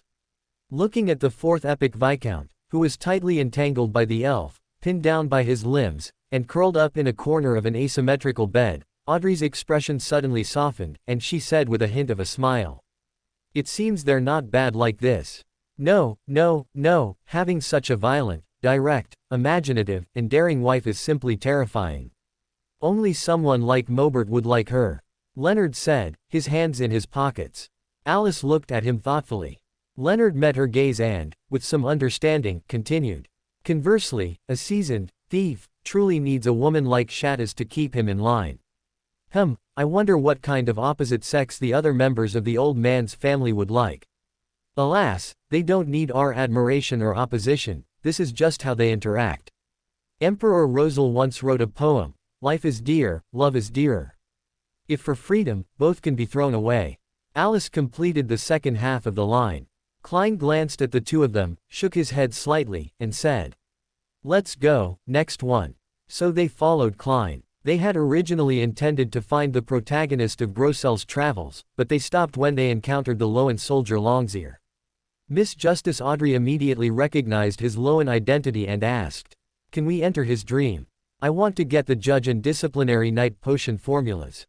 I have them." Alice reminded. Audrey, who had only been thinking of Judgment Zio, paused, looked at Leonard and Klein. Klein glanced at Alice before saying, "I have them too." Leonard thought for a moment and said, "Let's go in and take a look."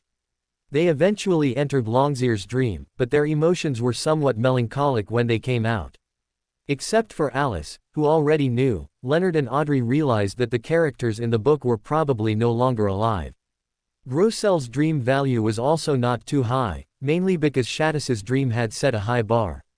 However, quite a few gaps regarding the giant race were filled. After discussing for a while, they used Grosel's dream to enter the interior of the giant court, attempting to enter the palaces solidified in twilight. Under Miss Justice Audrey's influence, the more than 10-meter-high gate opened like paper, revealing a cliff behind it.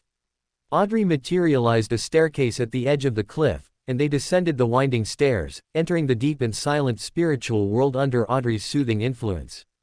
This effectively avoided the subconscious agitation of Grosel. As for loneliness, Miss Justice, there's a hand reaching out from that spot. And it's a rotten hand, so ugly, quickly make it disappear. With Alice around, it's hard to feel lonely. They descended amidst Alice's exclamations. Leonard asked curiously, "Do you ever confuse reality and the future?" "I don't. Alice spread her hands, but a monster will. It's also difficult for a robot to fully distinguish, and only at Lucky One can one maintain relative sanity. At this point, Alice paused for a moment, then chuckled as if with emotion. Fortunately, I chose Lucky One back then. If I went further, I probably wouldn't have much time to adapt or room to maneuver.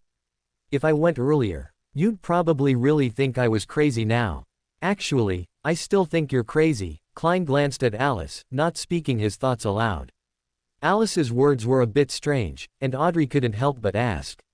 Chosen. Alice blinked, a smile spreading across her face. Audrey didn't press further. She wisely guided Leonard to change the subject. They stepped onto solid ground amidst their idle chatter. Alice stomped hard on the gray ground. She then looked up. Above her was a hazy, illusory ocean, with light and shadow swimming through it. As Alice looked up, a blurry light and shadow had already stood up. It was a gray-blue giant, 6 or 7 meters tall, with dragon-scaled leather wrapped around his chest and abdomen. The exposed areas were covered with various patterns, symbols, and markings that defied description and surpassed normal sensory perception. His single vertical eye was bloodshot, openly exuding a violent aura with a clear tendency for destruction, and he was biting a bloody human leg. This was a demigod-level giant. Alice frowned in disgust, first for the human leg, and second for the spreading madness. Silver light flickered in her eyes, and the surging emotions returned intact, forming waves before the giant. Leonard was surprised for a moment, but with his rich combat experience, he immediately activated his Soul Assurer abilities, coordinating with Audrey's, soothing, to calm the giant. Alice withdrew the cycle, and Klein also took out a cross, pouring the prepared blood onto it, and solemnly said, Light. Without exception, the gray-blue giant transformed into a part of the blazing light. Next was Audrey's psychotherapy session. Leonard, quite restlessly, said, Sequence 4 is indeed a level of qualitative change in life, but that kind of fear just now was nothing. It wasn't as intense as the emotion I felt when I first faced a pregnant woman. Alice and Klein exchanged glances, both shaking their heads. Was she a demigod pregnant woman? Audrey asked with some curiosity. She was carrying the true creator's offspring. Alice replied. Audrey fell silent. She knew about this, and thus knew what it implied, only asking after the therapy ended. Where should we go next? Is there no core area here? Klein asked. No. Audrey shook her head seriously. As long as there are living beings, there is a collective subconscious ocean. There is no such thing as one being nobler than another. This illusory ocean doesn't truly surge. The situation in different areas mainly depends on the surrounding environment, which we call the sedimentation effect. Simply put, the collective subconscious ocean within Loan will be significantly different from that of Intis, because it primarily precipitates the strong emotions and feelings of generations of Loan people. Conversely, this also influences the people of both nations, giving them different temperaments or personalities to some extent. After a brief explanation, Miss Justice Audrey concluded, since that's the case, how could there be a recognized core area of the collective subconscious ocean? This sounds like cultural heritage, spiritual core, or something similar. Alice looked at Audrey thoughtfully and interjected. So, even demigods are equal in the subconscious ocean? No. Audrey denied. Demigods are more likely to bring pollution to others, and the effect is stronger. Alice opened her mouth and then closed it, looking at Klein. Klein asked in a calm tone. So, you can't offer effective advice on where to go? Alice was certain that Klein had no admiration for Audrey whatsoever. Mr. World is deliberately reminding me. Audrey, gaining insight from Klein's expression, reined in her previous thoughts and nodded frankly. Yes. Klein then shifted his gaze to Leonard. Leonard quickly waved his hand and said, Don't look at me, my domain is in dreams, not in this strange collective subconscious ocean. So, Klein didn't hesitate at all and immediately looked at Alice, saying, You lead the way. ? Alice, who had never expected the burden to be thrown onto her, was stunned. She opened her mouth wide, pointed a finger at herself, and looked at Klein with confirming eyes. Because I also don't know where to go. Klein said frankly, since that's the case, why not follow the guidance of fate? All right. Alice agreed. She turned around and actually started leading the way haphazardly, sometimes going straight, sometimes turning, and even repeating many paths. Leonard looked at Klein several times, wanting to say something, but Klein cut him off with a shake of his head. So he had no choice but to follow behind Alice, inexplicably wandering aimlessly.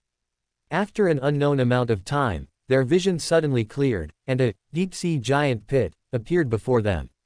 In the center of the giant pit was a city the size of an island. The city's foundation was grayish-white, and on it stood magnificent stone pillars, dozens to hundreds of meters high. They either stood alone or collectively supported towering, ancient palaces, making the whole structure both bizarre and grand, unlike anything ordinary creatures could build. Alice didn't actually recognize this city, but she had heard Klein talk about the origin of Grossel's travels and the divination results. The moment she saw the city, a name surfaced. City of Miracles, Livichid. This was the floating city imagined out of thin air by Dragon of Imagination Anquilt. Alice was momentarily dazed, then turned to the others, skipping over the clueless Leonard, and asked Audrey curiously. "Can't your spectator pathway display subtitles?"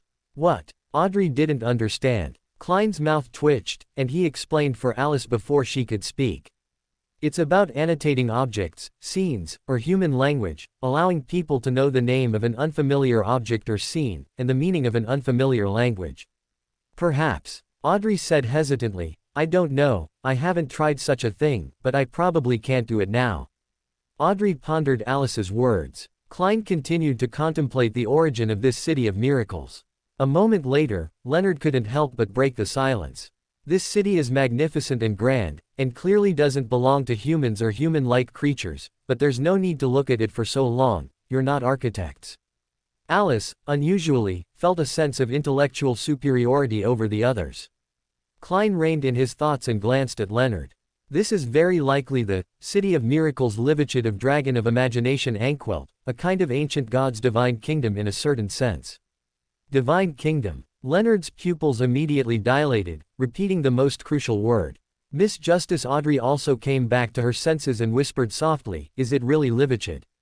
"Only possibly." Klein had already calmed his emotions and simply replied, "It doesn't float in midair as in legends, but has sunk to the bottom of the collective subconscious ocean, so it's hard to say if it's real or fake." At this moment, Leonard finally controlled himself and once again gazed at the magnificent city in the deep-sea giant pit, smiling mockingly as if to himself. "I never thought I'd one day come to an ancient god's divine kingdom." Alice thought for a moment, then patted Leonard's shoulder comfortingly, solemnly promising, "When I become a god, I'll definitely invite you to play in my divine kingdom." Leonard stood still, turning to look at Klein. Klein's mouth twitched, and he reminded, "He's actually already been to Mr. Fool's divine kingdom, hasn't he?" "That's just a derivative space, the main body isn't." Alice instinctively opened her mouth to retort, but then suddenly stopped. She looked at Audrey and Leonard. The two of them tacitly withdrew their curious gazes, pretending they didn't want to hear anything from Miss Fate. Klein, however, shook his head and changed the subject. "How do you distinguish whether the collective subconscious ocean is real or imagined?" Miss Justice Audrey thought carefully for a while, then said with some uncertainty, "There's no way to distinguish, or rather, the collective subconscious ocean here is also real. Essentially, the collective subconscious is the precipitation and accumulation of strong emotions and feelings. Although the people of this world might be imagined, their experiences, their emotions, their joy, anger, sadness, pain, and happiness are all things that truly happened." As she spoke, Audrey stopped, vaguely grasping something, yet unable to truly articulate it. "The Creator." Alice's eyes were dazed, then she lifted her leg and walked down. Klein followed along, saying, "The objects he imagines will materialize, the kingdoms he fantasizes will descend upon the world, and the future he proclaims will unfold and become reality." End of chapter. Chapter 598 Chapter 176 Inches the World, and the Fool. As the words echoed, Klein's figure had already vanished from Leonard and Audrey's sight. Audrey, after a moment of confusion, followed, leaving Leonard standing still. Leonard watched them, dumbfounded, and murmured, Aren't you going to divine the level of danger? This is the god kingdom of an ancient god." The roar, transformed from a murmur, didn't cause any ripples. On the other side, Klein, gliding as he fell, approached Alice and asked, "Did you divine?" "No," Alice replied as if it were obvious. Do I need to divine whether there's danger or not? Klein politely remained silent. They landed amidst the sound of wind. Audrey and Leonard also landed shortly after. Audrey was awestruck by the scene before her, while Leonard immediately looked at Alice and Klein. Alice said there's no danger, Klein answered. Leonard then had the presence of mind to observe his surroundings.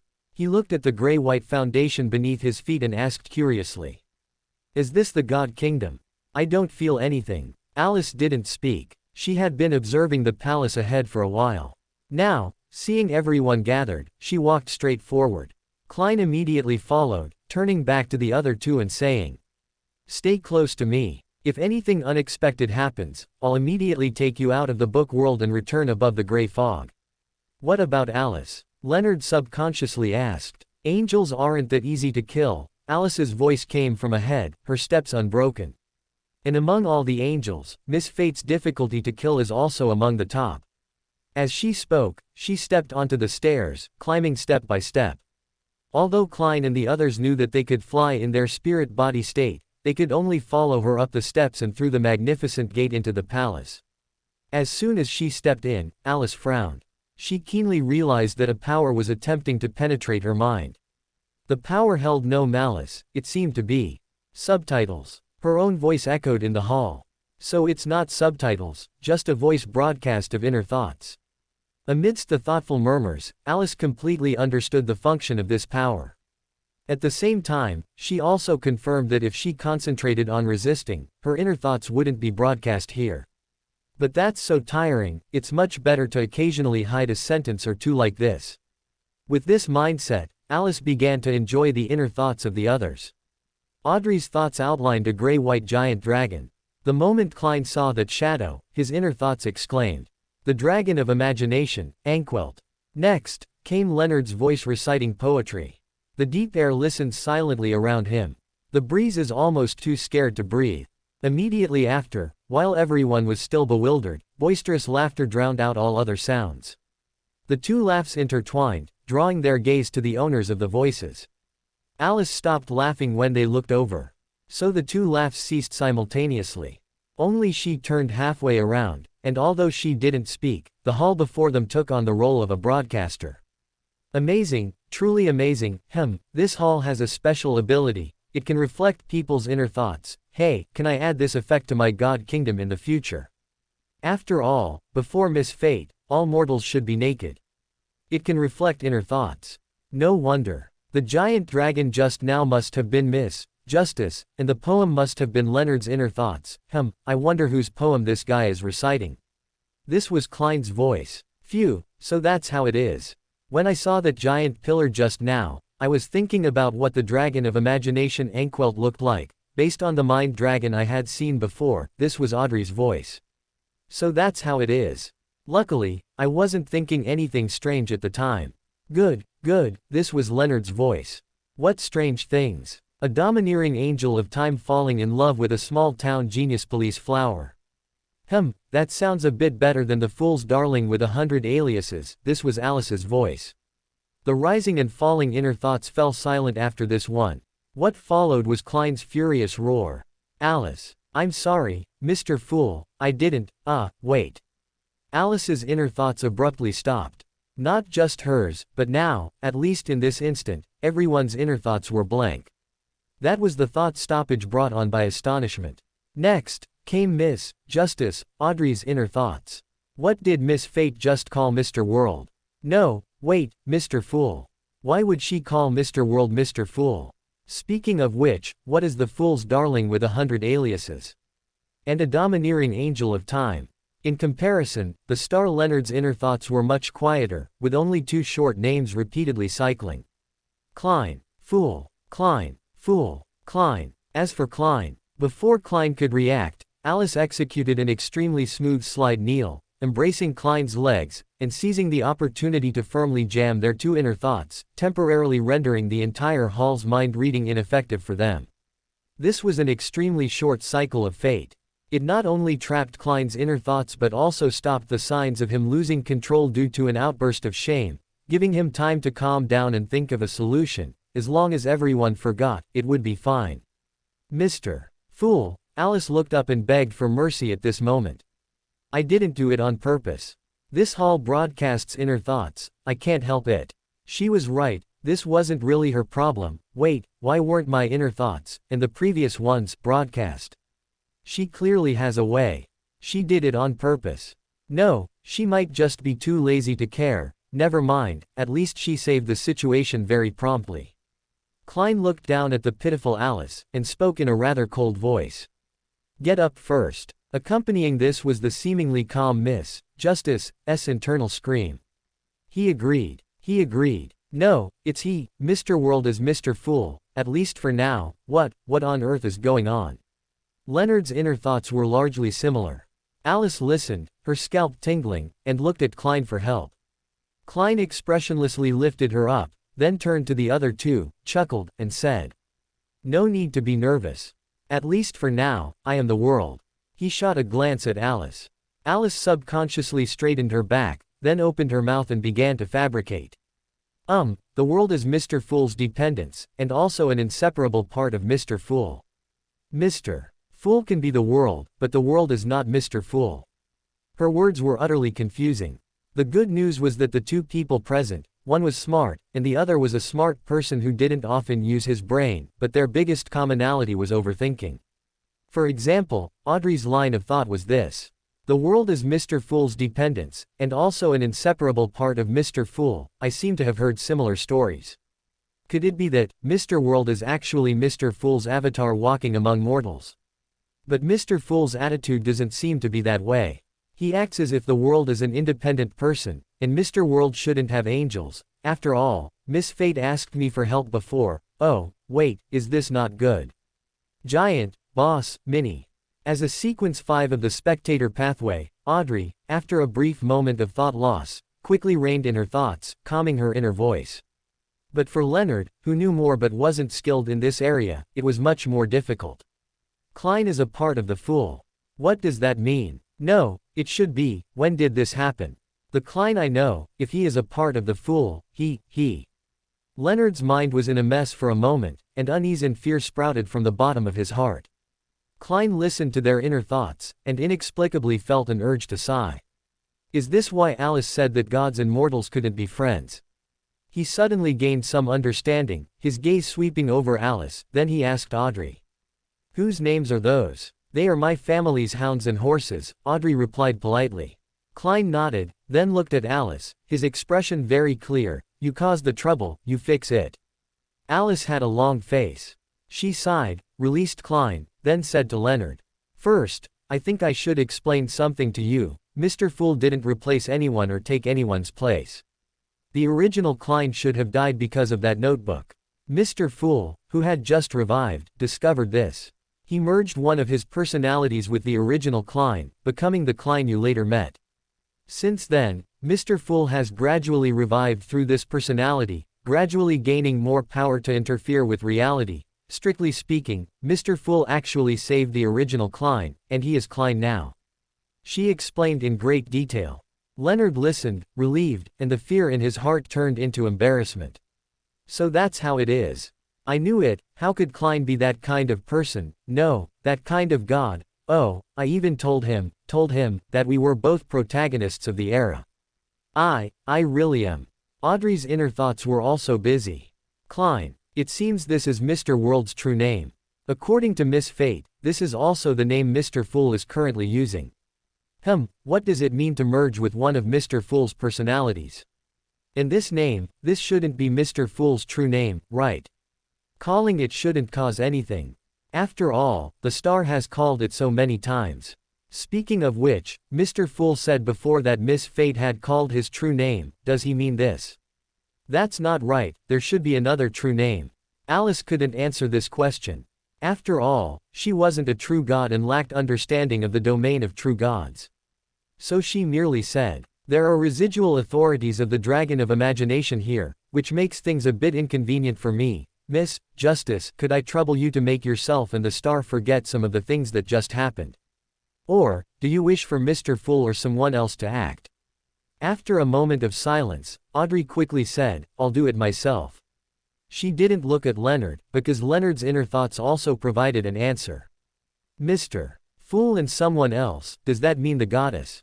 Then it's better to let Miss Justice do it. Oh, right, since we're going to forget anyway. Can I, Alice, what does domineering angel of time falling in love with a small town genius police flower mean? And the fool's darling with 100 aliases is. I beg you to shut up.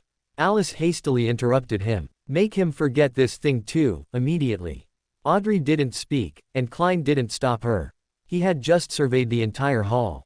Although he was still very curious about the murals and other objects, considering that he still had a Beander characteristic of a manipulator on him, Klein believed that he could end the summoning at any time now and explore this hall by himself next time. No, in that case, bringing Alice would be fine. Therefore, after hearing Alice say that the hall was not convenient for memory erasure, and after hearing Leonard's blood pressure-raising question, Klein's spirit body instantly expanded, enveloping the other two, and ended the summoning. Alice quickly followed, and they all appeared above the gray fog. The matter had been exposed, and Klein made no attempt to hide it. He sat in the fool's position and spoke to Audrey and Leonard. Begin. At this moment, Leonard and Audrey were sitting upright, hands covering their mouths, looking around. Upon hearing Mr. Fool's words, they instantly snapped awake and simultaneously stood up and bowed, saying, Mr. Fool, what happened just now? Klein raised a hand to stop them, saying, forget all of it. So Miss Justice, Audrey and the star Leonard both responded in unison. Next, under the supervision of Mr. Fool and Miss Fate, Miss Justice, Audrey used hypnosis to make herself and Leonard forget that memory. When everything was over, Klein sent them back without hesitation, then looked at Alice expressionlessly, and said lightly, Alice, you really outdid yourself, didn't you? I really didn't do it on purpose, Alice pleaded with a long face. You saw it too, that hall can read minds. But you had a way to resist mind reading, Klein exposed her. After you pounced and hugged my legs, that hall didn't broadcast our inner thoughts anymore. That's exhausting, Alice exclaimed. That hall has residual authority of the dragon of imagination, constantly eroding the cycle of fate. I have to expend effort to maintain all of it, that's exhausting. So, Klein concluded, you actually knew from the start that you could stop all of this, but you just got lazy and then didn't expect your inner thoughts to be exposed. End of chapter. Chapter 599 Chapter 177 Life Kane. Alice didn't speak. She looked down at the modeled table for a moment, then up at the tall dome, and occasionally glanced around, admiring the surging gray fog and crimson stars. In short, she avoided looking at Klein. Since it hadn't caused too many irreparable consequences, Klein, though annoyed, was only mildly so. He sighed and shook his head, saying, forget it. Actually, if I think about it, you've actually reminded me of something. I really hadn't considered what to do if my identity was exposed. Alice blinked, saying with a rather relaxed posture, what is there to do? As long as you're stronger than everyone else, then whether it's exposed or not makes no difference, they'll even have to pretend not to know and play along with you. You know, that actually seems to be true, however, it's probably safest to be stronger than everyone else combined. Klein's thoughtful gaze fell on Alice, and he deliberated before speaking. I'll go to that hall again later, using the Beander characteristic of a manipulator. Also, Alice, next time, can you please stop filling your head with those romance novels? Alice began to admire the non-existent scenery within Saphira Castle again, and Klein knew the conversation couldn't continue. He shook his head, and after thinking that there was nothing else, he prepared to send Alice away directly. Unexpectedly, Alice suddenly spoke. Oh, by the way, have you finished reading the diary Bernadette sent? Not yet, Klein shook his head. To be precise, I haven't opened that diary for a long time, I'm currently running my circus. You, Alice's expression became a little strange, a demigod going to, never mind, that was my suggestion, wasn't it? Klein remained expressionless. Alice shook her head and then asked, I remember you previously planned to have Miss Magician write a novel to help you spread the word and advance your acting progress, has she not finished writing it yet? She's procrastinating, Klein said expressionlessly. Do you need me to help you chase up the manuscript? Alice raised an eyebrow. Klein reached up and pressed his temples, calmly saying, I don't think she deserves that, I mean, I can do it myself. The matter was thus settled. To avoid any accidents, Klein, as Gehrman, prayed to the fool that night, then transmitted the image to magician Furs. For better effect, Klein deliberately imitated Alice, getting up at 4 a.m. to transmit the message. Furs, who was asleep, instantly woke up, and her whole body shivered. After sitting stunned for a few minutes, Furs suddenly jumped up, put on her clothes, grabbed a cigarette, and rushed to the study without even bothering to wash up. Her movements were so loud that Zio woke up from her dream. After checking the time, she opened the door and asked Furs. "In the middle of the night, what are you doing?" "Chasing a deadline," Furs said with an expression full of pain and tragedy. Zio paused, her words of advice caught in her throat. She opened her mouth then closed it again, her gaze sweeping over the cigarette in Furs's hand as she advised.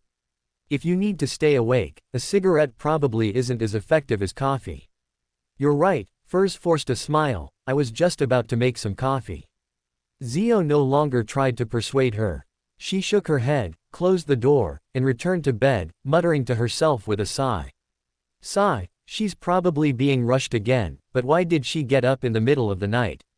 Who could be rushing a manuscript in the middle of the night? The Tarot Club was held as scheduled on Monday afternoon.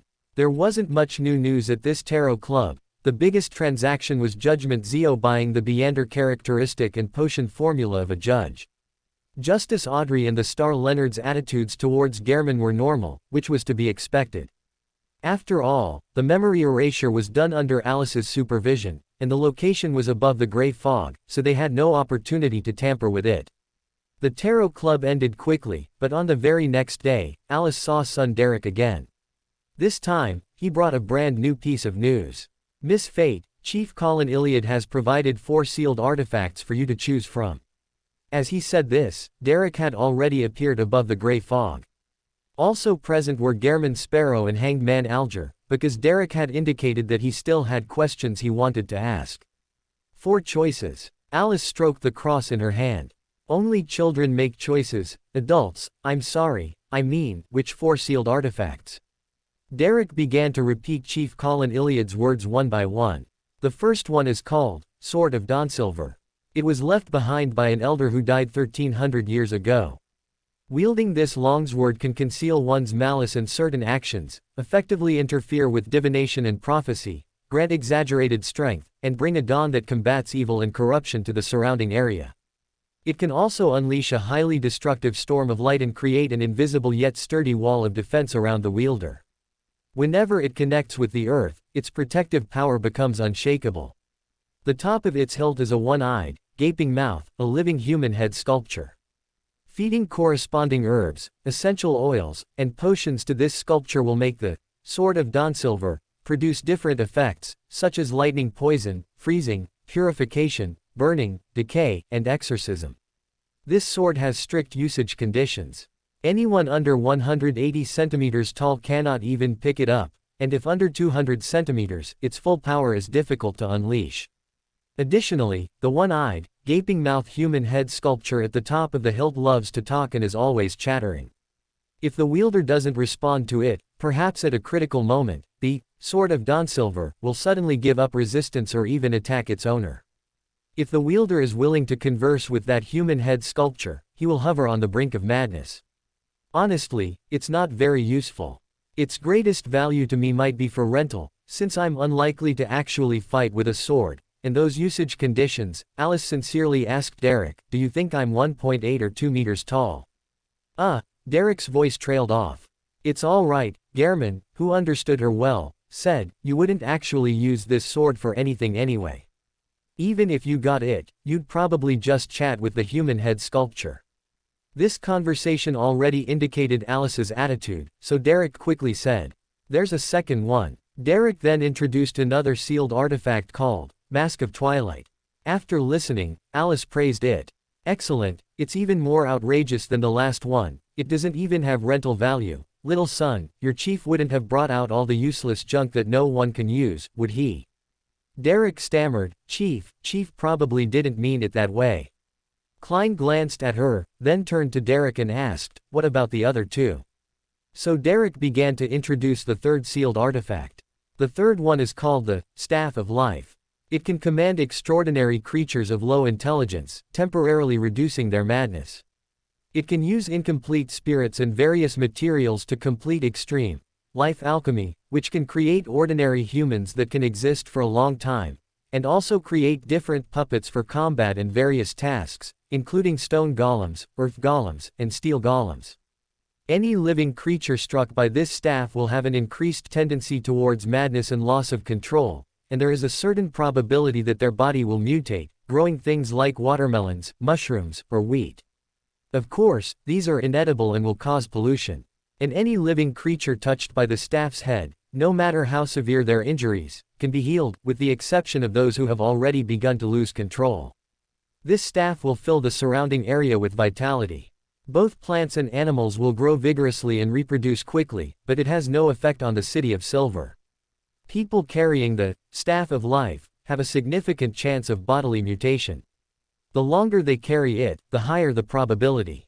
This can lead to extra organs, or missing parts, replaced by various plants. Create ordinary humans that can exist for a long time. Alice's expression was curious. Hiss, it can create life. This, Derek's expression was hesitant. I don't know, I haven't seen it. All right, Alice nodded. It's a shame that the things that grow out can't be eaten, but the fact that it can make crops reproduce quickly might be useful later. Also, carrying it has a chance of causing bodily mutation. Hey, a chance. She paused, then asked again, what about the fourth one? Derek then introduced the fourth sealed artifact, the Flute of Corruption. Alice frowned as she listened. She shook her head and said, does the City of Silver not have an artisan? Derek nodded. No wonder. Alice shook her head lightly. I'll take the Staff of Life. She made the decision, and Derek couldn't help but show his joy, sincerely saying, thank you, Miss Fate. He was thanking Alice for agreeing to the transaction. Alice understood Derek's meaning and waved her hand magnanimously, saying, you're welcome. Derek smiled again, then asked another question. Mr. Gehrman, Miss Fate, do you two need a higher sequence potion formula from the plantar pathway? The question was actually directed at the fool. Klein and Alice exchanged glances. They both thought of Frank Lee. A few breaths later, Alice smiled at him and said, I remember you two have maintained communication. How are things over there? It's just the final step, Klein replied.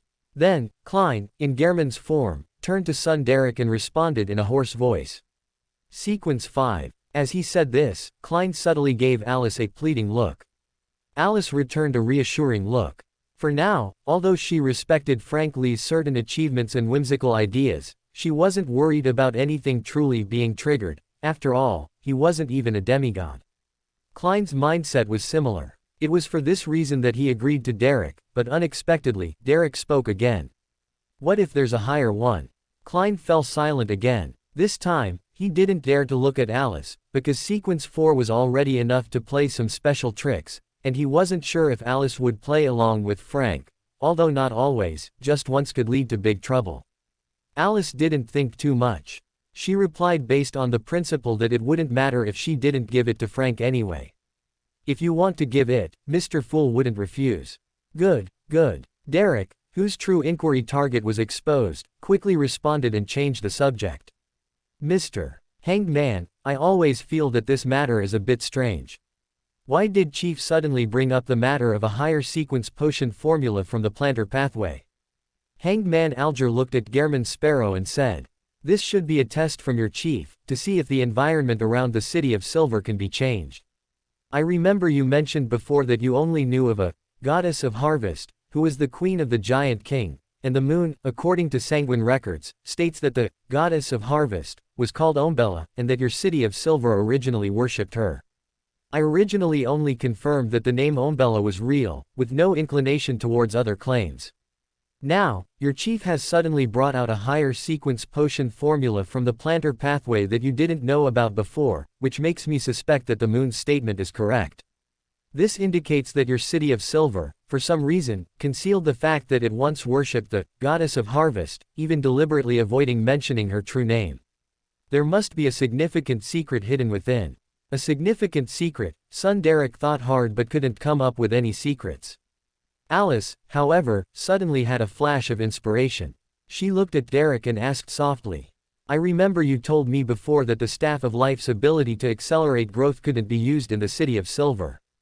Derek nodded. In black-faced grass, Alice whispered, black-faced grass only grows in the City of Silver and its surroundings, right? Derek continued to nod. Alice then pressed her temples and said, if you don't kill your blood relatives yourself, they will turn into monsters, but they won't if they leave the City of Silver. You said that too, right? Derek still nodded, hesitating. Miss Fate, do you think all of this is connected? Alice looked at him with a half-smile, saying softly, if an item cannot be used in a certain area, we should first infer that that area is covered by a similar or opposite, higher-level power. In other words, on your land, there might be residual divine power from the Goddess of Harvest.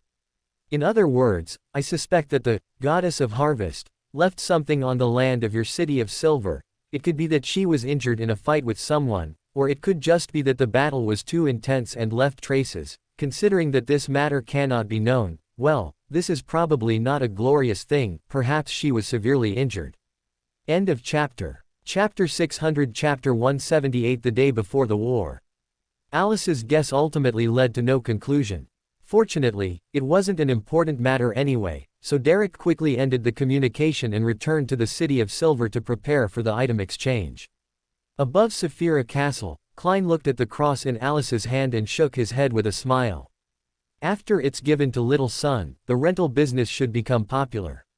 After all, dealing with Derek was much easier than dealing with Alice. Alice, who understood Klein's underlying meaning, ignored him and focused on waiting for Derek's delivery. After the sacrificial gate opened, a plain, log-colored staff appeared inside. Alice originally wanted to pounce and snatch the staff, but unexpectedly, Klein waved his hand, and the staff landed in his hand. Then, Klein's eyes lit up as he asked, do you mind providing me with a little help in role-playing as a bizarro sorcerer? Alice blinked, then smiled and said, then do you mind accelerating crop growth in your free time to increase food reserves? Klein was visibly stunned by the request. He naturally knew why Alice asked, but, when did you become so kind-hearted? He asked with surprise. I'm asking you to do it, not doing it myself. Alice shrugged, you do the work, but I get the reputation, why would I refuse such a good thing? Besides, helping a few more people won't actually change anything. That's true, but, Klein sighed, you originally had a chance to gain more benefits. Honestly, Alice looked at Klein sincerely, what do you think is valuable to me? Klein was speechless. This was the most despairing aspect when negotiating with the door pathway. They might have nothing, but they also lacked nothing. Klein couldn't describe his feelings. He rubbed his brow. Before he could say anything, Alice whispered, if I had to say, please help me promote. She looked up, her eyes reflecting naked, undisguised malice. There are no winners in the gamble of fate, not even fate itself can escape its own trap. What is this? Klein frowned. This is a prophecy. Alice retracted the malice and smiled again. He once invited me to participate in a gamble, but I guess he never gave me a chance to win from the start. Since that's the case, you plan to perish together with him. Klein hesitantly finished her sentence. What nonsense are you talking about? Alice looked up and glanced at him. I never said I was going to gamble with him. Klein was stunned for a moment. Alice leaned back in her chair, her eyes and brows relaxed as she smiled at him. Mr. Fool, I'm waiting for you to help me cheat. As long as you win this gamble and pull me out, I'll be fine. Klein really wanted to say something, like pointing out to Alice that he was only a sequence 4, but Alice had already jumped up and waved her hand, saying, all right, the Staff of Life is lent to you for now. Also, after misjudgment pays, you can donate that money for me, just don't forget to help me promote the prophecy with a highly credible method, okay? With that, she disappeared. Klein was dumbfounded. He really wanted to call Alice back and ask her where her confidence came from, but even without Alice saying it, Klein could guess the answer, I'll tell you when you become an angel. Thinking this, Klein gave up. He returned to the real world, took out the Staff of Life, and began to verify its functions. In the middle of the night, Alice saw Klein again. This time it was in the real world, at 160 Bachland Street. Alice, who had been urgently called over, looked at Klein with a puzzled expression. Before she could ask, Klein pulled back the curtains in front of the balcony, revealing the scene outside, which successfully silenced Alice. Outside the window, it was a dark green, with vines growing wildly and flowers clustering together boisterously, beautiful like a summer forest. Alice hurried forward, leaned out the window, and asked in surprise. "Did I go to the wrong place? Or did you move?" "Neither." Klein rubbed his brow. "This seems to be the effect of the staff of life." "I'll help you seal it," Alice offered. "That's exactly what I wanted." Klein sighed. "However, I actually wanted to ask you, do you have any good suggestions on how to deal with the situation outside?" Alice stroked her chin and leaned further out. Her eyes reflected silver light under the night sky, and at the same time, the overgrown plants rapidly shrank back. When the silver light dissipated, the plants returned to their original state. "Bad news," Alice turned her head. "To avoid any accidents, I restarted all the servants in your manor as well, which means they might not be very energetic tomorrow." "Minor issue," Klein shook his head. "All right, quickly help me seal that staff." The problem was quickly brought under control, but Alice didn't have peace for long. Just one day later, Klein delivered another exciting piece of news. "Medici came to find you." "What did he say? Why did he let you go?" "I didn't see him." Klein held down Alice, who looked even a little excited. "He's cooperating with the numinous episcopate's high priest and is currently in Backland, serving as Patrick Brain's assistant." He summarized his encounter with Medici in a few sentences. When Alice learned that Klein hadn't directly encountered Medici, her interest largely waned, and she said faintly, "Since it's related to the numinous episcopate, why don't you consult the Great Death?" "I'm about to do that." Klein rubbed his brow. "I wanted to ask if I would, soon." "If you mean meeting Medici, it's only a matter of time, depending on whether he's interested in finding you." Alice shrugged. "If you mean his attitude towards you, do you need close protection?" Klein nodded frantically. "Coward," Alice said indifferently. Klein said frankly, "If admitting this will make you agree, then yes." Alice was speechless. She said subtly, "You should first report this matter to our Great Death, because Medici's arrival probably portends another trouble. After all, an existence of that level is a symbol in itself, and Medici, as a king of angels of the Red Priest pathway, even if his current state is somewhat, well, a bit shabby, it doesn't change his symbolism. His arrival in Backland, I'm afraid, Klein, we are very close to war." Klein's heart skipped a beat, and his expression became serious. He said nothing more, but instead, as Alice instructed, set up the ritual and began praying to artificial death. "You are the essence of death. You are the monarch of the deceased. You are the final destination of all living beings. I implore your help. I implore to know how to solve the problem of the Red Angel Wraith." He possessed a gatekeeper, cooperated with the numinous episcopate's high priest title, came to Backland, and became Patrick Brain's assistant. After more than 10 seconds, the ashes of the deity-pleasing herbs were swept up by an invisible wind, flew out of the cauldron, and landed on the table, forming words. "He comes here, and war will break out on Earth." Next, there was silence within the spirituality barrier. Klein realized there would be no more revelations. He packed up his things, looked at Alice, and frowned. "What does this mean?" "It's a warning to be careful." Alice shrugged. "It looks like the goddess doesn't plan to send anyone else. In other words, this has nothing to do with you.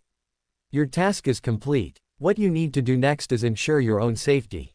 "What about you?" Klein asked subconsciously. Alice thought seriously for a moment before answering, "Don't cause trouble." Klein paused. This wasn't the answer he expected, but it wasn't far off. He said thoughtfully, "In other words, that anticipated future is about to come true. It should be. The goddess might not be entirely unaware of the impending war.